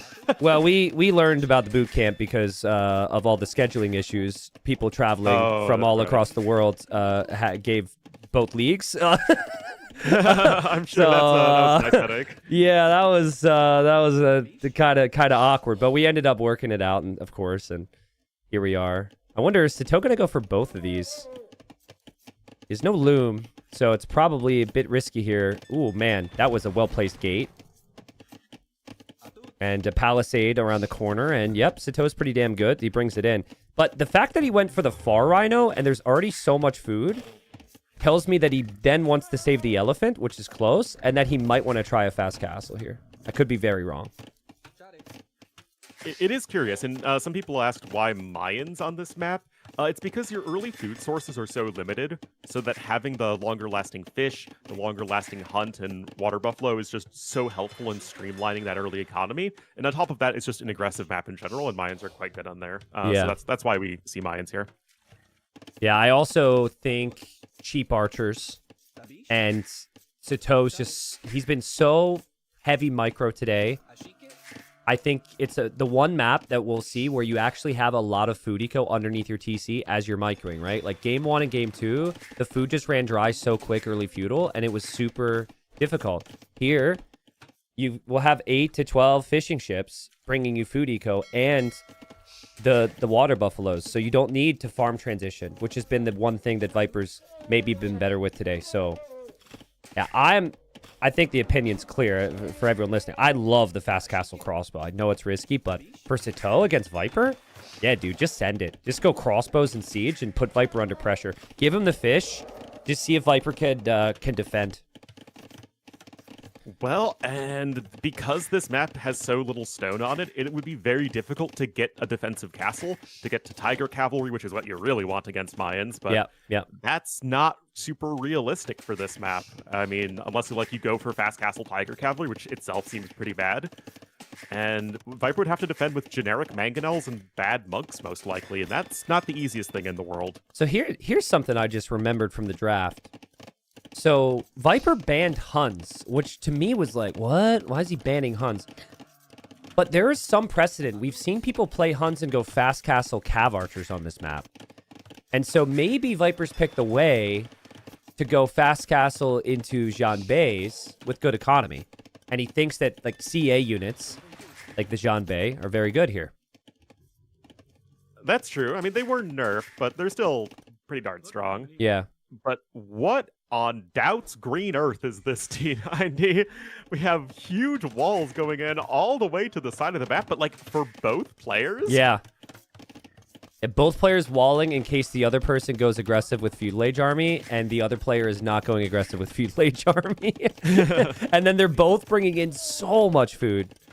And I mean so much. We still have, for Satau, 5 water buffalo, plus half an elephant left, plus all the fishing ships. Viper's up to 14 fishing ships. My God. That is a lot of fish, and the onus is going to be on Satau to do something, but hey, you know, Satau is going to listen to you, man. He's got the blacksmith, he's got the archery range coming, and he's going to be going to FC Crossbowman. I still think there's a chance Viper wants Tiger Cap. That's a lot of food eco. Like, why would you go for that many fishing ships and this big of a boom with food unless you're going for food units? So there's a stone in the back. There's a couple stones you could get to. You also could just use a market and you could buy a castle. But actually, on that note, Viper, no mill. So if he wants the market, he would not be able to build it. And he already has the barracks. So I think we'll find out pretty soon what buildings he wants to go for. And will Yeah, it maybe be it's his own archery range blacksmith and just going for the Xianbeis. stable? Or we're both wrong. Yeah, okay. I mean, you do still have He Guang, which is like a lesser version than a knight, essentially. And he's getting fishing lines well, now, you and get he's the extra getting... HP, which is pretty helpful against archers. Okay. I mean, Satau's got the worst economy. Satau will have the timing here. As Satau will bring forward the 2 archers. But yes, big boomy game. Viper will probably just add a scout to see what Satau's doing, which makes sense. But no villagers on stone for Viper yet. Could still be archer ranges for the Xianbei. The stable doesn't mean he's committed here. Yeah, I mean, he could really transition in any way he wants. He's actually adding another scout cavalry. He's actually going to immediately pick up some water buffalo, which is fine. Yeah. But I think right here, guys, is an excellent example of the difference between Viper and Hera. Like, you see a lot of comparisons to them for obvious reasons, but you look at how Hera played this map versus Siscon and how Viper's playing this, it is just completely different. Yeah, I mean... No way Hera would just sit back and not make anything until Castle Age. I don't know. I think there's a meta shift as well, though. I really do. Because, like, I watched a lot of silver and gold games, and everybody in silver and gold practiced more than the plat guys, except for, like, the exception of maybe Dragonstar, because it's, like, one of the biggest events for them ever. And everyone was going fast castle. And then, so... We enter platinum, everyone's going feudal, feudal, feudal, and if you look at the progression of the builds, it's going higher fishing ship count, more fast castle than well, we saw in the early weeks, so I don't know. But that's with the fishing ship changes, right? With that too. The recent patch, right? Where you can garrison the fishing ships. It makes it a lot better to play this more defensive style than in previous worlds. Yep. So, I mean, it makes sense that, you know, you'd have the gold and silver players do a lot more of the theory crafting and the practicing than the platinum guys do. Well, there's fishing ships to be protected, and what I expected from Satau was double-range crossbowmen in the middle. He's actually going for war galleys with the Hawks to pressure Viper's fishing ships. And I thought Viper was in the right here to just make a couple Hawks, just to have it be minimal water investment. But Satau, he's going to walk on by, past the one dock that's already garrisoned with 5 fishing ships. And Viper needs wood right now. And this is why I'm super pro, like, land pressure here. Because you need freaking wood on this map for everything, man. It's extremely difficult. It's a very tough balance that Satau is striking. He's got some navy. He did invest into both crossbowmen and bodkin, but he's got 5 archers. Yeah. And that is not the scariest thing in the world. The He Guang Cav here already at 4 pierce armor, 92 HP. And yet, Satau's doing a beautiful job of just dancing around the hill and trying to make good use of his high ground bonus. Did Viper add fish traps? No, it's just the fishing ships were there. I mean... No, they're gathering from the shorefish, I think. Yeah, gathering from the shorefish. The garrison effect is playing out here. Monk there for Viper would love any type of conversion. He's falling back to heal, and he does convert one of the crossbows, so that's a 1/5 of the army there. Honestly, very even engagement, because for Viper, he's still mostly fine. He's actually just waiting to heal up a little bit, and the crossbow count just not big enough there for Satau. He tried to do a lot at once there. You almost have to choose one thing. Yeah, it feels like he was, you know, spreading himself a little too thin there with going for some navy, some land pressure. That said, what I like about this from Viper is it's one of those games where because he's got the boomier Civ, he had the more fishing ship-centric opening, is that a stalemate or just, you know, any lack of major engagement benefits the guy with the better eco. And that is going to be Viper, unless he just decides to lose all of his fishing ships for free. So, you know, don't do that. There you go. Yeah, well... I mean, you probably... What we're seeing is just how difficult it is to strike that balance on this map of land and water, land and water. I think the thing that I always keep reminding myself is also what are the players spending at the moment? Right now, Viper feels like he's got food for days. Maybe not days, because it's the 9 fishing ships now instead of 15. But eventually the water buffaloes are gone. Eventually you need farms. For crossbows and monks... They've dominated on this map because when the food runs dry, you could still produce. that army. Yeah, and you're on double ranges there as Mayans. That is very easy to afford. And you've got the University for Ballistics, which is going to be in here in just a moment as well. You can afford the upgrade. So, yeah, definitely should get that one. Viper adds the second TC, though. It will secure him some more resources, but you are totally right. You need that food income, and it's why, in general, we see more ranged unit play these days, is because it's tough to get a food eco going in AoE 2, especially with all of the aggression that can happen. And right now, those Hagwog, they're very well upgraded, but how many of them can you realistically make? Yep, agree with you there. And where can you raid as well? That's the other thing. Everything's pretty clumped up next to the town center for Satau. Satau has ballistics on the way. I still would like to see a monastery. I'm very surprised to see he doesn't have monks. I don't know if he will be aware that Viper has the siege here, and he's very distracted right now. Viper, oh man, it was the perfect attack round, but Satau noticed. He does need to notice at home, though, as Viper goes for the raids. He had the walls. The town center's there. Viper will get a couple kills here, lose his units. Satau still has to back away from the front. And still, of course, the water's there. Satau has killed most of Viper's fishing ships, which was part of Viper's game plan here. Oh my god, and Satau going in. Oh, he should be able to dodge that one. Wow. Oh, I mean, there's a beautiful attack round. Wow. But yeah, a player of Satau's caliber is not going to take a huge hit there. Wow, what a swing. Viper's whole army on the front is done very little. It's going to die because Satau traps him. And Satau ran at that? That's insane that he had the confidence to run at that mangonel. And now look at Viper's eco. He's got 2 town centers, but everything's idle. He's got no food eco for Cav anymore. He needs this next mangonel to basically recover the game. He needs to do a lot of work, but Satau respects that. And he is backing up, and that's going to buy Viper some important space right here. And even the Hagwog are going to be able to swoop in, and some of those crossbowmen are a little low HP. And right there, nice dancing, and a little bit of a glancing hit. Moral of the story, Viper is surviving. Yeah, but that town center is not a town center that is going to help with the survival, and he doesn't get spotted. That is such a risky TC for Viper, who, by the way, still doesn't have the mill because you just relied on all the fish and the water buffaloes, and now he's just going to be seeding the farms. So he's got no ability to make more cav right now, Ornlu. Yeah, this is really painful for him. Oh, another mangonel popping out. I wanted to ask you what you thought of the pikeman play, because we really don't see that too often, but there's just too many fights happening right there, and Satau is going to be forced back once again. Yeah, I mean, Satau's got to fix his eco as well, right? We still don't see farms from him. He does have the fishing ships, though. I don't know. I like monks. I think if you have 2 monks, Viper can never get close, but the issue with monks, of course, with Mayans is you can't get redemption. So at least with pikemen, you could potentially push the siege. So I think that's the logic there from Satau. Overall, I think it can go either way. It's just all about if Viper can stabilize his eco right now. He does have a lot of gold, and he was mining some stones. So there's still a very good, strong chance he could get to Tiger Cab at some stage. And as we all know throughout the course of this tournament, that is a unit that is both fun and interactive. Oh my god, dude. Oh, man. The dry sarcasm is the perfect tone for that unit. I agree. I don't think the balance is very strong. Viper's market gets denied. Satau, again, just runs in. Like, that's the type of energy he's brought to the table today. He just dives. But in the middle of the map, he needs to be careful. And this is the issue with crossbowmen, right? It's like your units are slow. And you look away for 1 second, and then the cav could just jump on you.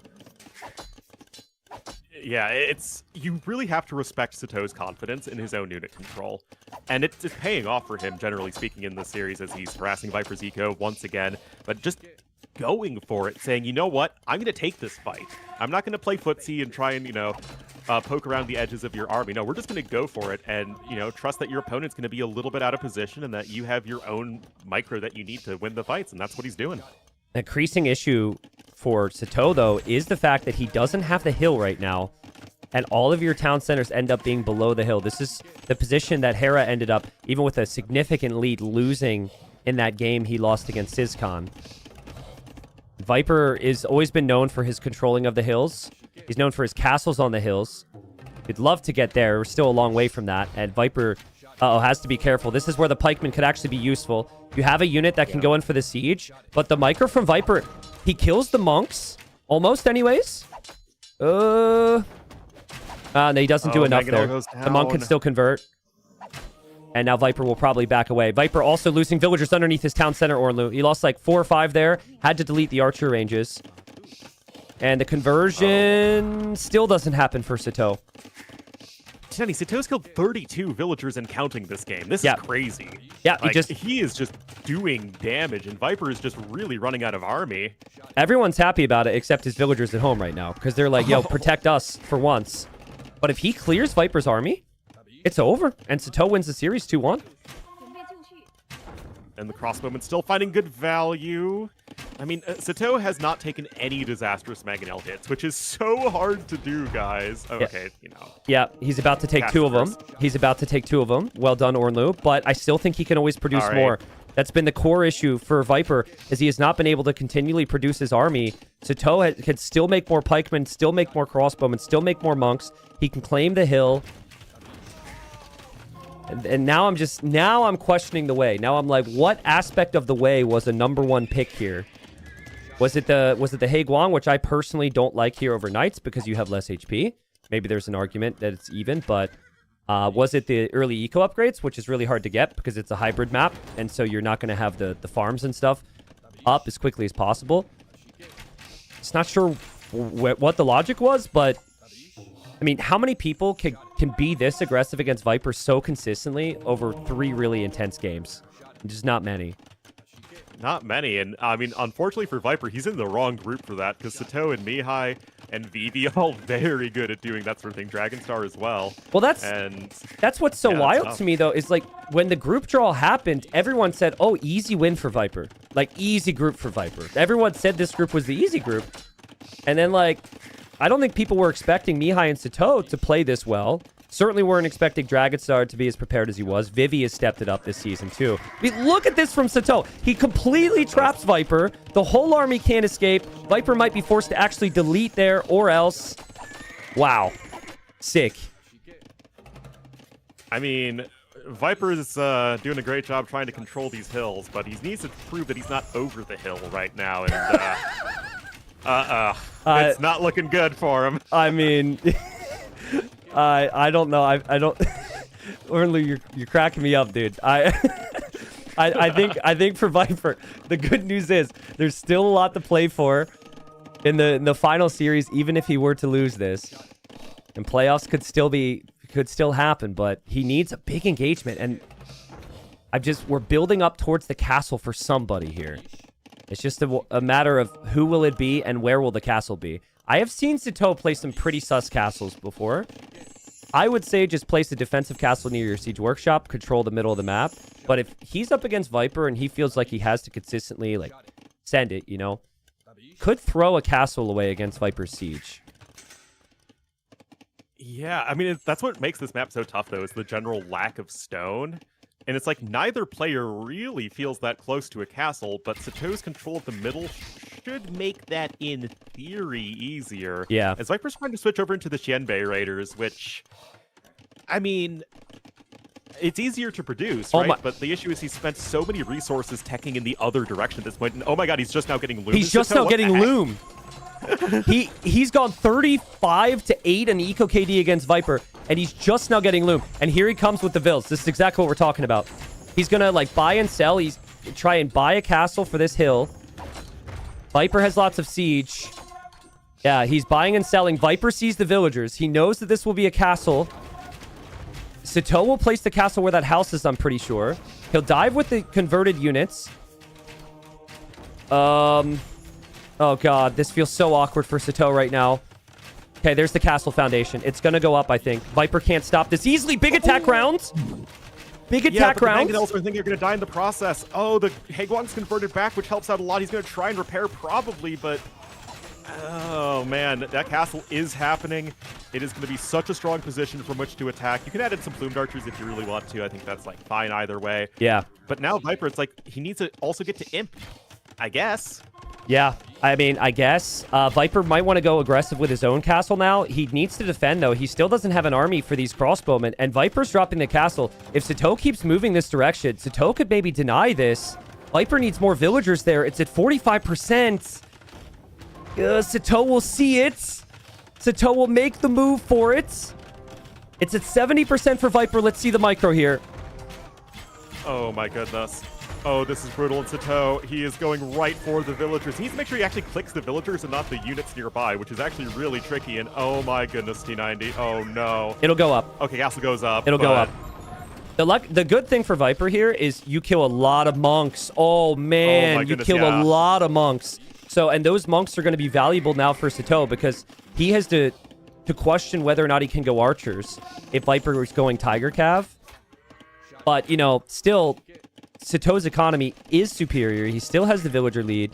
I feel like his castle's the more valuable castle because it boxes Viper from ever moving to the middle. And look at Satau's vision on all these golds, too. Outposts and plumed archers running around the south, town center. He's super locked into where Viper can ever move out for resources. This is actually just such crazy good vision from Satau and really demonstrate how good of a job he's doing at the multitasking and making sure that he can see everywhere all at once because his army's slower than Viper's. You have the foot soldiers versus the mounted units, so the unit positioning is just that much more important, and Satau's done such a brilliant job of that this game. Yeah, but hold on. Viper's moving. Viper knows he's behind, right? He needs something crazy. He will see the TC. If he gets a castle there, not only does it take down the town center, but that's 2 castles to make Tiger Cav. That's not bad. I don't think there's an army there from Satau to clear it either. And Tiger Cav, you and I both agree, are insanely OP against archers. So in Castle Age. I don't think they're OP in post-imp, but... Okay. I mean, that's all that Satau is making. And of course, there's the nerves of the moment, which I think is becoming very clear for Satau. The crossbows are accompanied by a monk in the back of Viper's base. I'm still wondering how much food and wood eco Viper's going to have. But... yeah, Satau is not on the way to Imp, which is what you would normally want to do here to trev those castles down. It's like there isn't much of a glimmer of hope for Viper in this game, but it's there. It really is. And if there's any player we can expect to thread the needle and just figure out a way to win, it would be Viper. He's making a very powerful and mobile unit.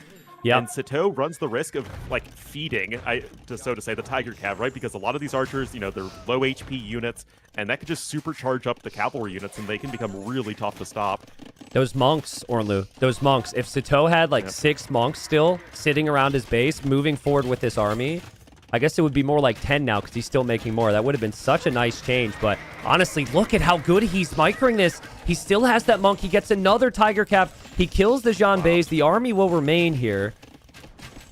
The Viper takes the monk finally. Eventually, he'll kill this. But yeah, clock is still ticking. This gives time for Satau to balance his res. He's still got Tiger Cav running around. It's very claustrophobic in his base. But there are the Imperial Age resources for Satau. Finally.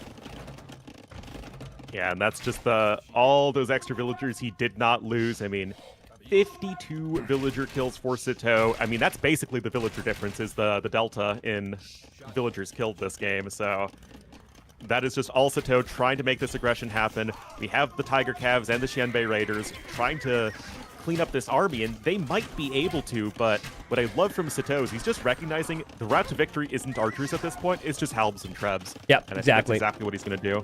Yeah, and I think he should do the same thing he did before. Buy a castle. Just buy another one. Like, it's hard to get to the stones. Economy? Yeah, dude. I think it's still worth it. I don't know what the prices would be right now to buy another castle, because he would need 600 more stone, but considering the unit you're making doesn't cost gold, you're just making pikes now. I'd say double castle, maybe build it on near where your siege workshop is, so you have full coverage of the middle. But Viper's eco is just, he cannot compete. The Vil count's there, but he lost so many valuable units. It's one of those situations where the economy looks okay, but relative to the map position that you have, which is not that great, and the food eco, which is just the super critical one. He's got 57 Vils on gold, which is way too many at this point in the game for the army that you want to be making. And I mean, it is true that Wei are a very good Castle Age all-in, so we've seen it tons of times, but I don't think Satau's going to make the mistake of having an Arb-centric army. I mean, he's still just massing pikemen. Plumed archers in the back are fine, but just having those, spear units in the front. You could tell Satau's still very nervous, can't you? Right? Like, I love watching Satau. Another player who reminds me of him is Nikov. you are reminded that, holy crap, this is an intense video game and an intense moment with how ridiculous it is. But that chaos brings success, and Viper has not been able to deal with the chaos here today at all. And yeah, big raid with the Plumed Archers from Satau. He now can make trebs. His range units can get better upgrades. He still has the resources to go for the Halb upgrade as well, which is kind of but likely the nail in the coffin here for Viper's units. Vipers will try Skirms or Loot. Skirms is fine, but you need Imp as well, and maybe some Traction Trebs, which Viper seems so far from right now. I don't know. Skirms feel like a unit that only work if you're going Imp. If you're going what I thought the only route to victory in this game would be all in Castle Age. It's like Shanbei Raiders, Tiger Cav, Rams. Just full on try and bulldoze down your opponent's base. The Skirms feel like you're not actually going to win the game with this unit. That castle's so important. This hill is impossible for Viper to get close to. There's gold everywhere. Viper is getting some big raids, by the way. Tiger Cav getting kills in the north. That's not bad. He's also ramming and Tiger Calving the right side. But still, we haven't seen him have to take on the Trebs. We haven't seen him have to take on the Pikes. Of course, we haven't seen a Halb upgrade. Eventually, Satau should just have enough Pikes to clear this. I'm saying this as he is losing the outside. So it's not the best situation for Satau. Losing the town center. He didn't get Halb, though, is the thing. Yeah. You know, he was prioritizing more on those range unit upgrades, which is the exact thing I didn't want him to do. But, I mean, I feel like that just sort of opens up the potential for you to snowball with your very powerful cavalry units here. Yeah, I still think Viper's I think he's too far behind. I don't think he's killed enough villagers. I think that Satau can freely farm towards the middle of the map, which is weird, but castle's your safe zone. Viper's castles will fall. Viper doesn't have the town centers anymore. And Satau doesn't even need Halb. He can make enough Pikes to probably clear up the side raids and holds. And once Viper doesn't have the castles, he can't make Tiger Cav. Then he's only on Skirms. And then Mayans have different units they can make. Viper even misclicks the Rhino. Do you get HP for that kill? No. No. It's only military units. I mean, just aside for Viper of just how all over the place he is at the moment, trying to keep up with Satau. And Satau, just unbelievable season.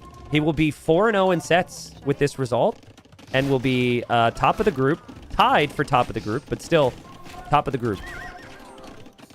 Yeah, and I'm, of course, forgetting who his last round opponent is.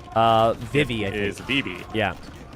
Ooh, that could be a really interesting one, because Vivi is the type of player I think that can actually do quite well versus Satau, because he can be just as active in the early game and he can make things a bit messy. Yep, no, agreed. Yep, very, very chaotic players. You also have a bit of a higher ping game as well, which I think like the really fast players like Satau could struggle maybe with a bit more lag. I mean, Viper he probably would have resigned had he not found the value that he did. Unfortunately, the value came a little late, but he has actually been wrecking. But he's lost another castle, and he's losing another town center soon, and he will lose his relics soon, and he's still forever Castle Age. I'm curious to see the odds after this, Ornlu, because this puts some big pressure on Viper to not only win that final series, but win convincingly, I think, to make the playoffs.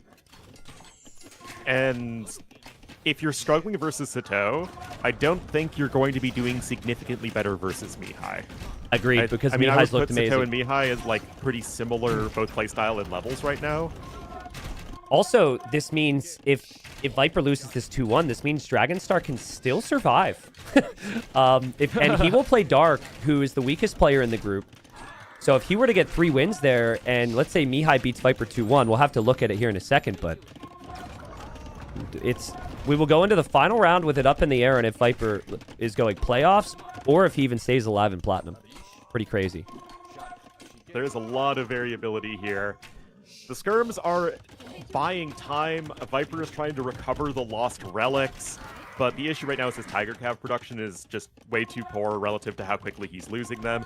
He's going to be running out of wood income pretty darn soon, as he's just like scrounging around at the edges of the map. And the Trebs are eventually going to get the value they need, I think. Yeah, you could tell Viper knows how important this is, right? He's just going to continue to fight, as you should. There can be some weird comebacks on this map. That is a lot of value from 2 Tiger Cav right there. I think for Satau, it maybe It got a little too crazy the last couple minutes from his perspective, but he did all the hard work. He did all the hard work early, running at those mangonels and micring an early castle and just constantly killing villagers from Viper in the early stages was so impressive. Yeah, eventually Satau is going to get the upgrades on his units that he needs. They're slowly but steadily coming in. He has 4 trebuchets still on the field. Even getting repaired there is nice to see. And, I mean, Viper's trying, right? You got to give him credit for trying, but I just don't really see the route back into this game for him. Also, because I know it's big conversation with Viper losing, right? And with how the season has gone. I think Viper's played really good today. I think this is the best we've seen him this season. Maybe. I think he played really sharp. I just think he's been punished by a player who can match his style very well at the moment.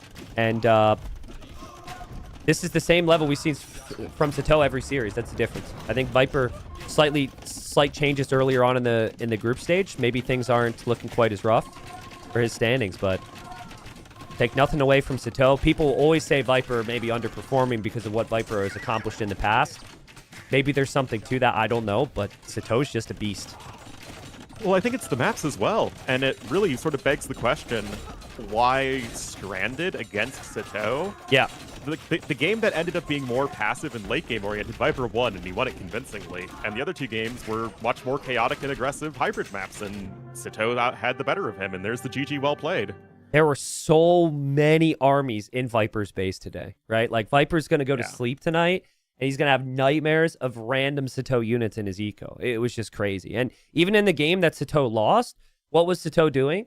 Taking risks and getting military to Viper's base, no matter how poor his eco was going to look behind it. That was impressive. The number 1 pick being Wei and losing on this map does bring some question marks for me. I think Dravidians being on the draft make a lot more sense here with the fishing bonuses, the skirmishers, the cheap siege.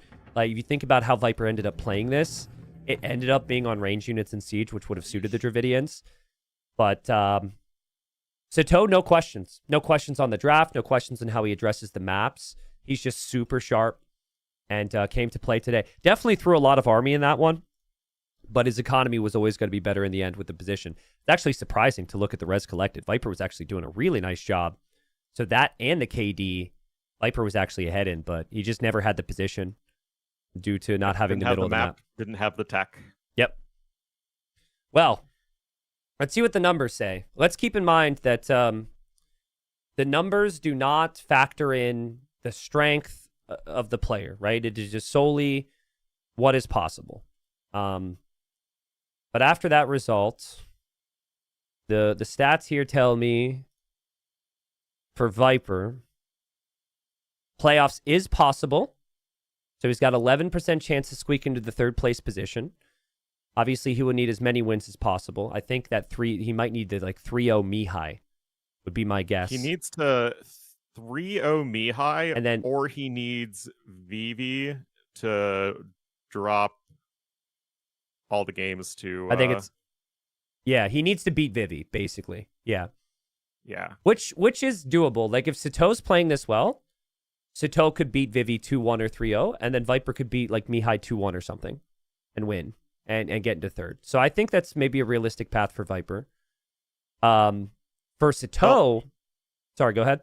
If Satau wins 2-1 versus Vivi and Viper wins 2-1 versus Mihi, Vivi wins on tiebreaker. So he needs to either sweep or have Vivi swept. Yeah, got it. Okay, so yeah, Viper would literally just squeak into the playoffs, it seems, if he could do it. For Satau, the beautiful thing is, even though he's a 9 wins against Mihi, if there's ever a tie there, he will win the tiebreak over Mihi. So, and Mihi's also playing against Viper, so we'll see. Honestly, Satau, Vivi, I could see kind of going either way. Viper, Mihi could go either way. It's going to be a really tight finish. But Dragonstar, he needs Viper to get swept, and then he needs to sweep, I believe, Dark. For him to survive, he needs to win 3-0 over Dark, which other people have done. And then he needs Mihi to do him some favors and beat Viper. So, still some chances for Dragonstar. Yeah, it's a fun group for sure. If you had to guess what it would look like at the top 4 in this group, or screw it, all of them, top to bottom, what would you guess right now? If going into this blind, I would say I would still expect Viper to go through in first. I'd then expect Satau and Mihi in some order to be 2 and 3. I would expect Vivi to be 4, Dragonstar 5, Dark 6. No, but I mean from here on out, not before the games, but like going into the final round. I think that Satau 2-1 Vivi and Mihi 2-1 Viper. Okay. Which would mean... And Dragonstar, I mean, I don't think it matters all that much. I think he'll win versus Dark, but not advance. Yeah, so you think it would be like Satau first, Mihi second, Vivi third, Viper fourth, with Dragonstar and Dark fifth and sixth, yeah. Yeah. I think that's pretty realistic.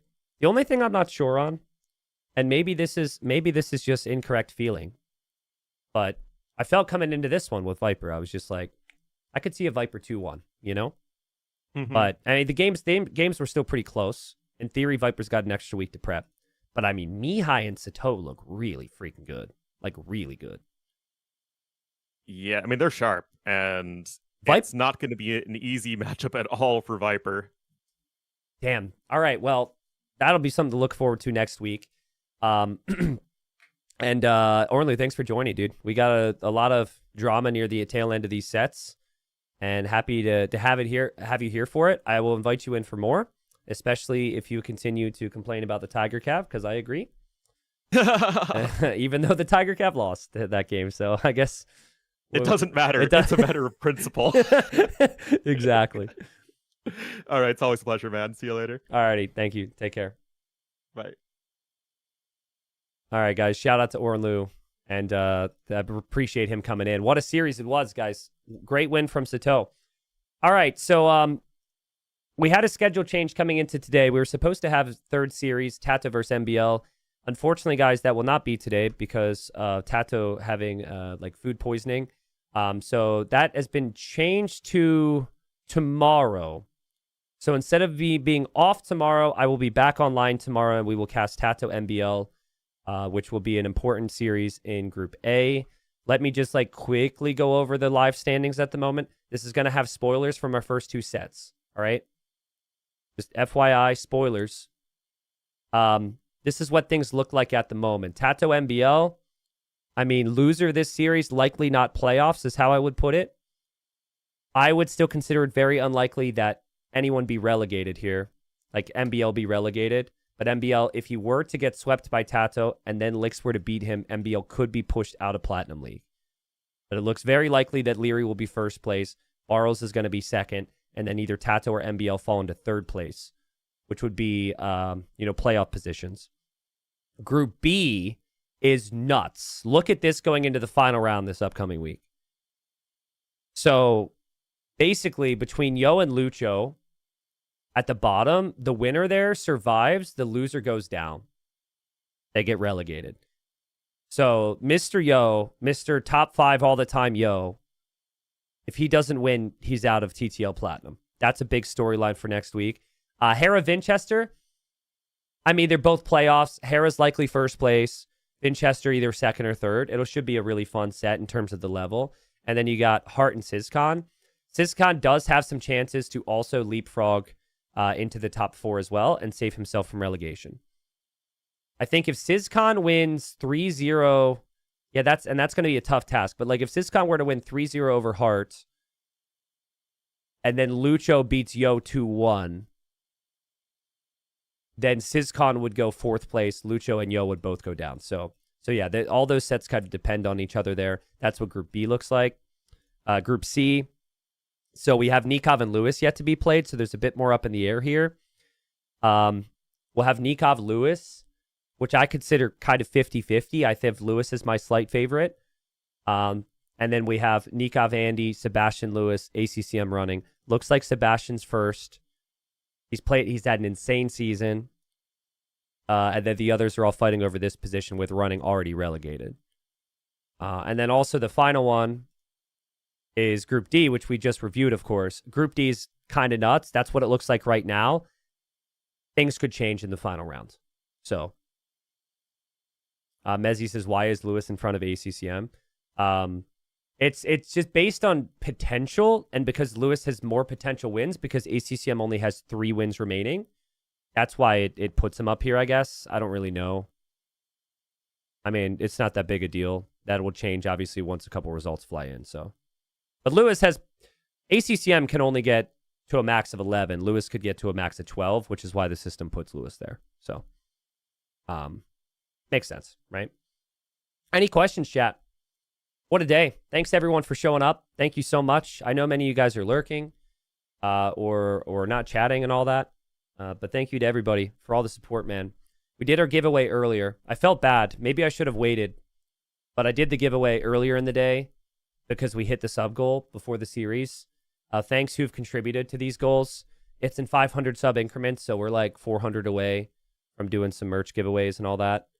But yeah, I only have so many DLC keys and game keys to give away. So if we want more, I could maybe bump up the number on the key giveaways, but we'll do that for the next time we hit the goal. So not going to promise anymore. MBL and Tato is 17 GMT tomorrow, and that will be live. So that'll be 1 p.m. Eastern. So I'll come live about maybe 30 minutes before. We'll talk through the groups again, and we'll go through the draft and cast that What Would series live tomorrow. And then the schedule for the week. So there's tomorrow. We'll pop that onto the schedule there. Technically, Wednesday, Thursday, no TTL. Is possible we do some TTL Thursday because we still have to catch up from another series or two. I would say very likely, though, we still do Friday through Monday as the game round 5. And then we do the playoffs Tuesday through Sunday to finish the season. So T90 is there are current standings of the groups in the TTL page. If you want the current standings, you can reference Liquipedia. So that shows the overall groups at any point in time. That's on the TTL command as well. The way my site works is it just has the probabilities there as well as like some of the other things. So we don't update the site to have the updated results until the next day. So you would have to add it manually until tomorrow, and then it will be updated live. So, all right, you guys want memes? How are the memes? Sure, we could look at some memes. Let me pull up the memes of the day before we head off. Pull up the memes.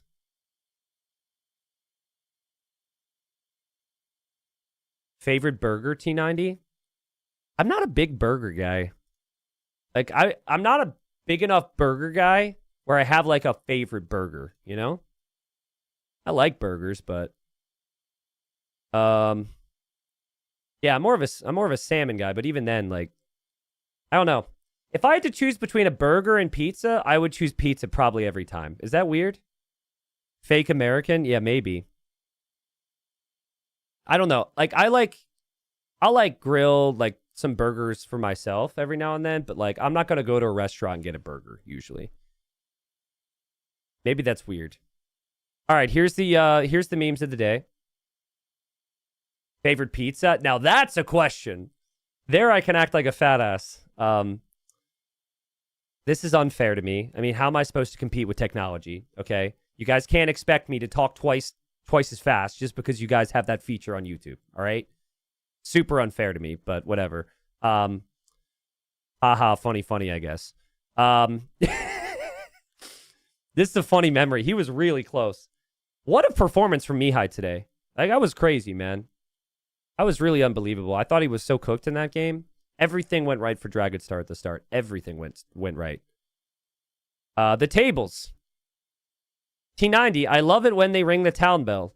Have turned. What, because of the low elo video? Or because of my uncle video? That's true. It's funny, when I'm casting my uncle, I love it when the opponent rings the town bell because I'm like rooting for him. But if I'm casting, I'm a neutral, and it bothers me when people ring the town bell. So that's what it is. I guess it's because I'm biased. Oh, you're approaching me instead of running away? You're coming right to me? I can't beat the shit out of you without getting closer. Dude, that was game winning. This moment in the game that this is referencing, game winning. Like, if Viper holds with the Mangonel and holds that hill and can have a bit more time to balance his farming eco, I think he turns it around. Or if he like lands a shot on those crossbows, I think he turns it around with his eco and wins. But Satau's just timing with the crossbomb was insane. I couldn't believe it either. Like, Satau is moving so fast today that there were moments where I thought I was fairly on point with where I needed to look, and he was just losing. He was just killing stuff everywhere. He was killing the fish. He was killing villagers. Like, you look away, and then Viper loses another 10, 15 villagers. It was really well played. It's what you want. It's what I want to see, right? Like, you want to see people be really prepared, take the moment, and run with it. And, yeah, Satau's had a great season, so. Yeah, sets are finished for the day. I'm just answering questions and thanking subs, and then that's it for me, guys. I'm going to head off. I will be back tomorrow, though, at 17 GMT at 1 p.m. Eastern for the Tato MBL series, which has been pushed to tomorrow. Thank you again, Iron Chef, for the support yesterday, man. And hello. Beer Beater, thank you for the 6 months. Blade Runner, thank you. Tazan, thank you. Geo. Thank you, chat. Tremendous is T90. Do you have a favorite whale? Is it immature of me to admit that I almost instinctually wanted to respond with your mom, but I held back? I mean, I've said it now anyways. I wanted to immediately just go, yo, mama. No. Sorry, that's mean. I'm sure she's a nice lady. What was the question? Oh, whale. I mean, not really. I probably should have one because my fiance's a marine biologist, so I'll just say like a blue whale. So, probably just like a blue whale. Not really a big whale guy. I have nothing against them, but I don't really have a favorite, so. Mirko, that's just a weird question, man. That's just a super weird question. Which, I guess I opened up the weird with the your mom comment. Ironhide says, thanks for the game key, T90. I hope I can convince my girlfriend to play with me now. Yeah, congratulations. Congratulations. Thanks for the support, and you got rigged, man. You got rigged. My third favorite dinosaur? A Velociraptor is my third favorite dinosaur. Easy lock on the third. So, first, I'm not sure. Velociraptor, definitely third, though. So... Yeah, I don't think I'm going to be canceled because I joked with a longtime chatter saying your mom.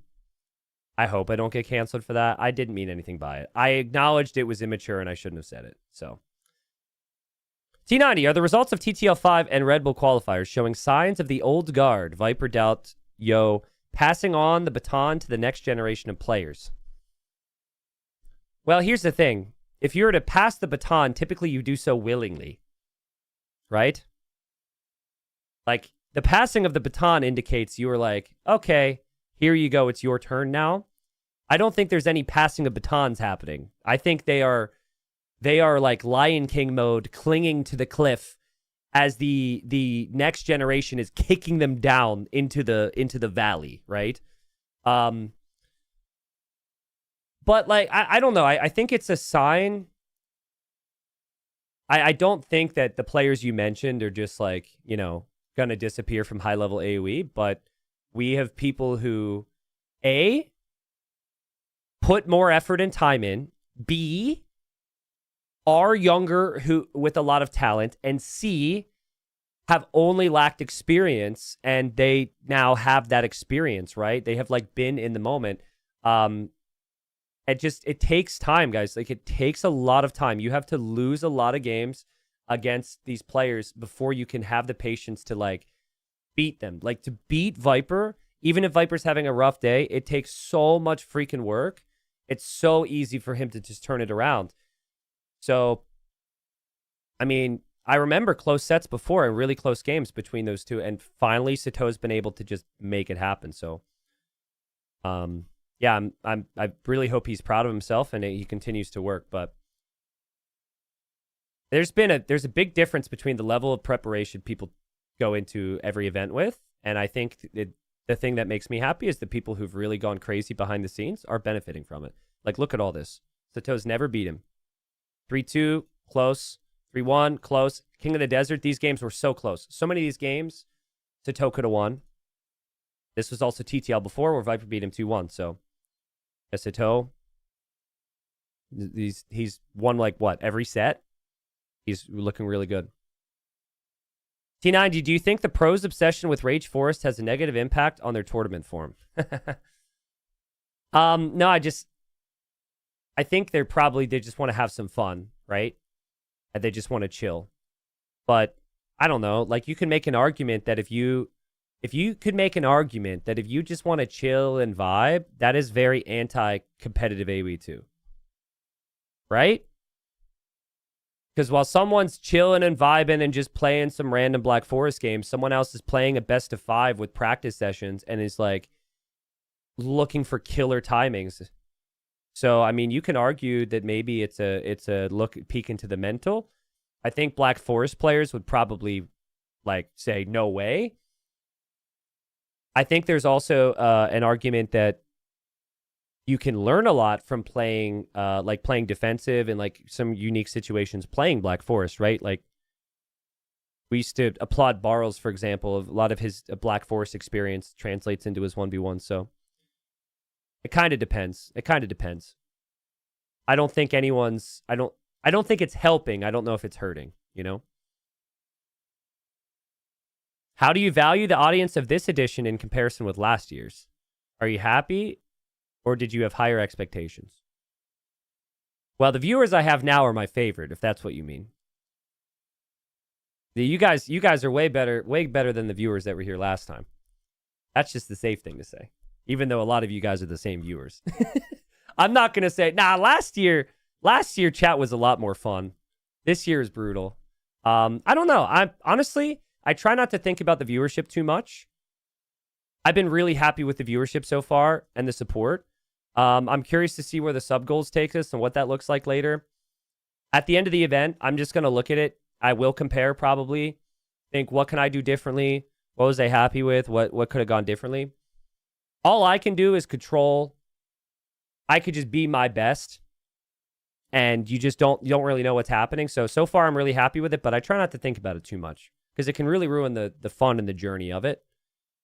I think it's really easy to get caught up in like whatever milestones you want to achieve. I try and separate it in my mind, and I look at the milestones and stuff later, you know? Because if I were to, let's say, like we had over 5K viewers on Twitch today at one point, right? Let's say I thought that's an 8K viewer series. It could affect my thinking, and I could just be worse at what I do, and I could just look at something that's already really good in a sour light. So I'm happy so far. I appreciate you guys.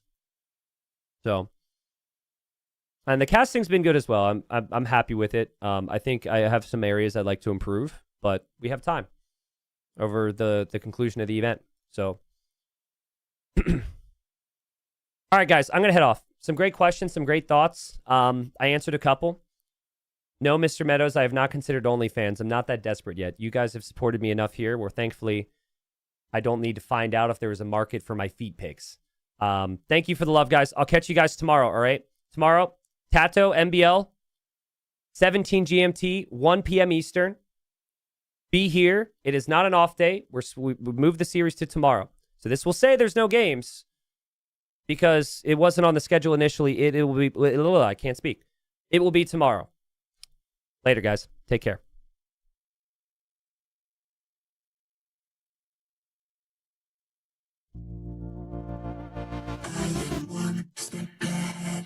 Just call to find my base. You will find him trapped behind a woodland waiting for his fate. You are one step behind. Try to pre-war all your berries while you miss my sneak militia. Making woodland gives you worries. I am one step ahead.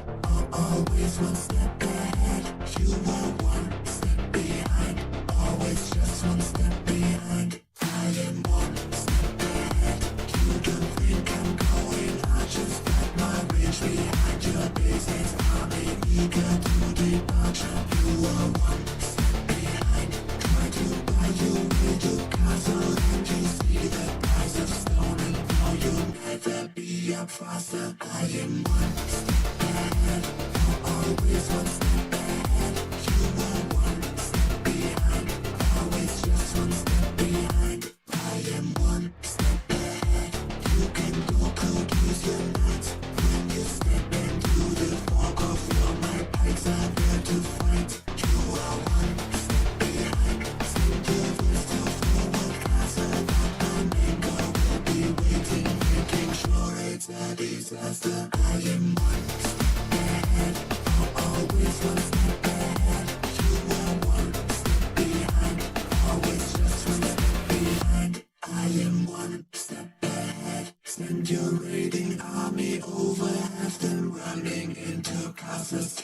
to keep your composure. You are one step behind, out of gold, out of ideas. While I'm feasting on my relics, there's one thing I guarantee ya. I am one step ahead, always one step ahead. You are one step behind, always just one step behind. I am one step ahead, always one step ahead. You are one step behind, always just one step behind.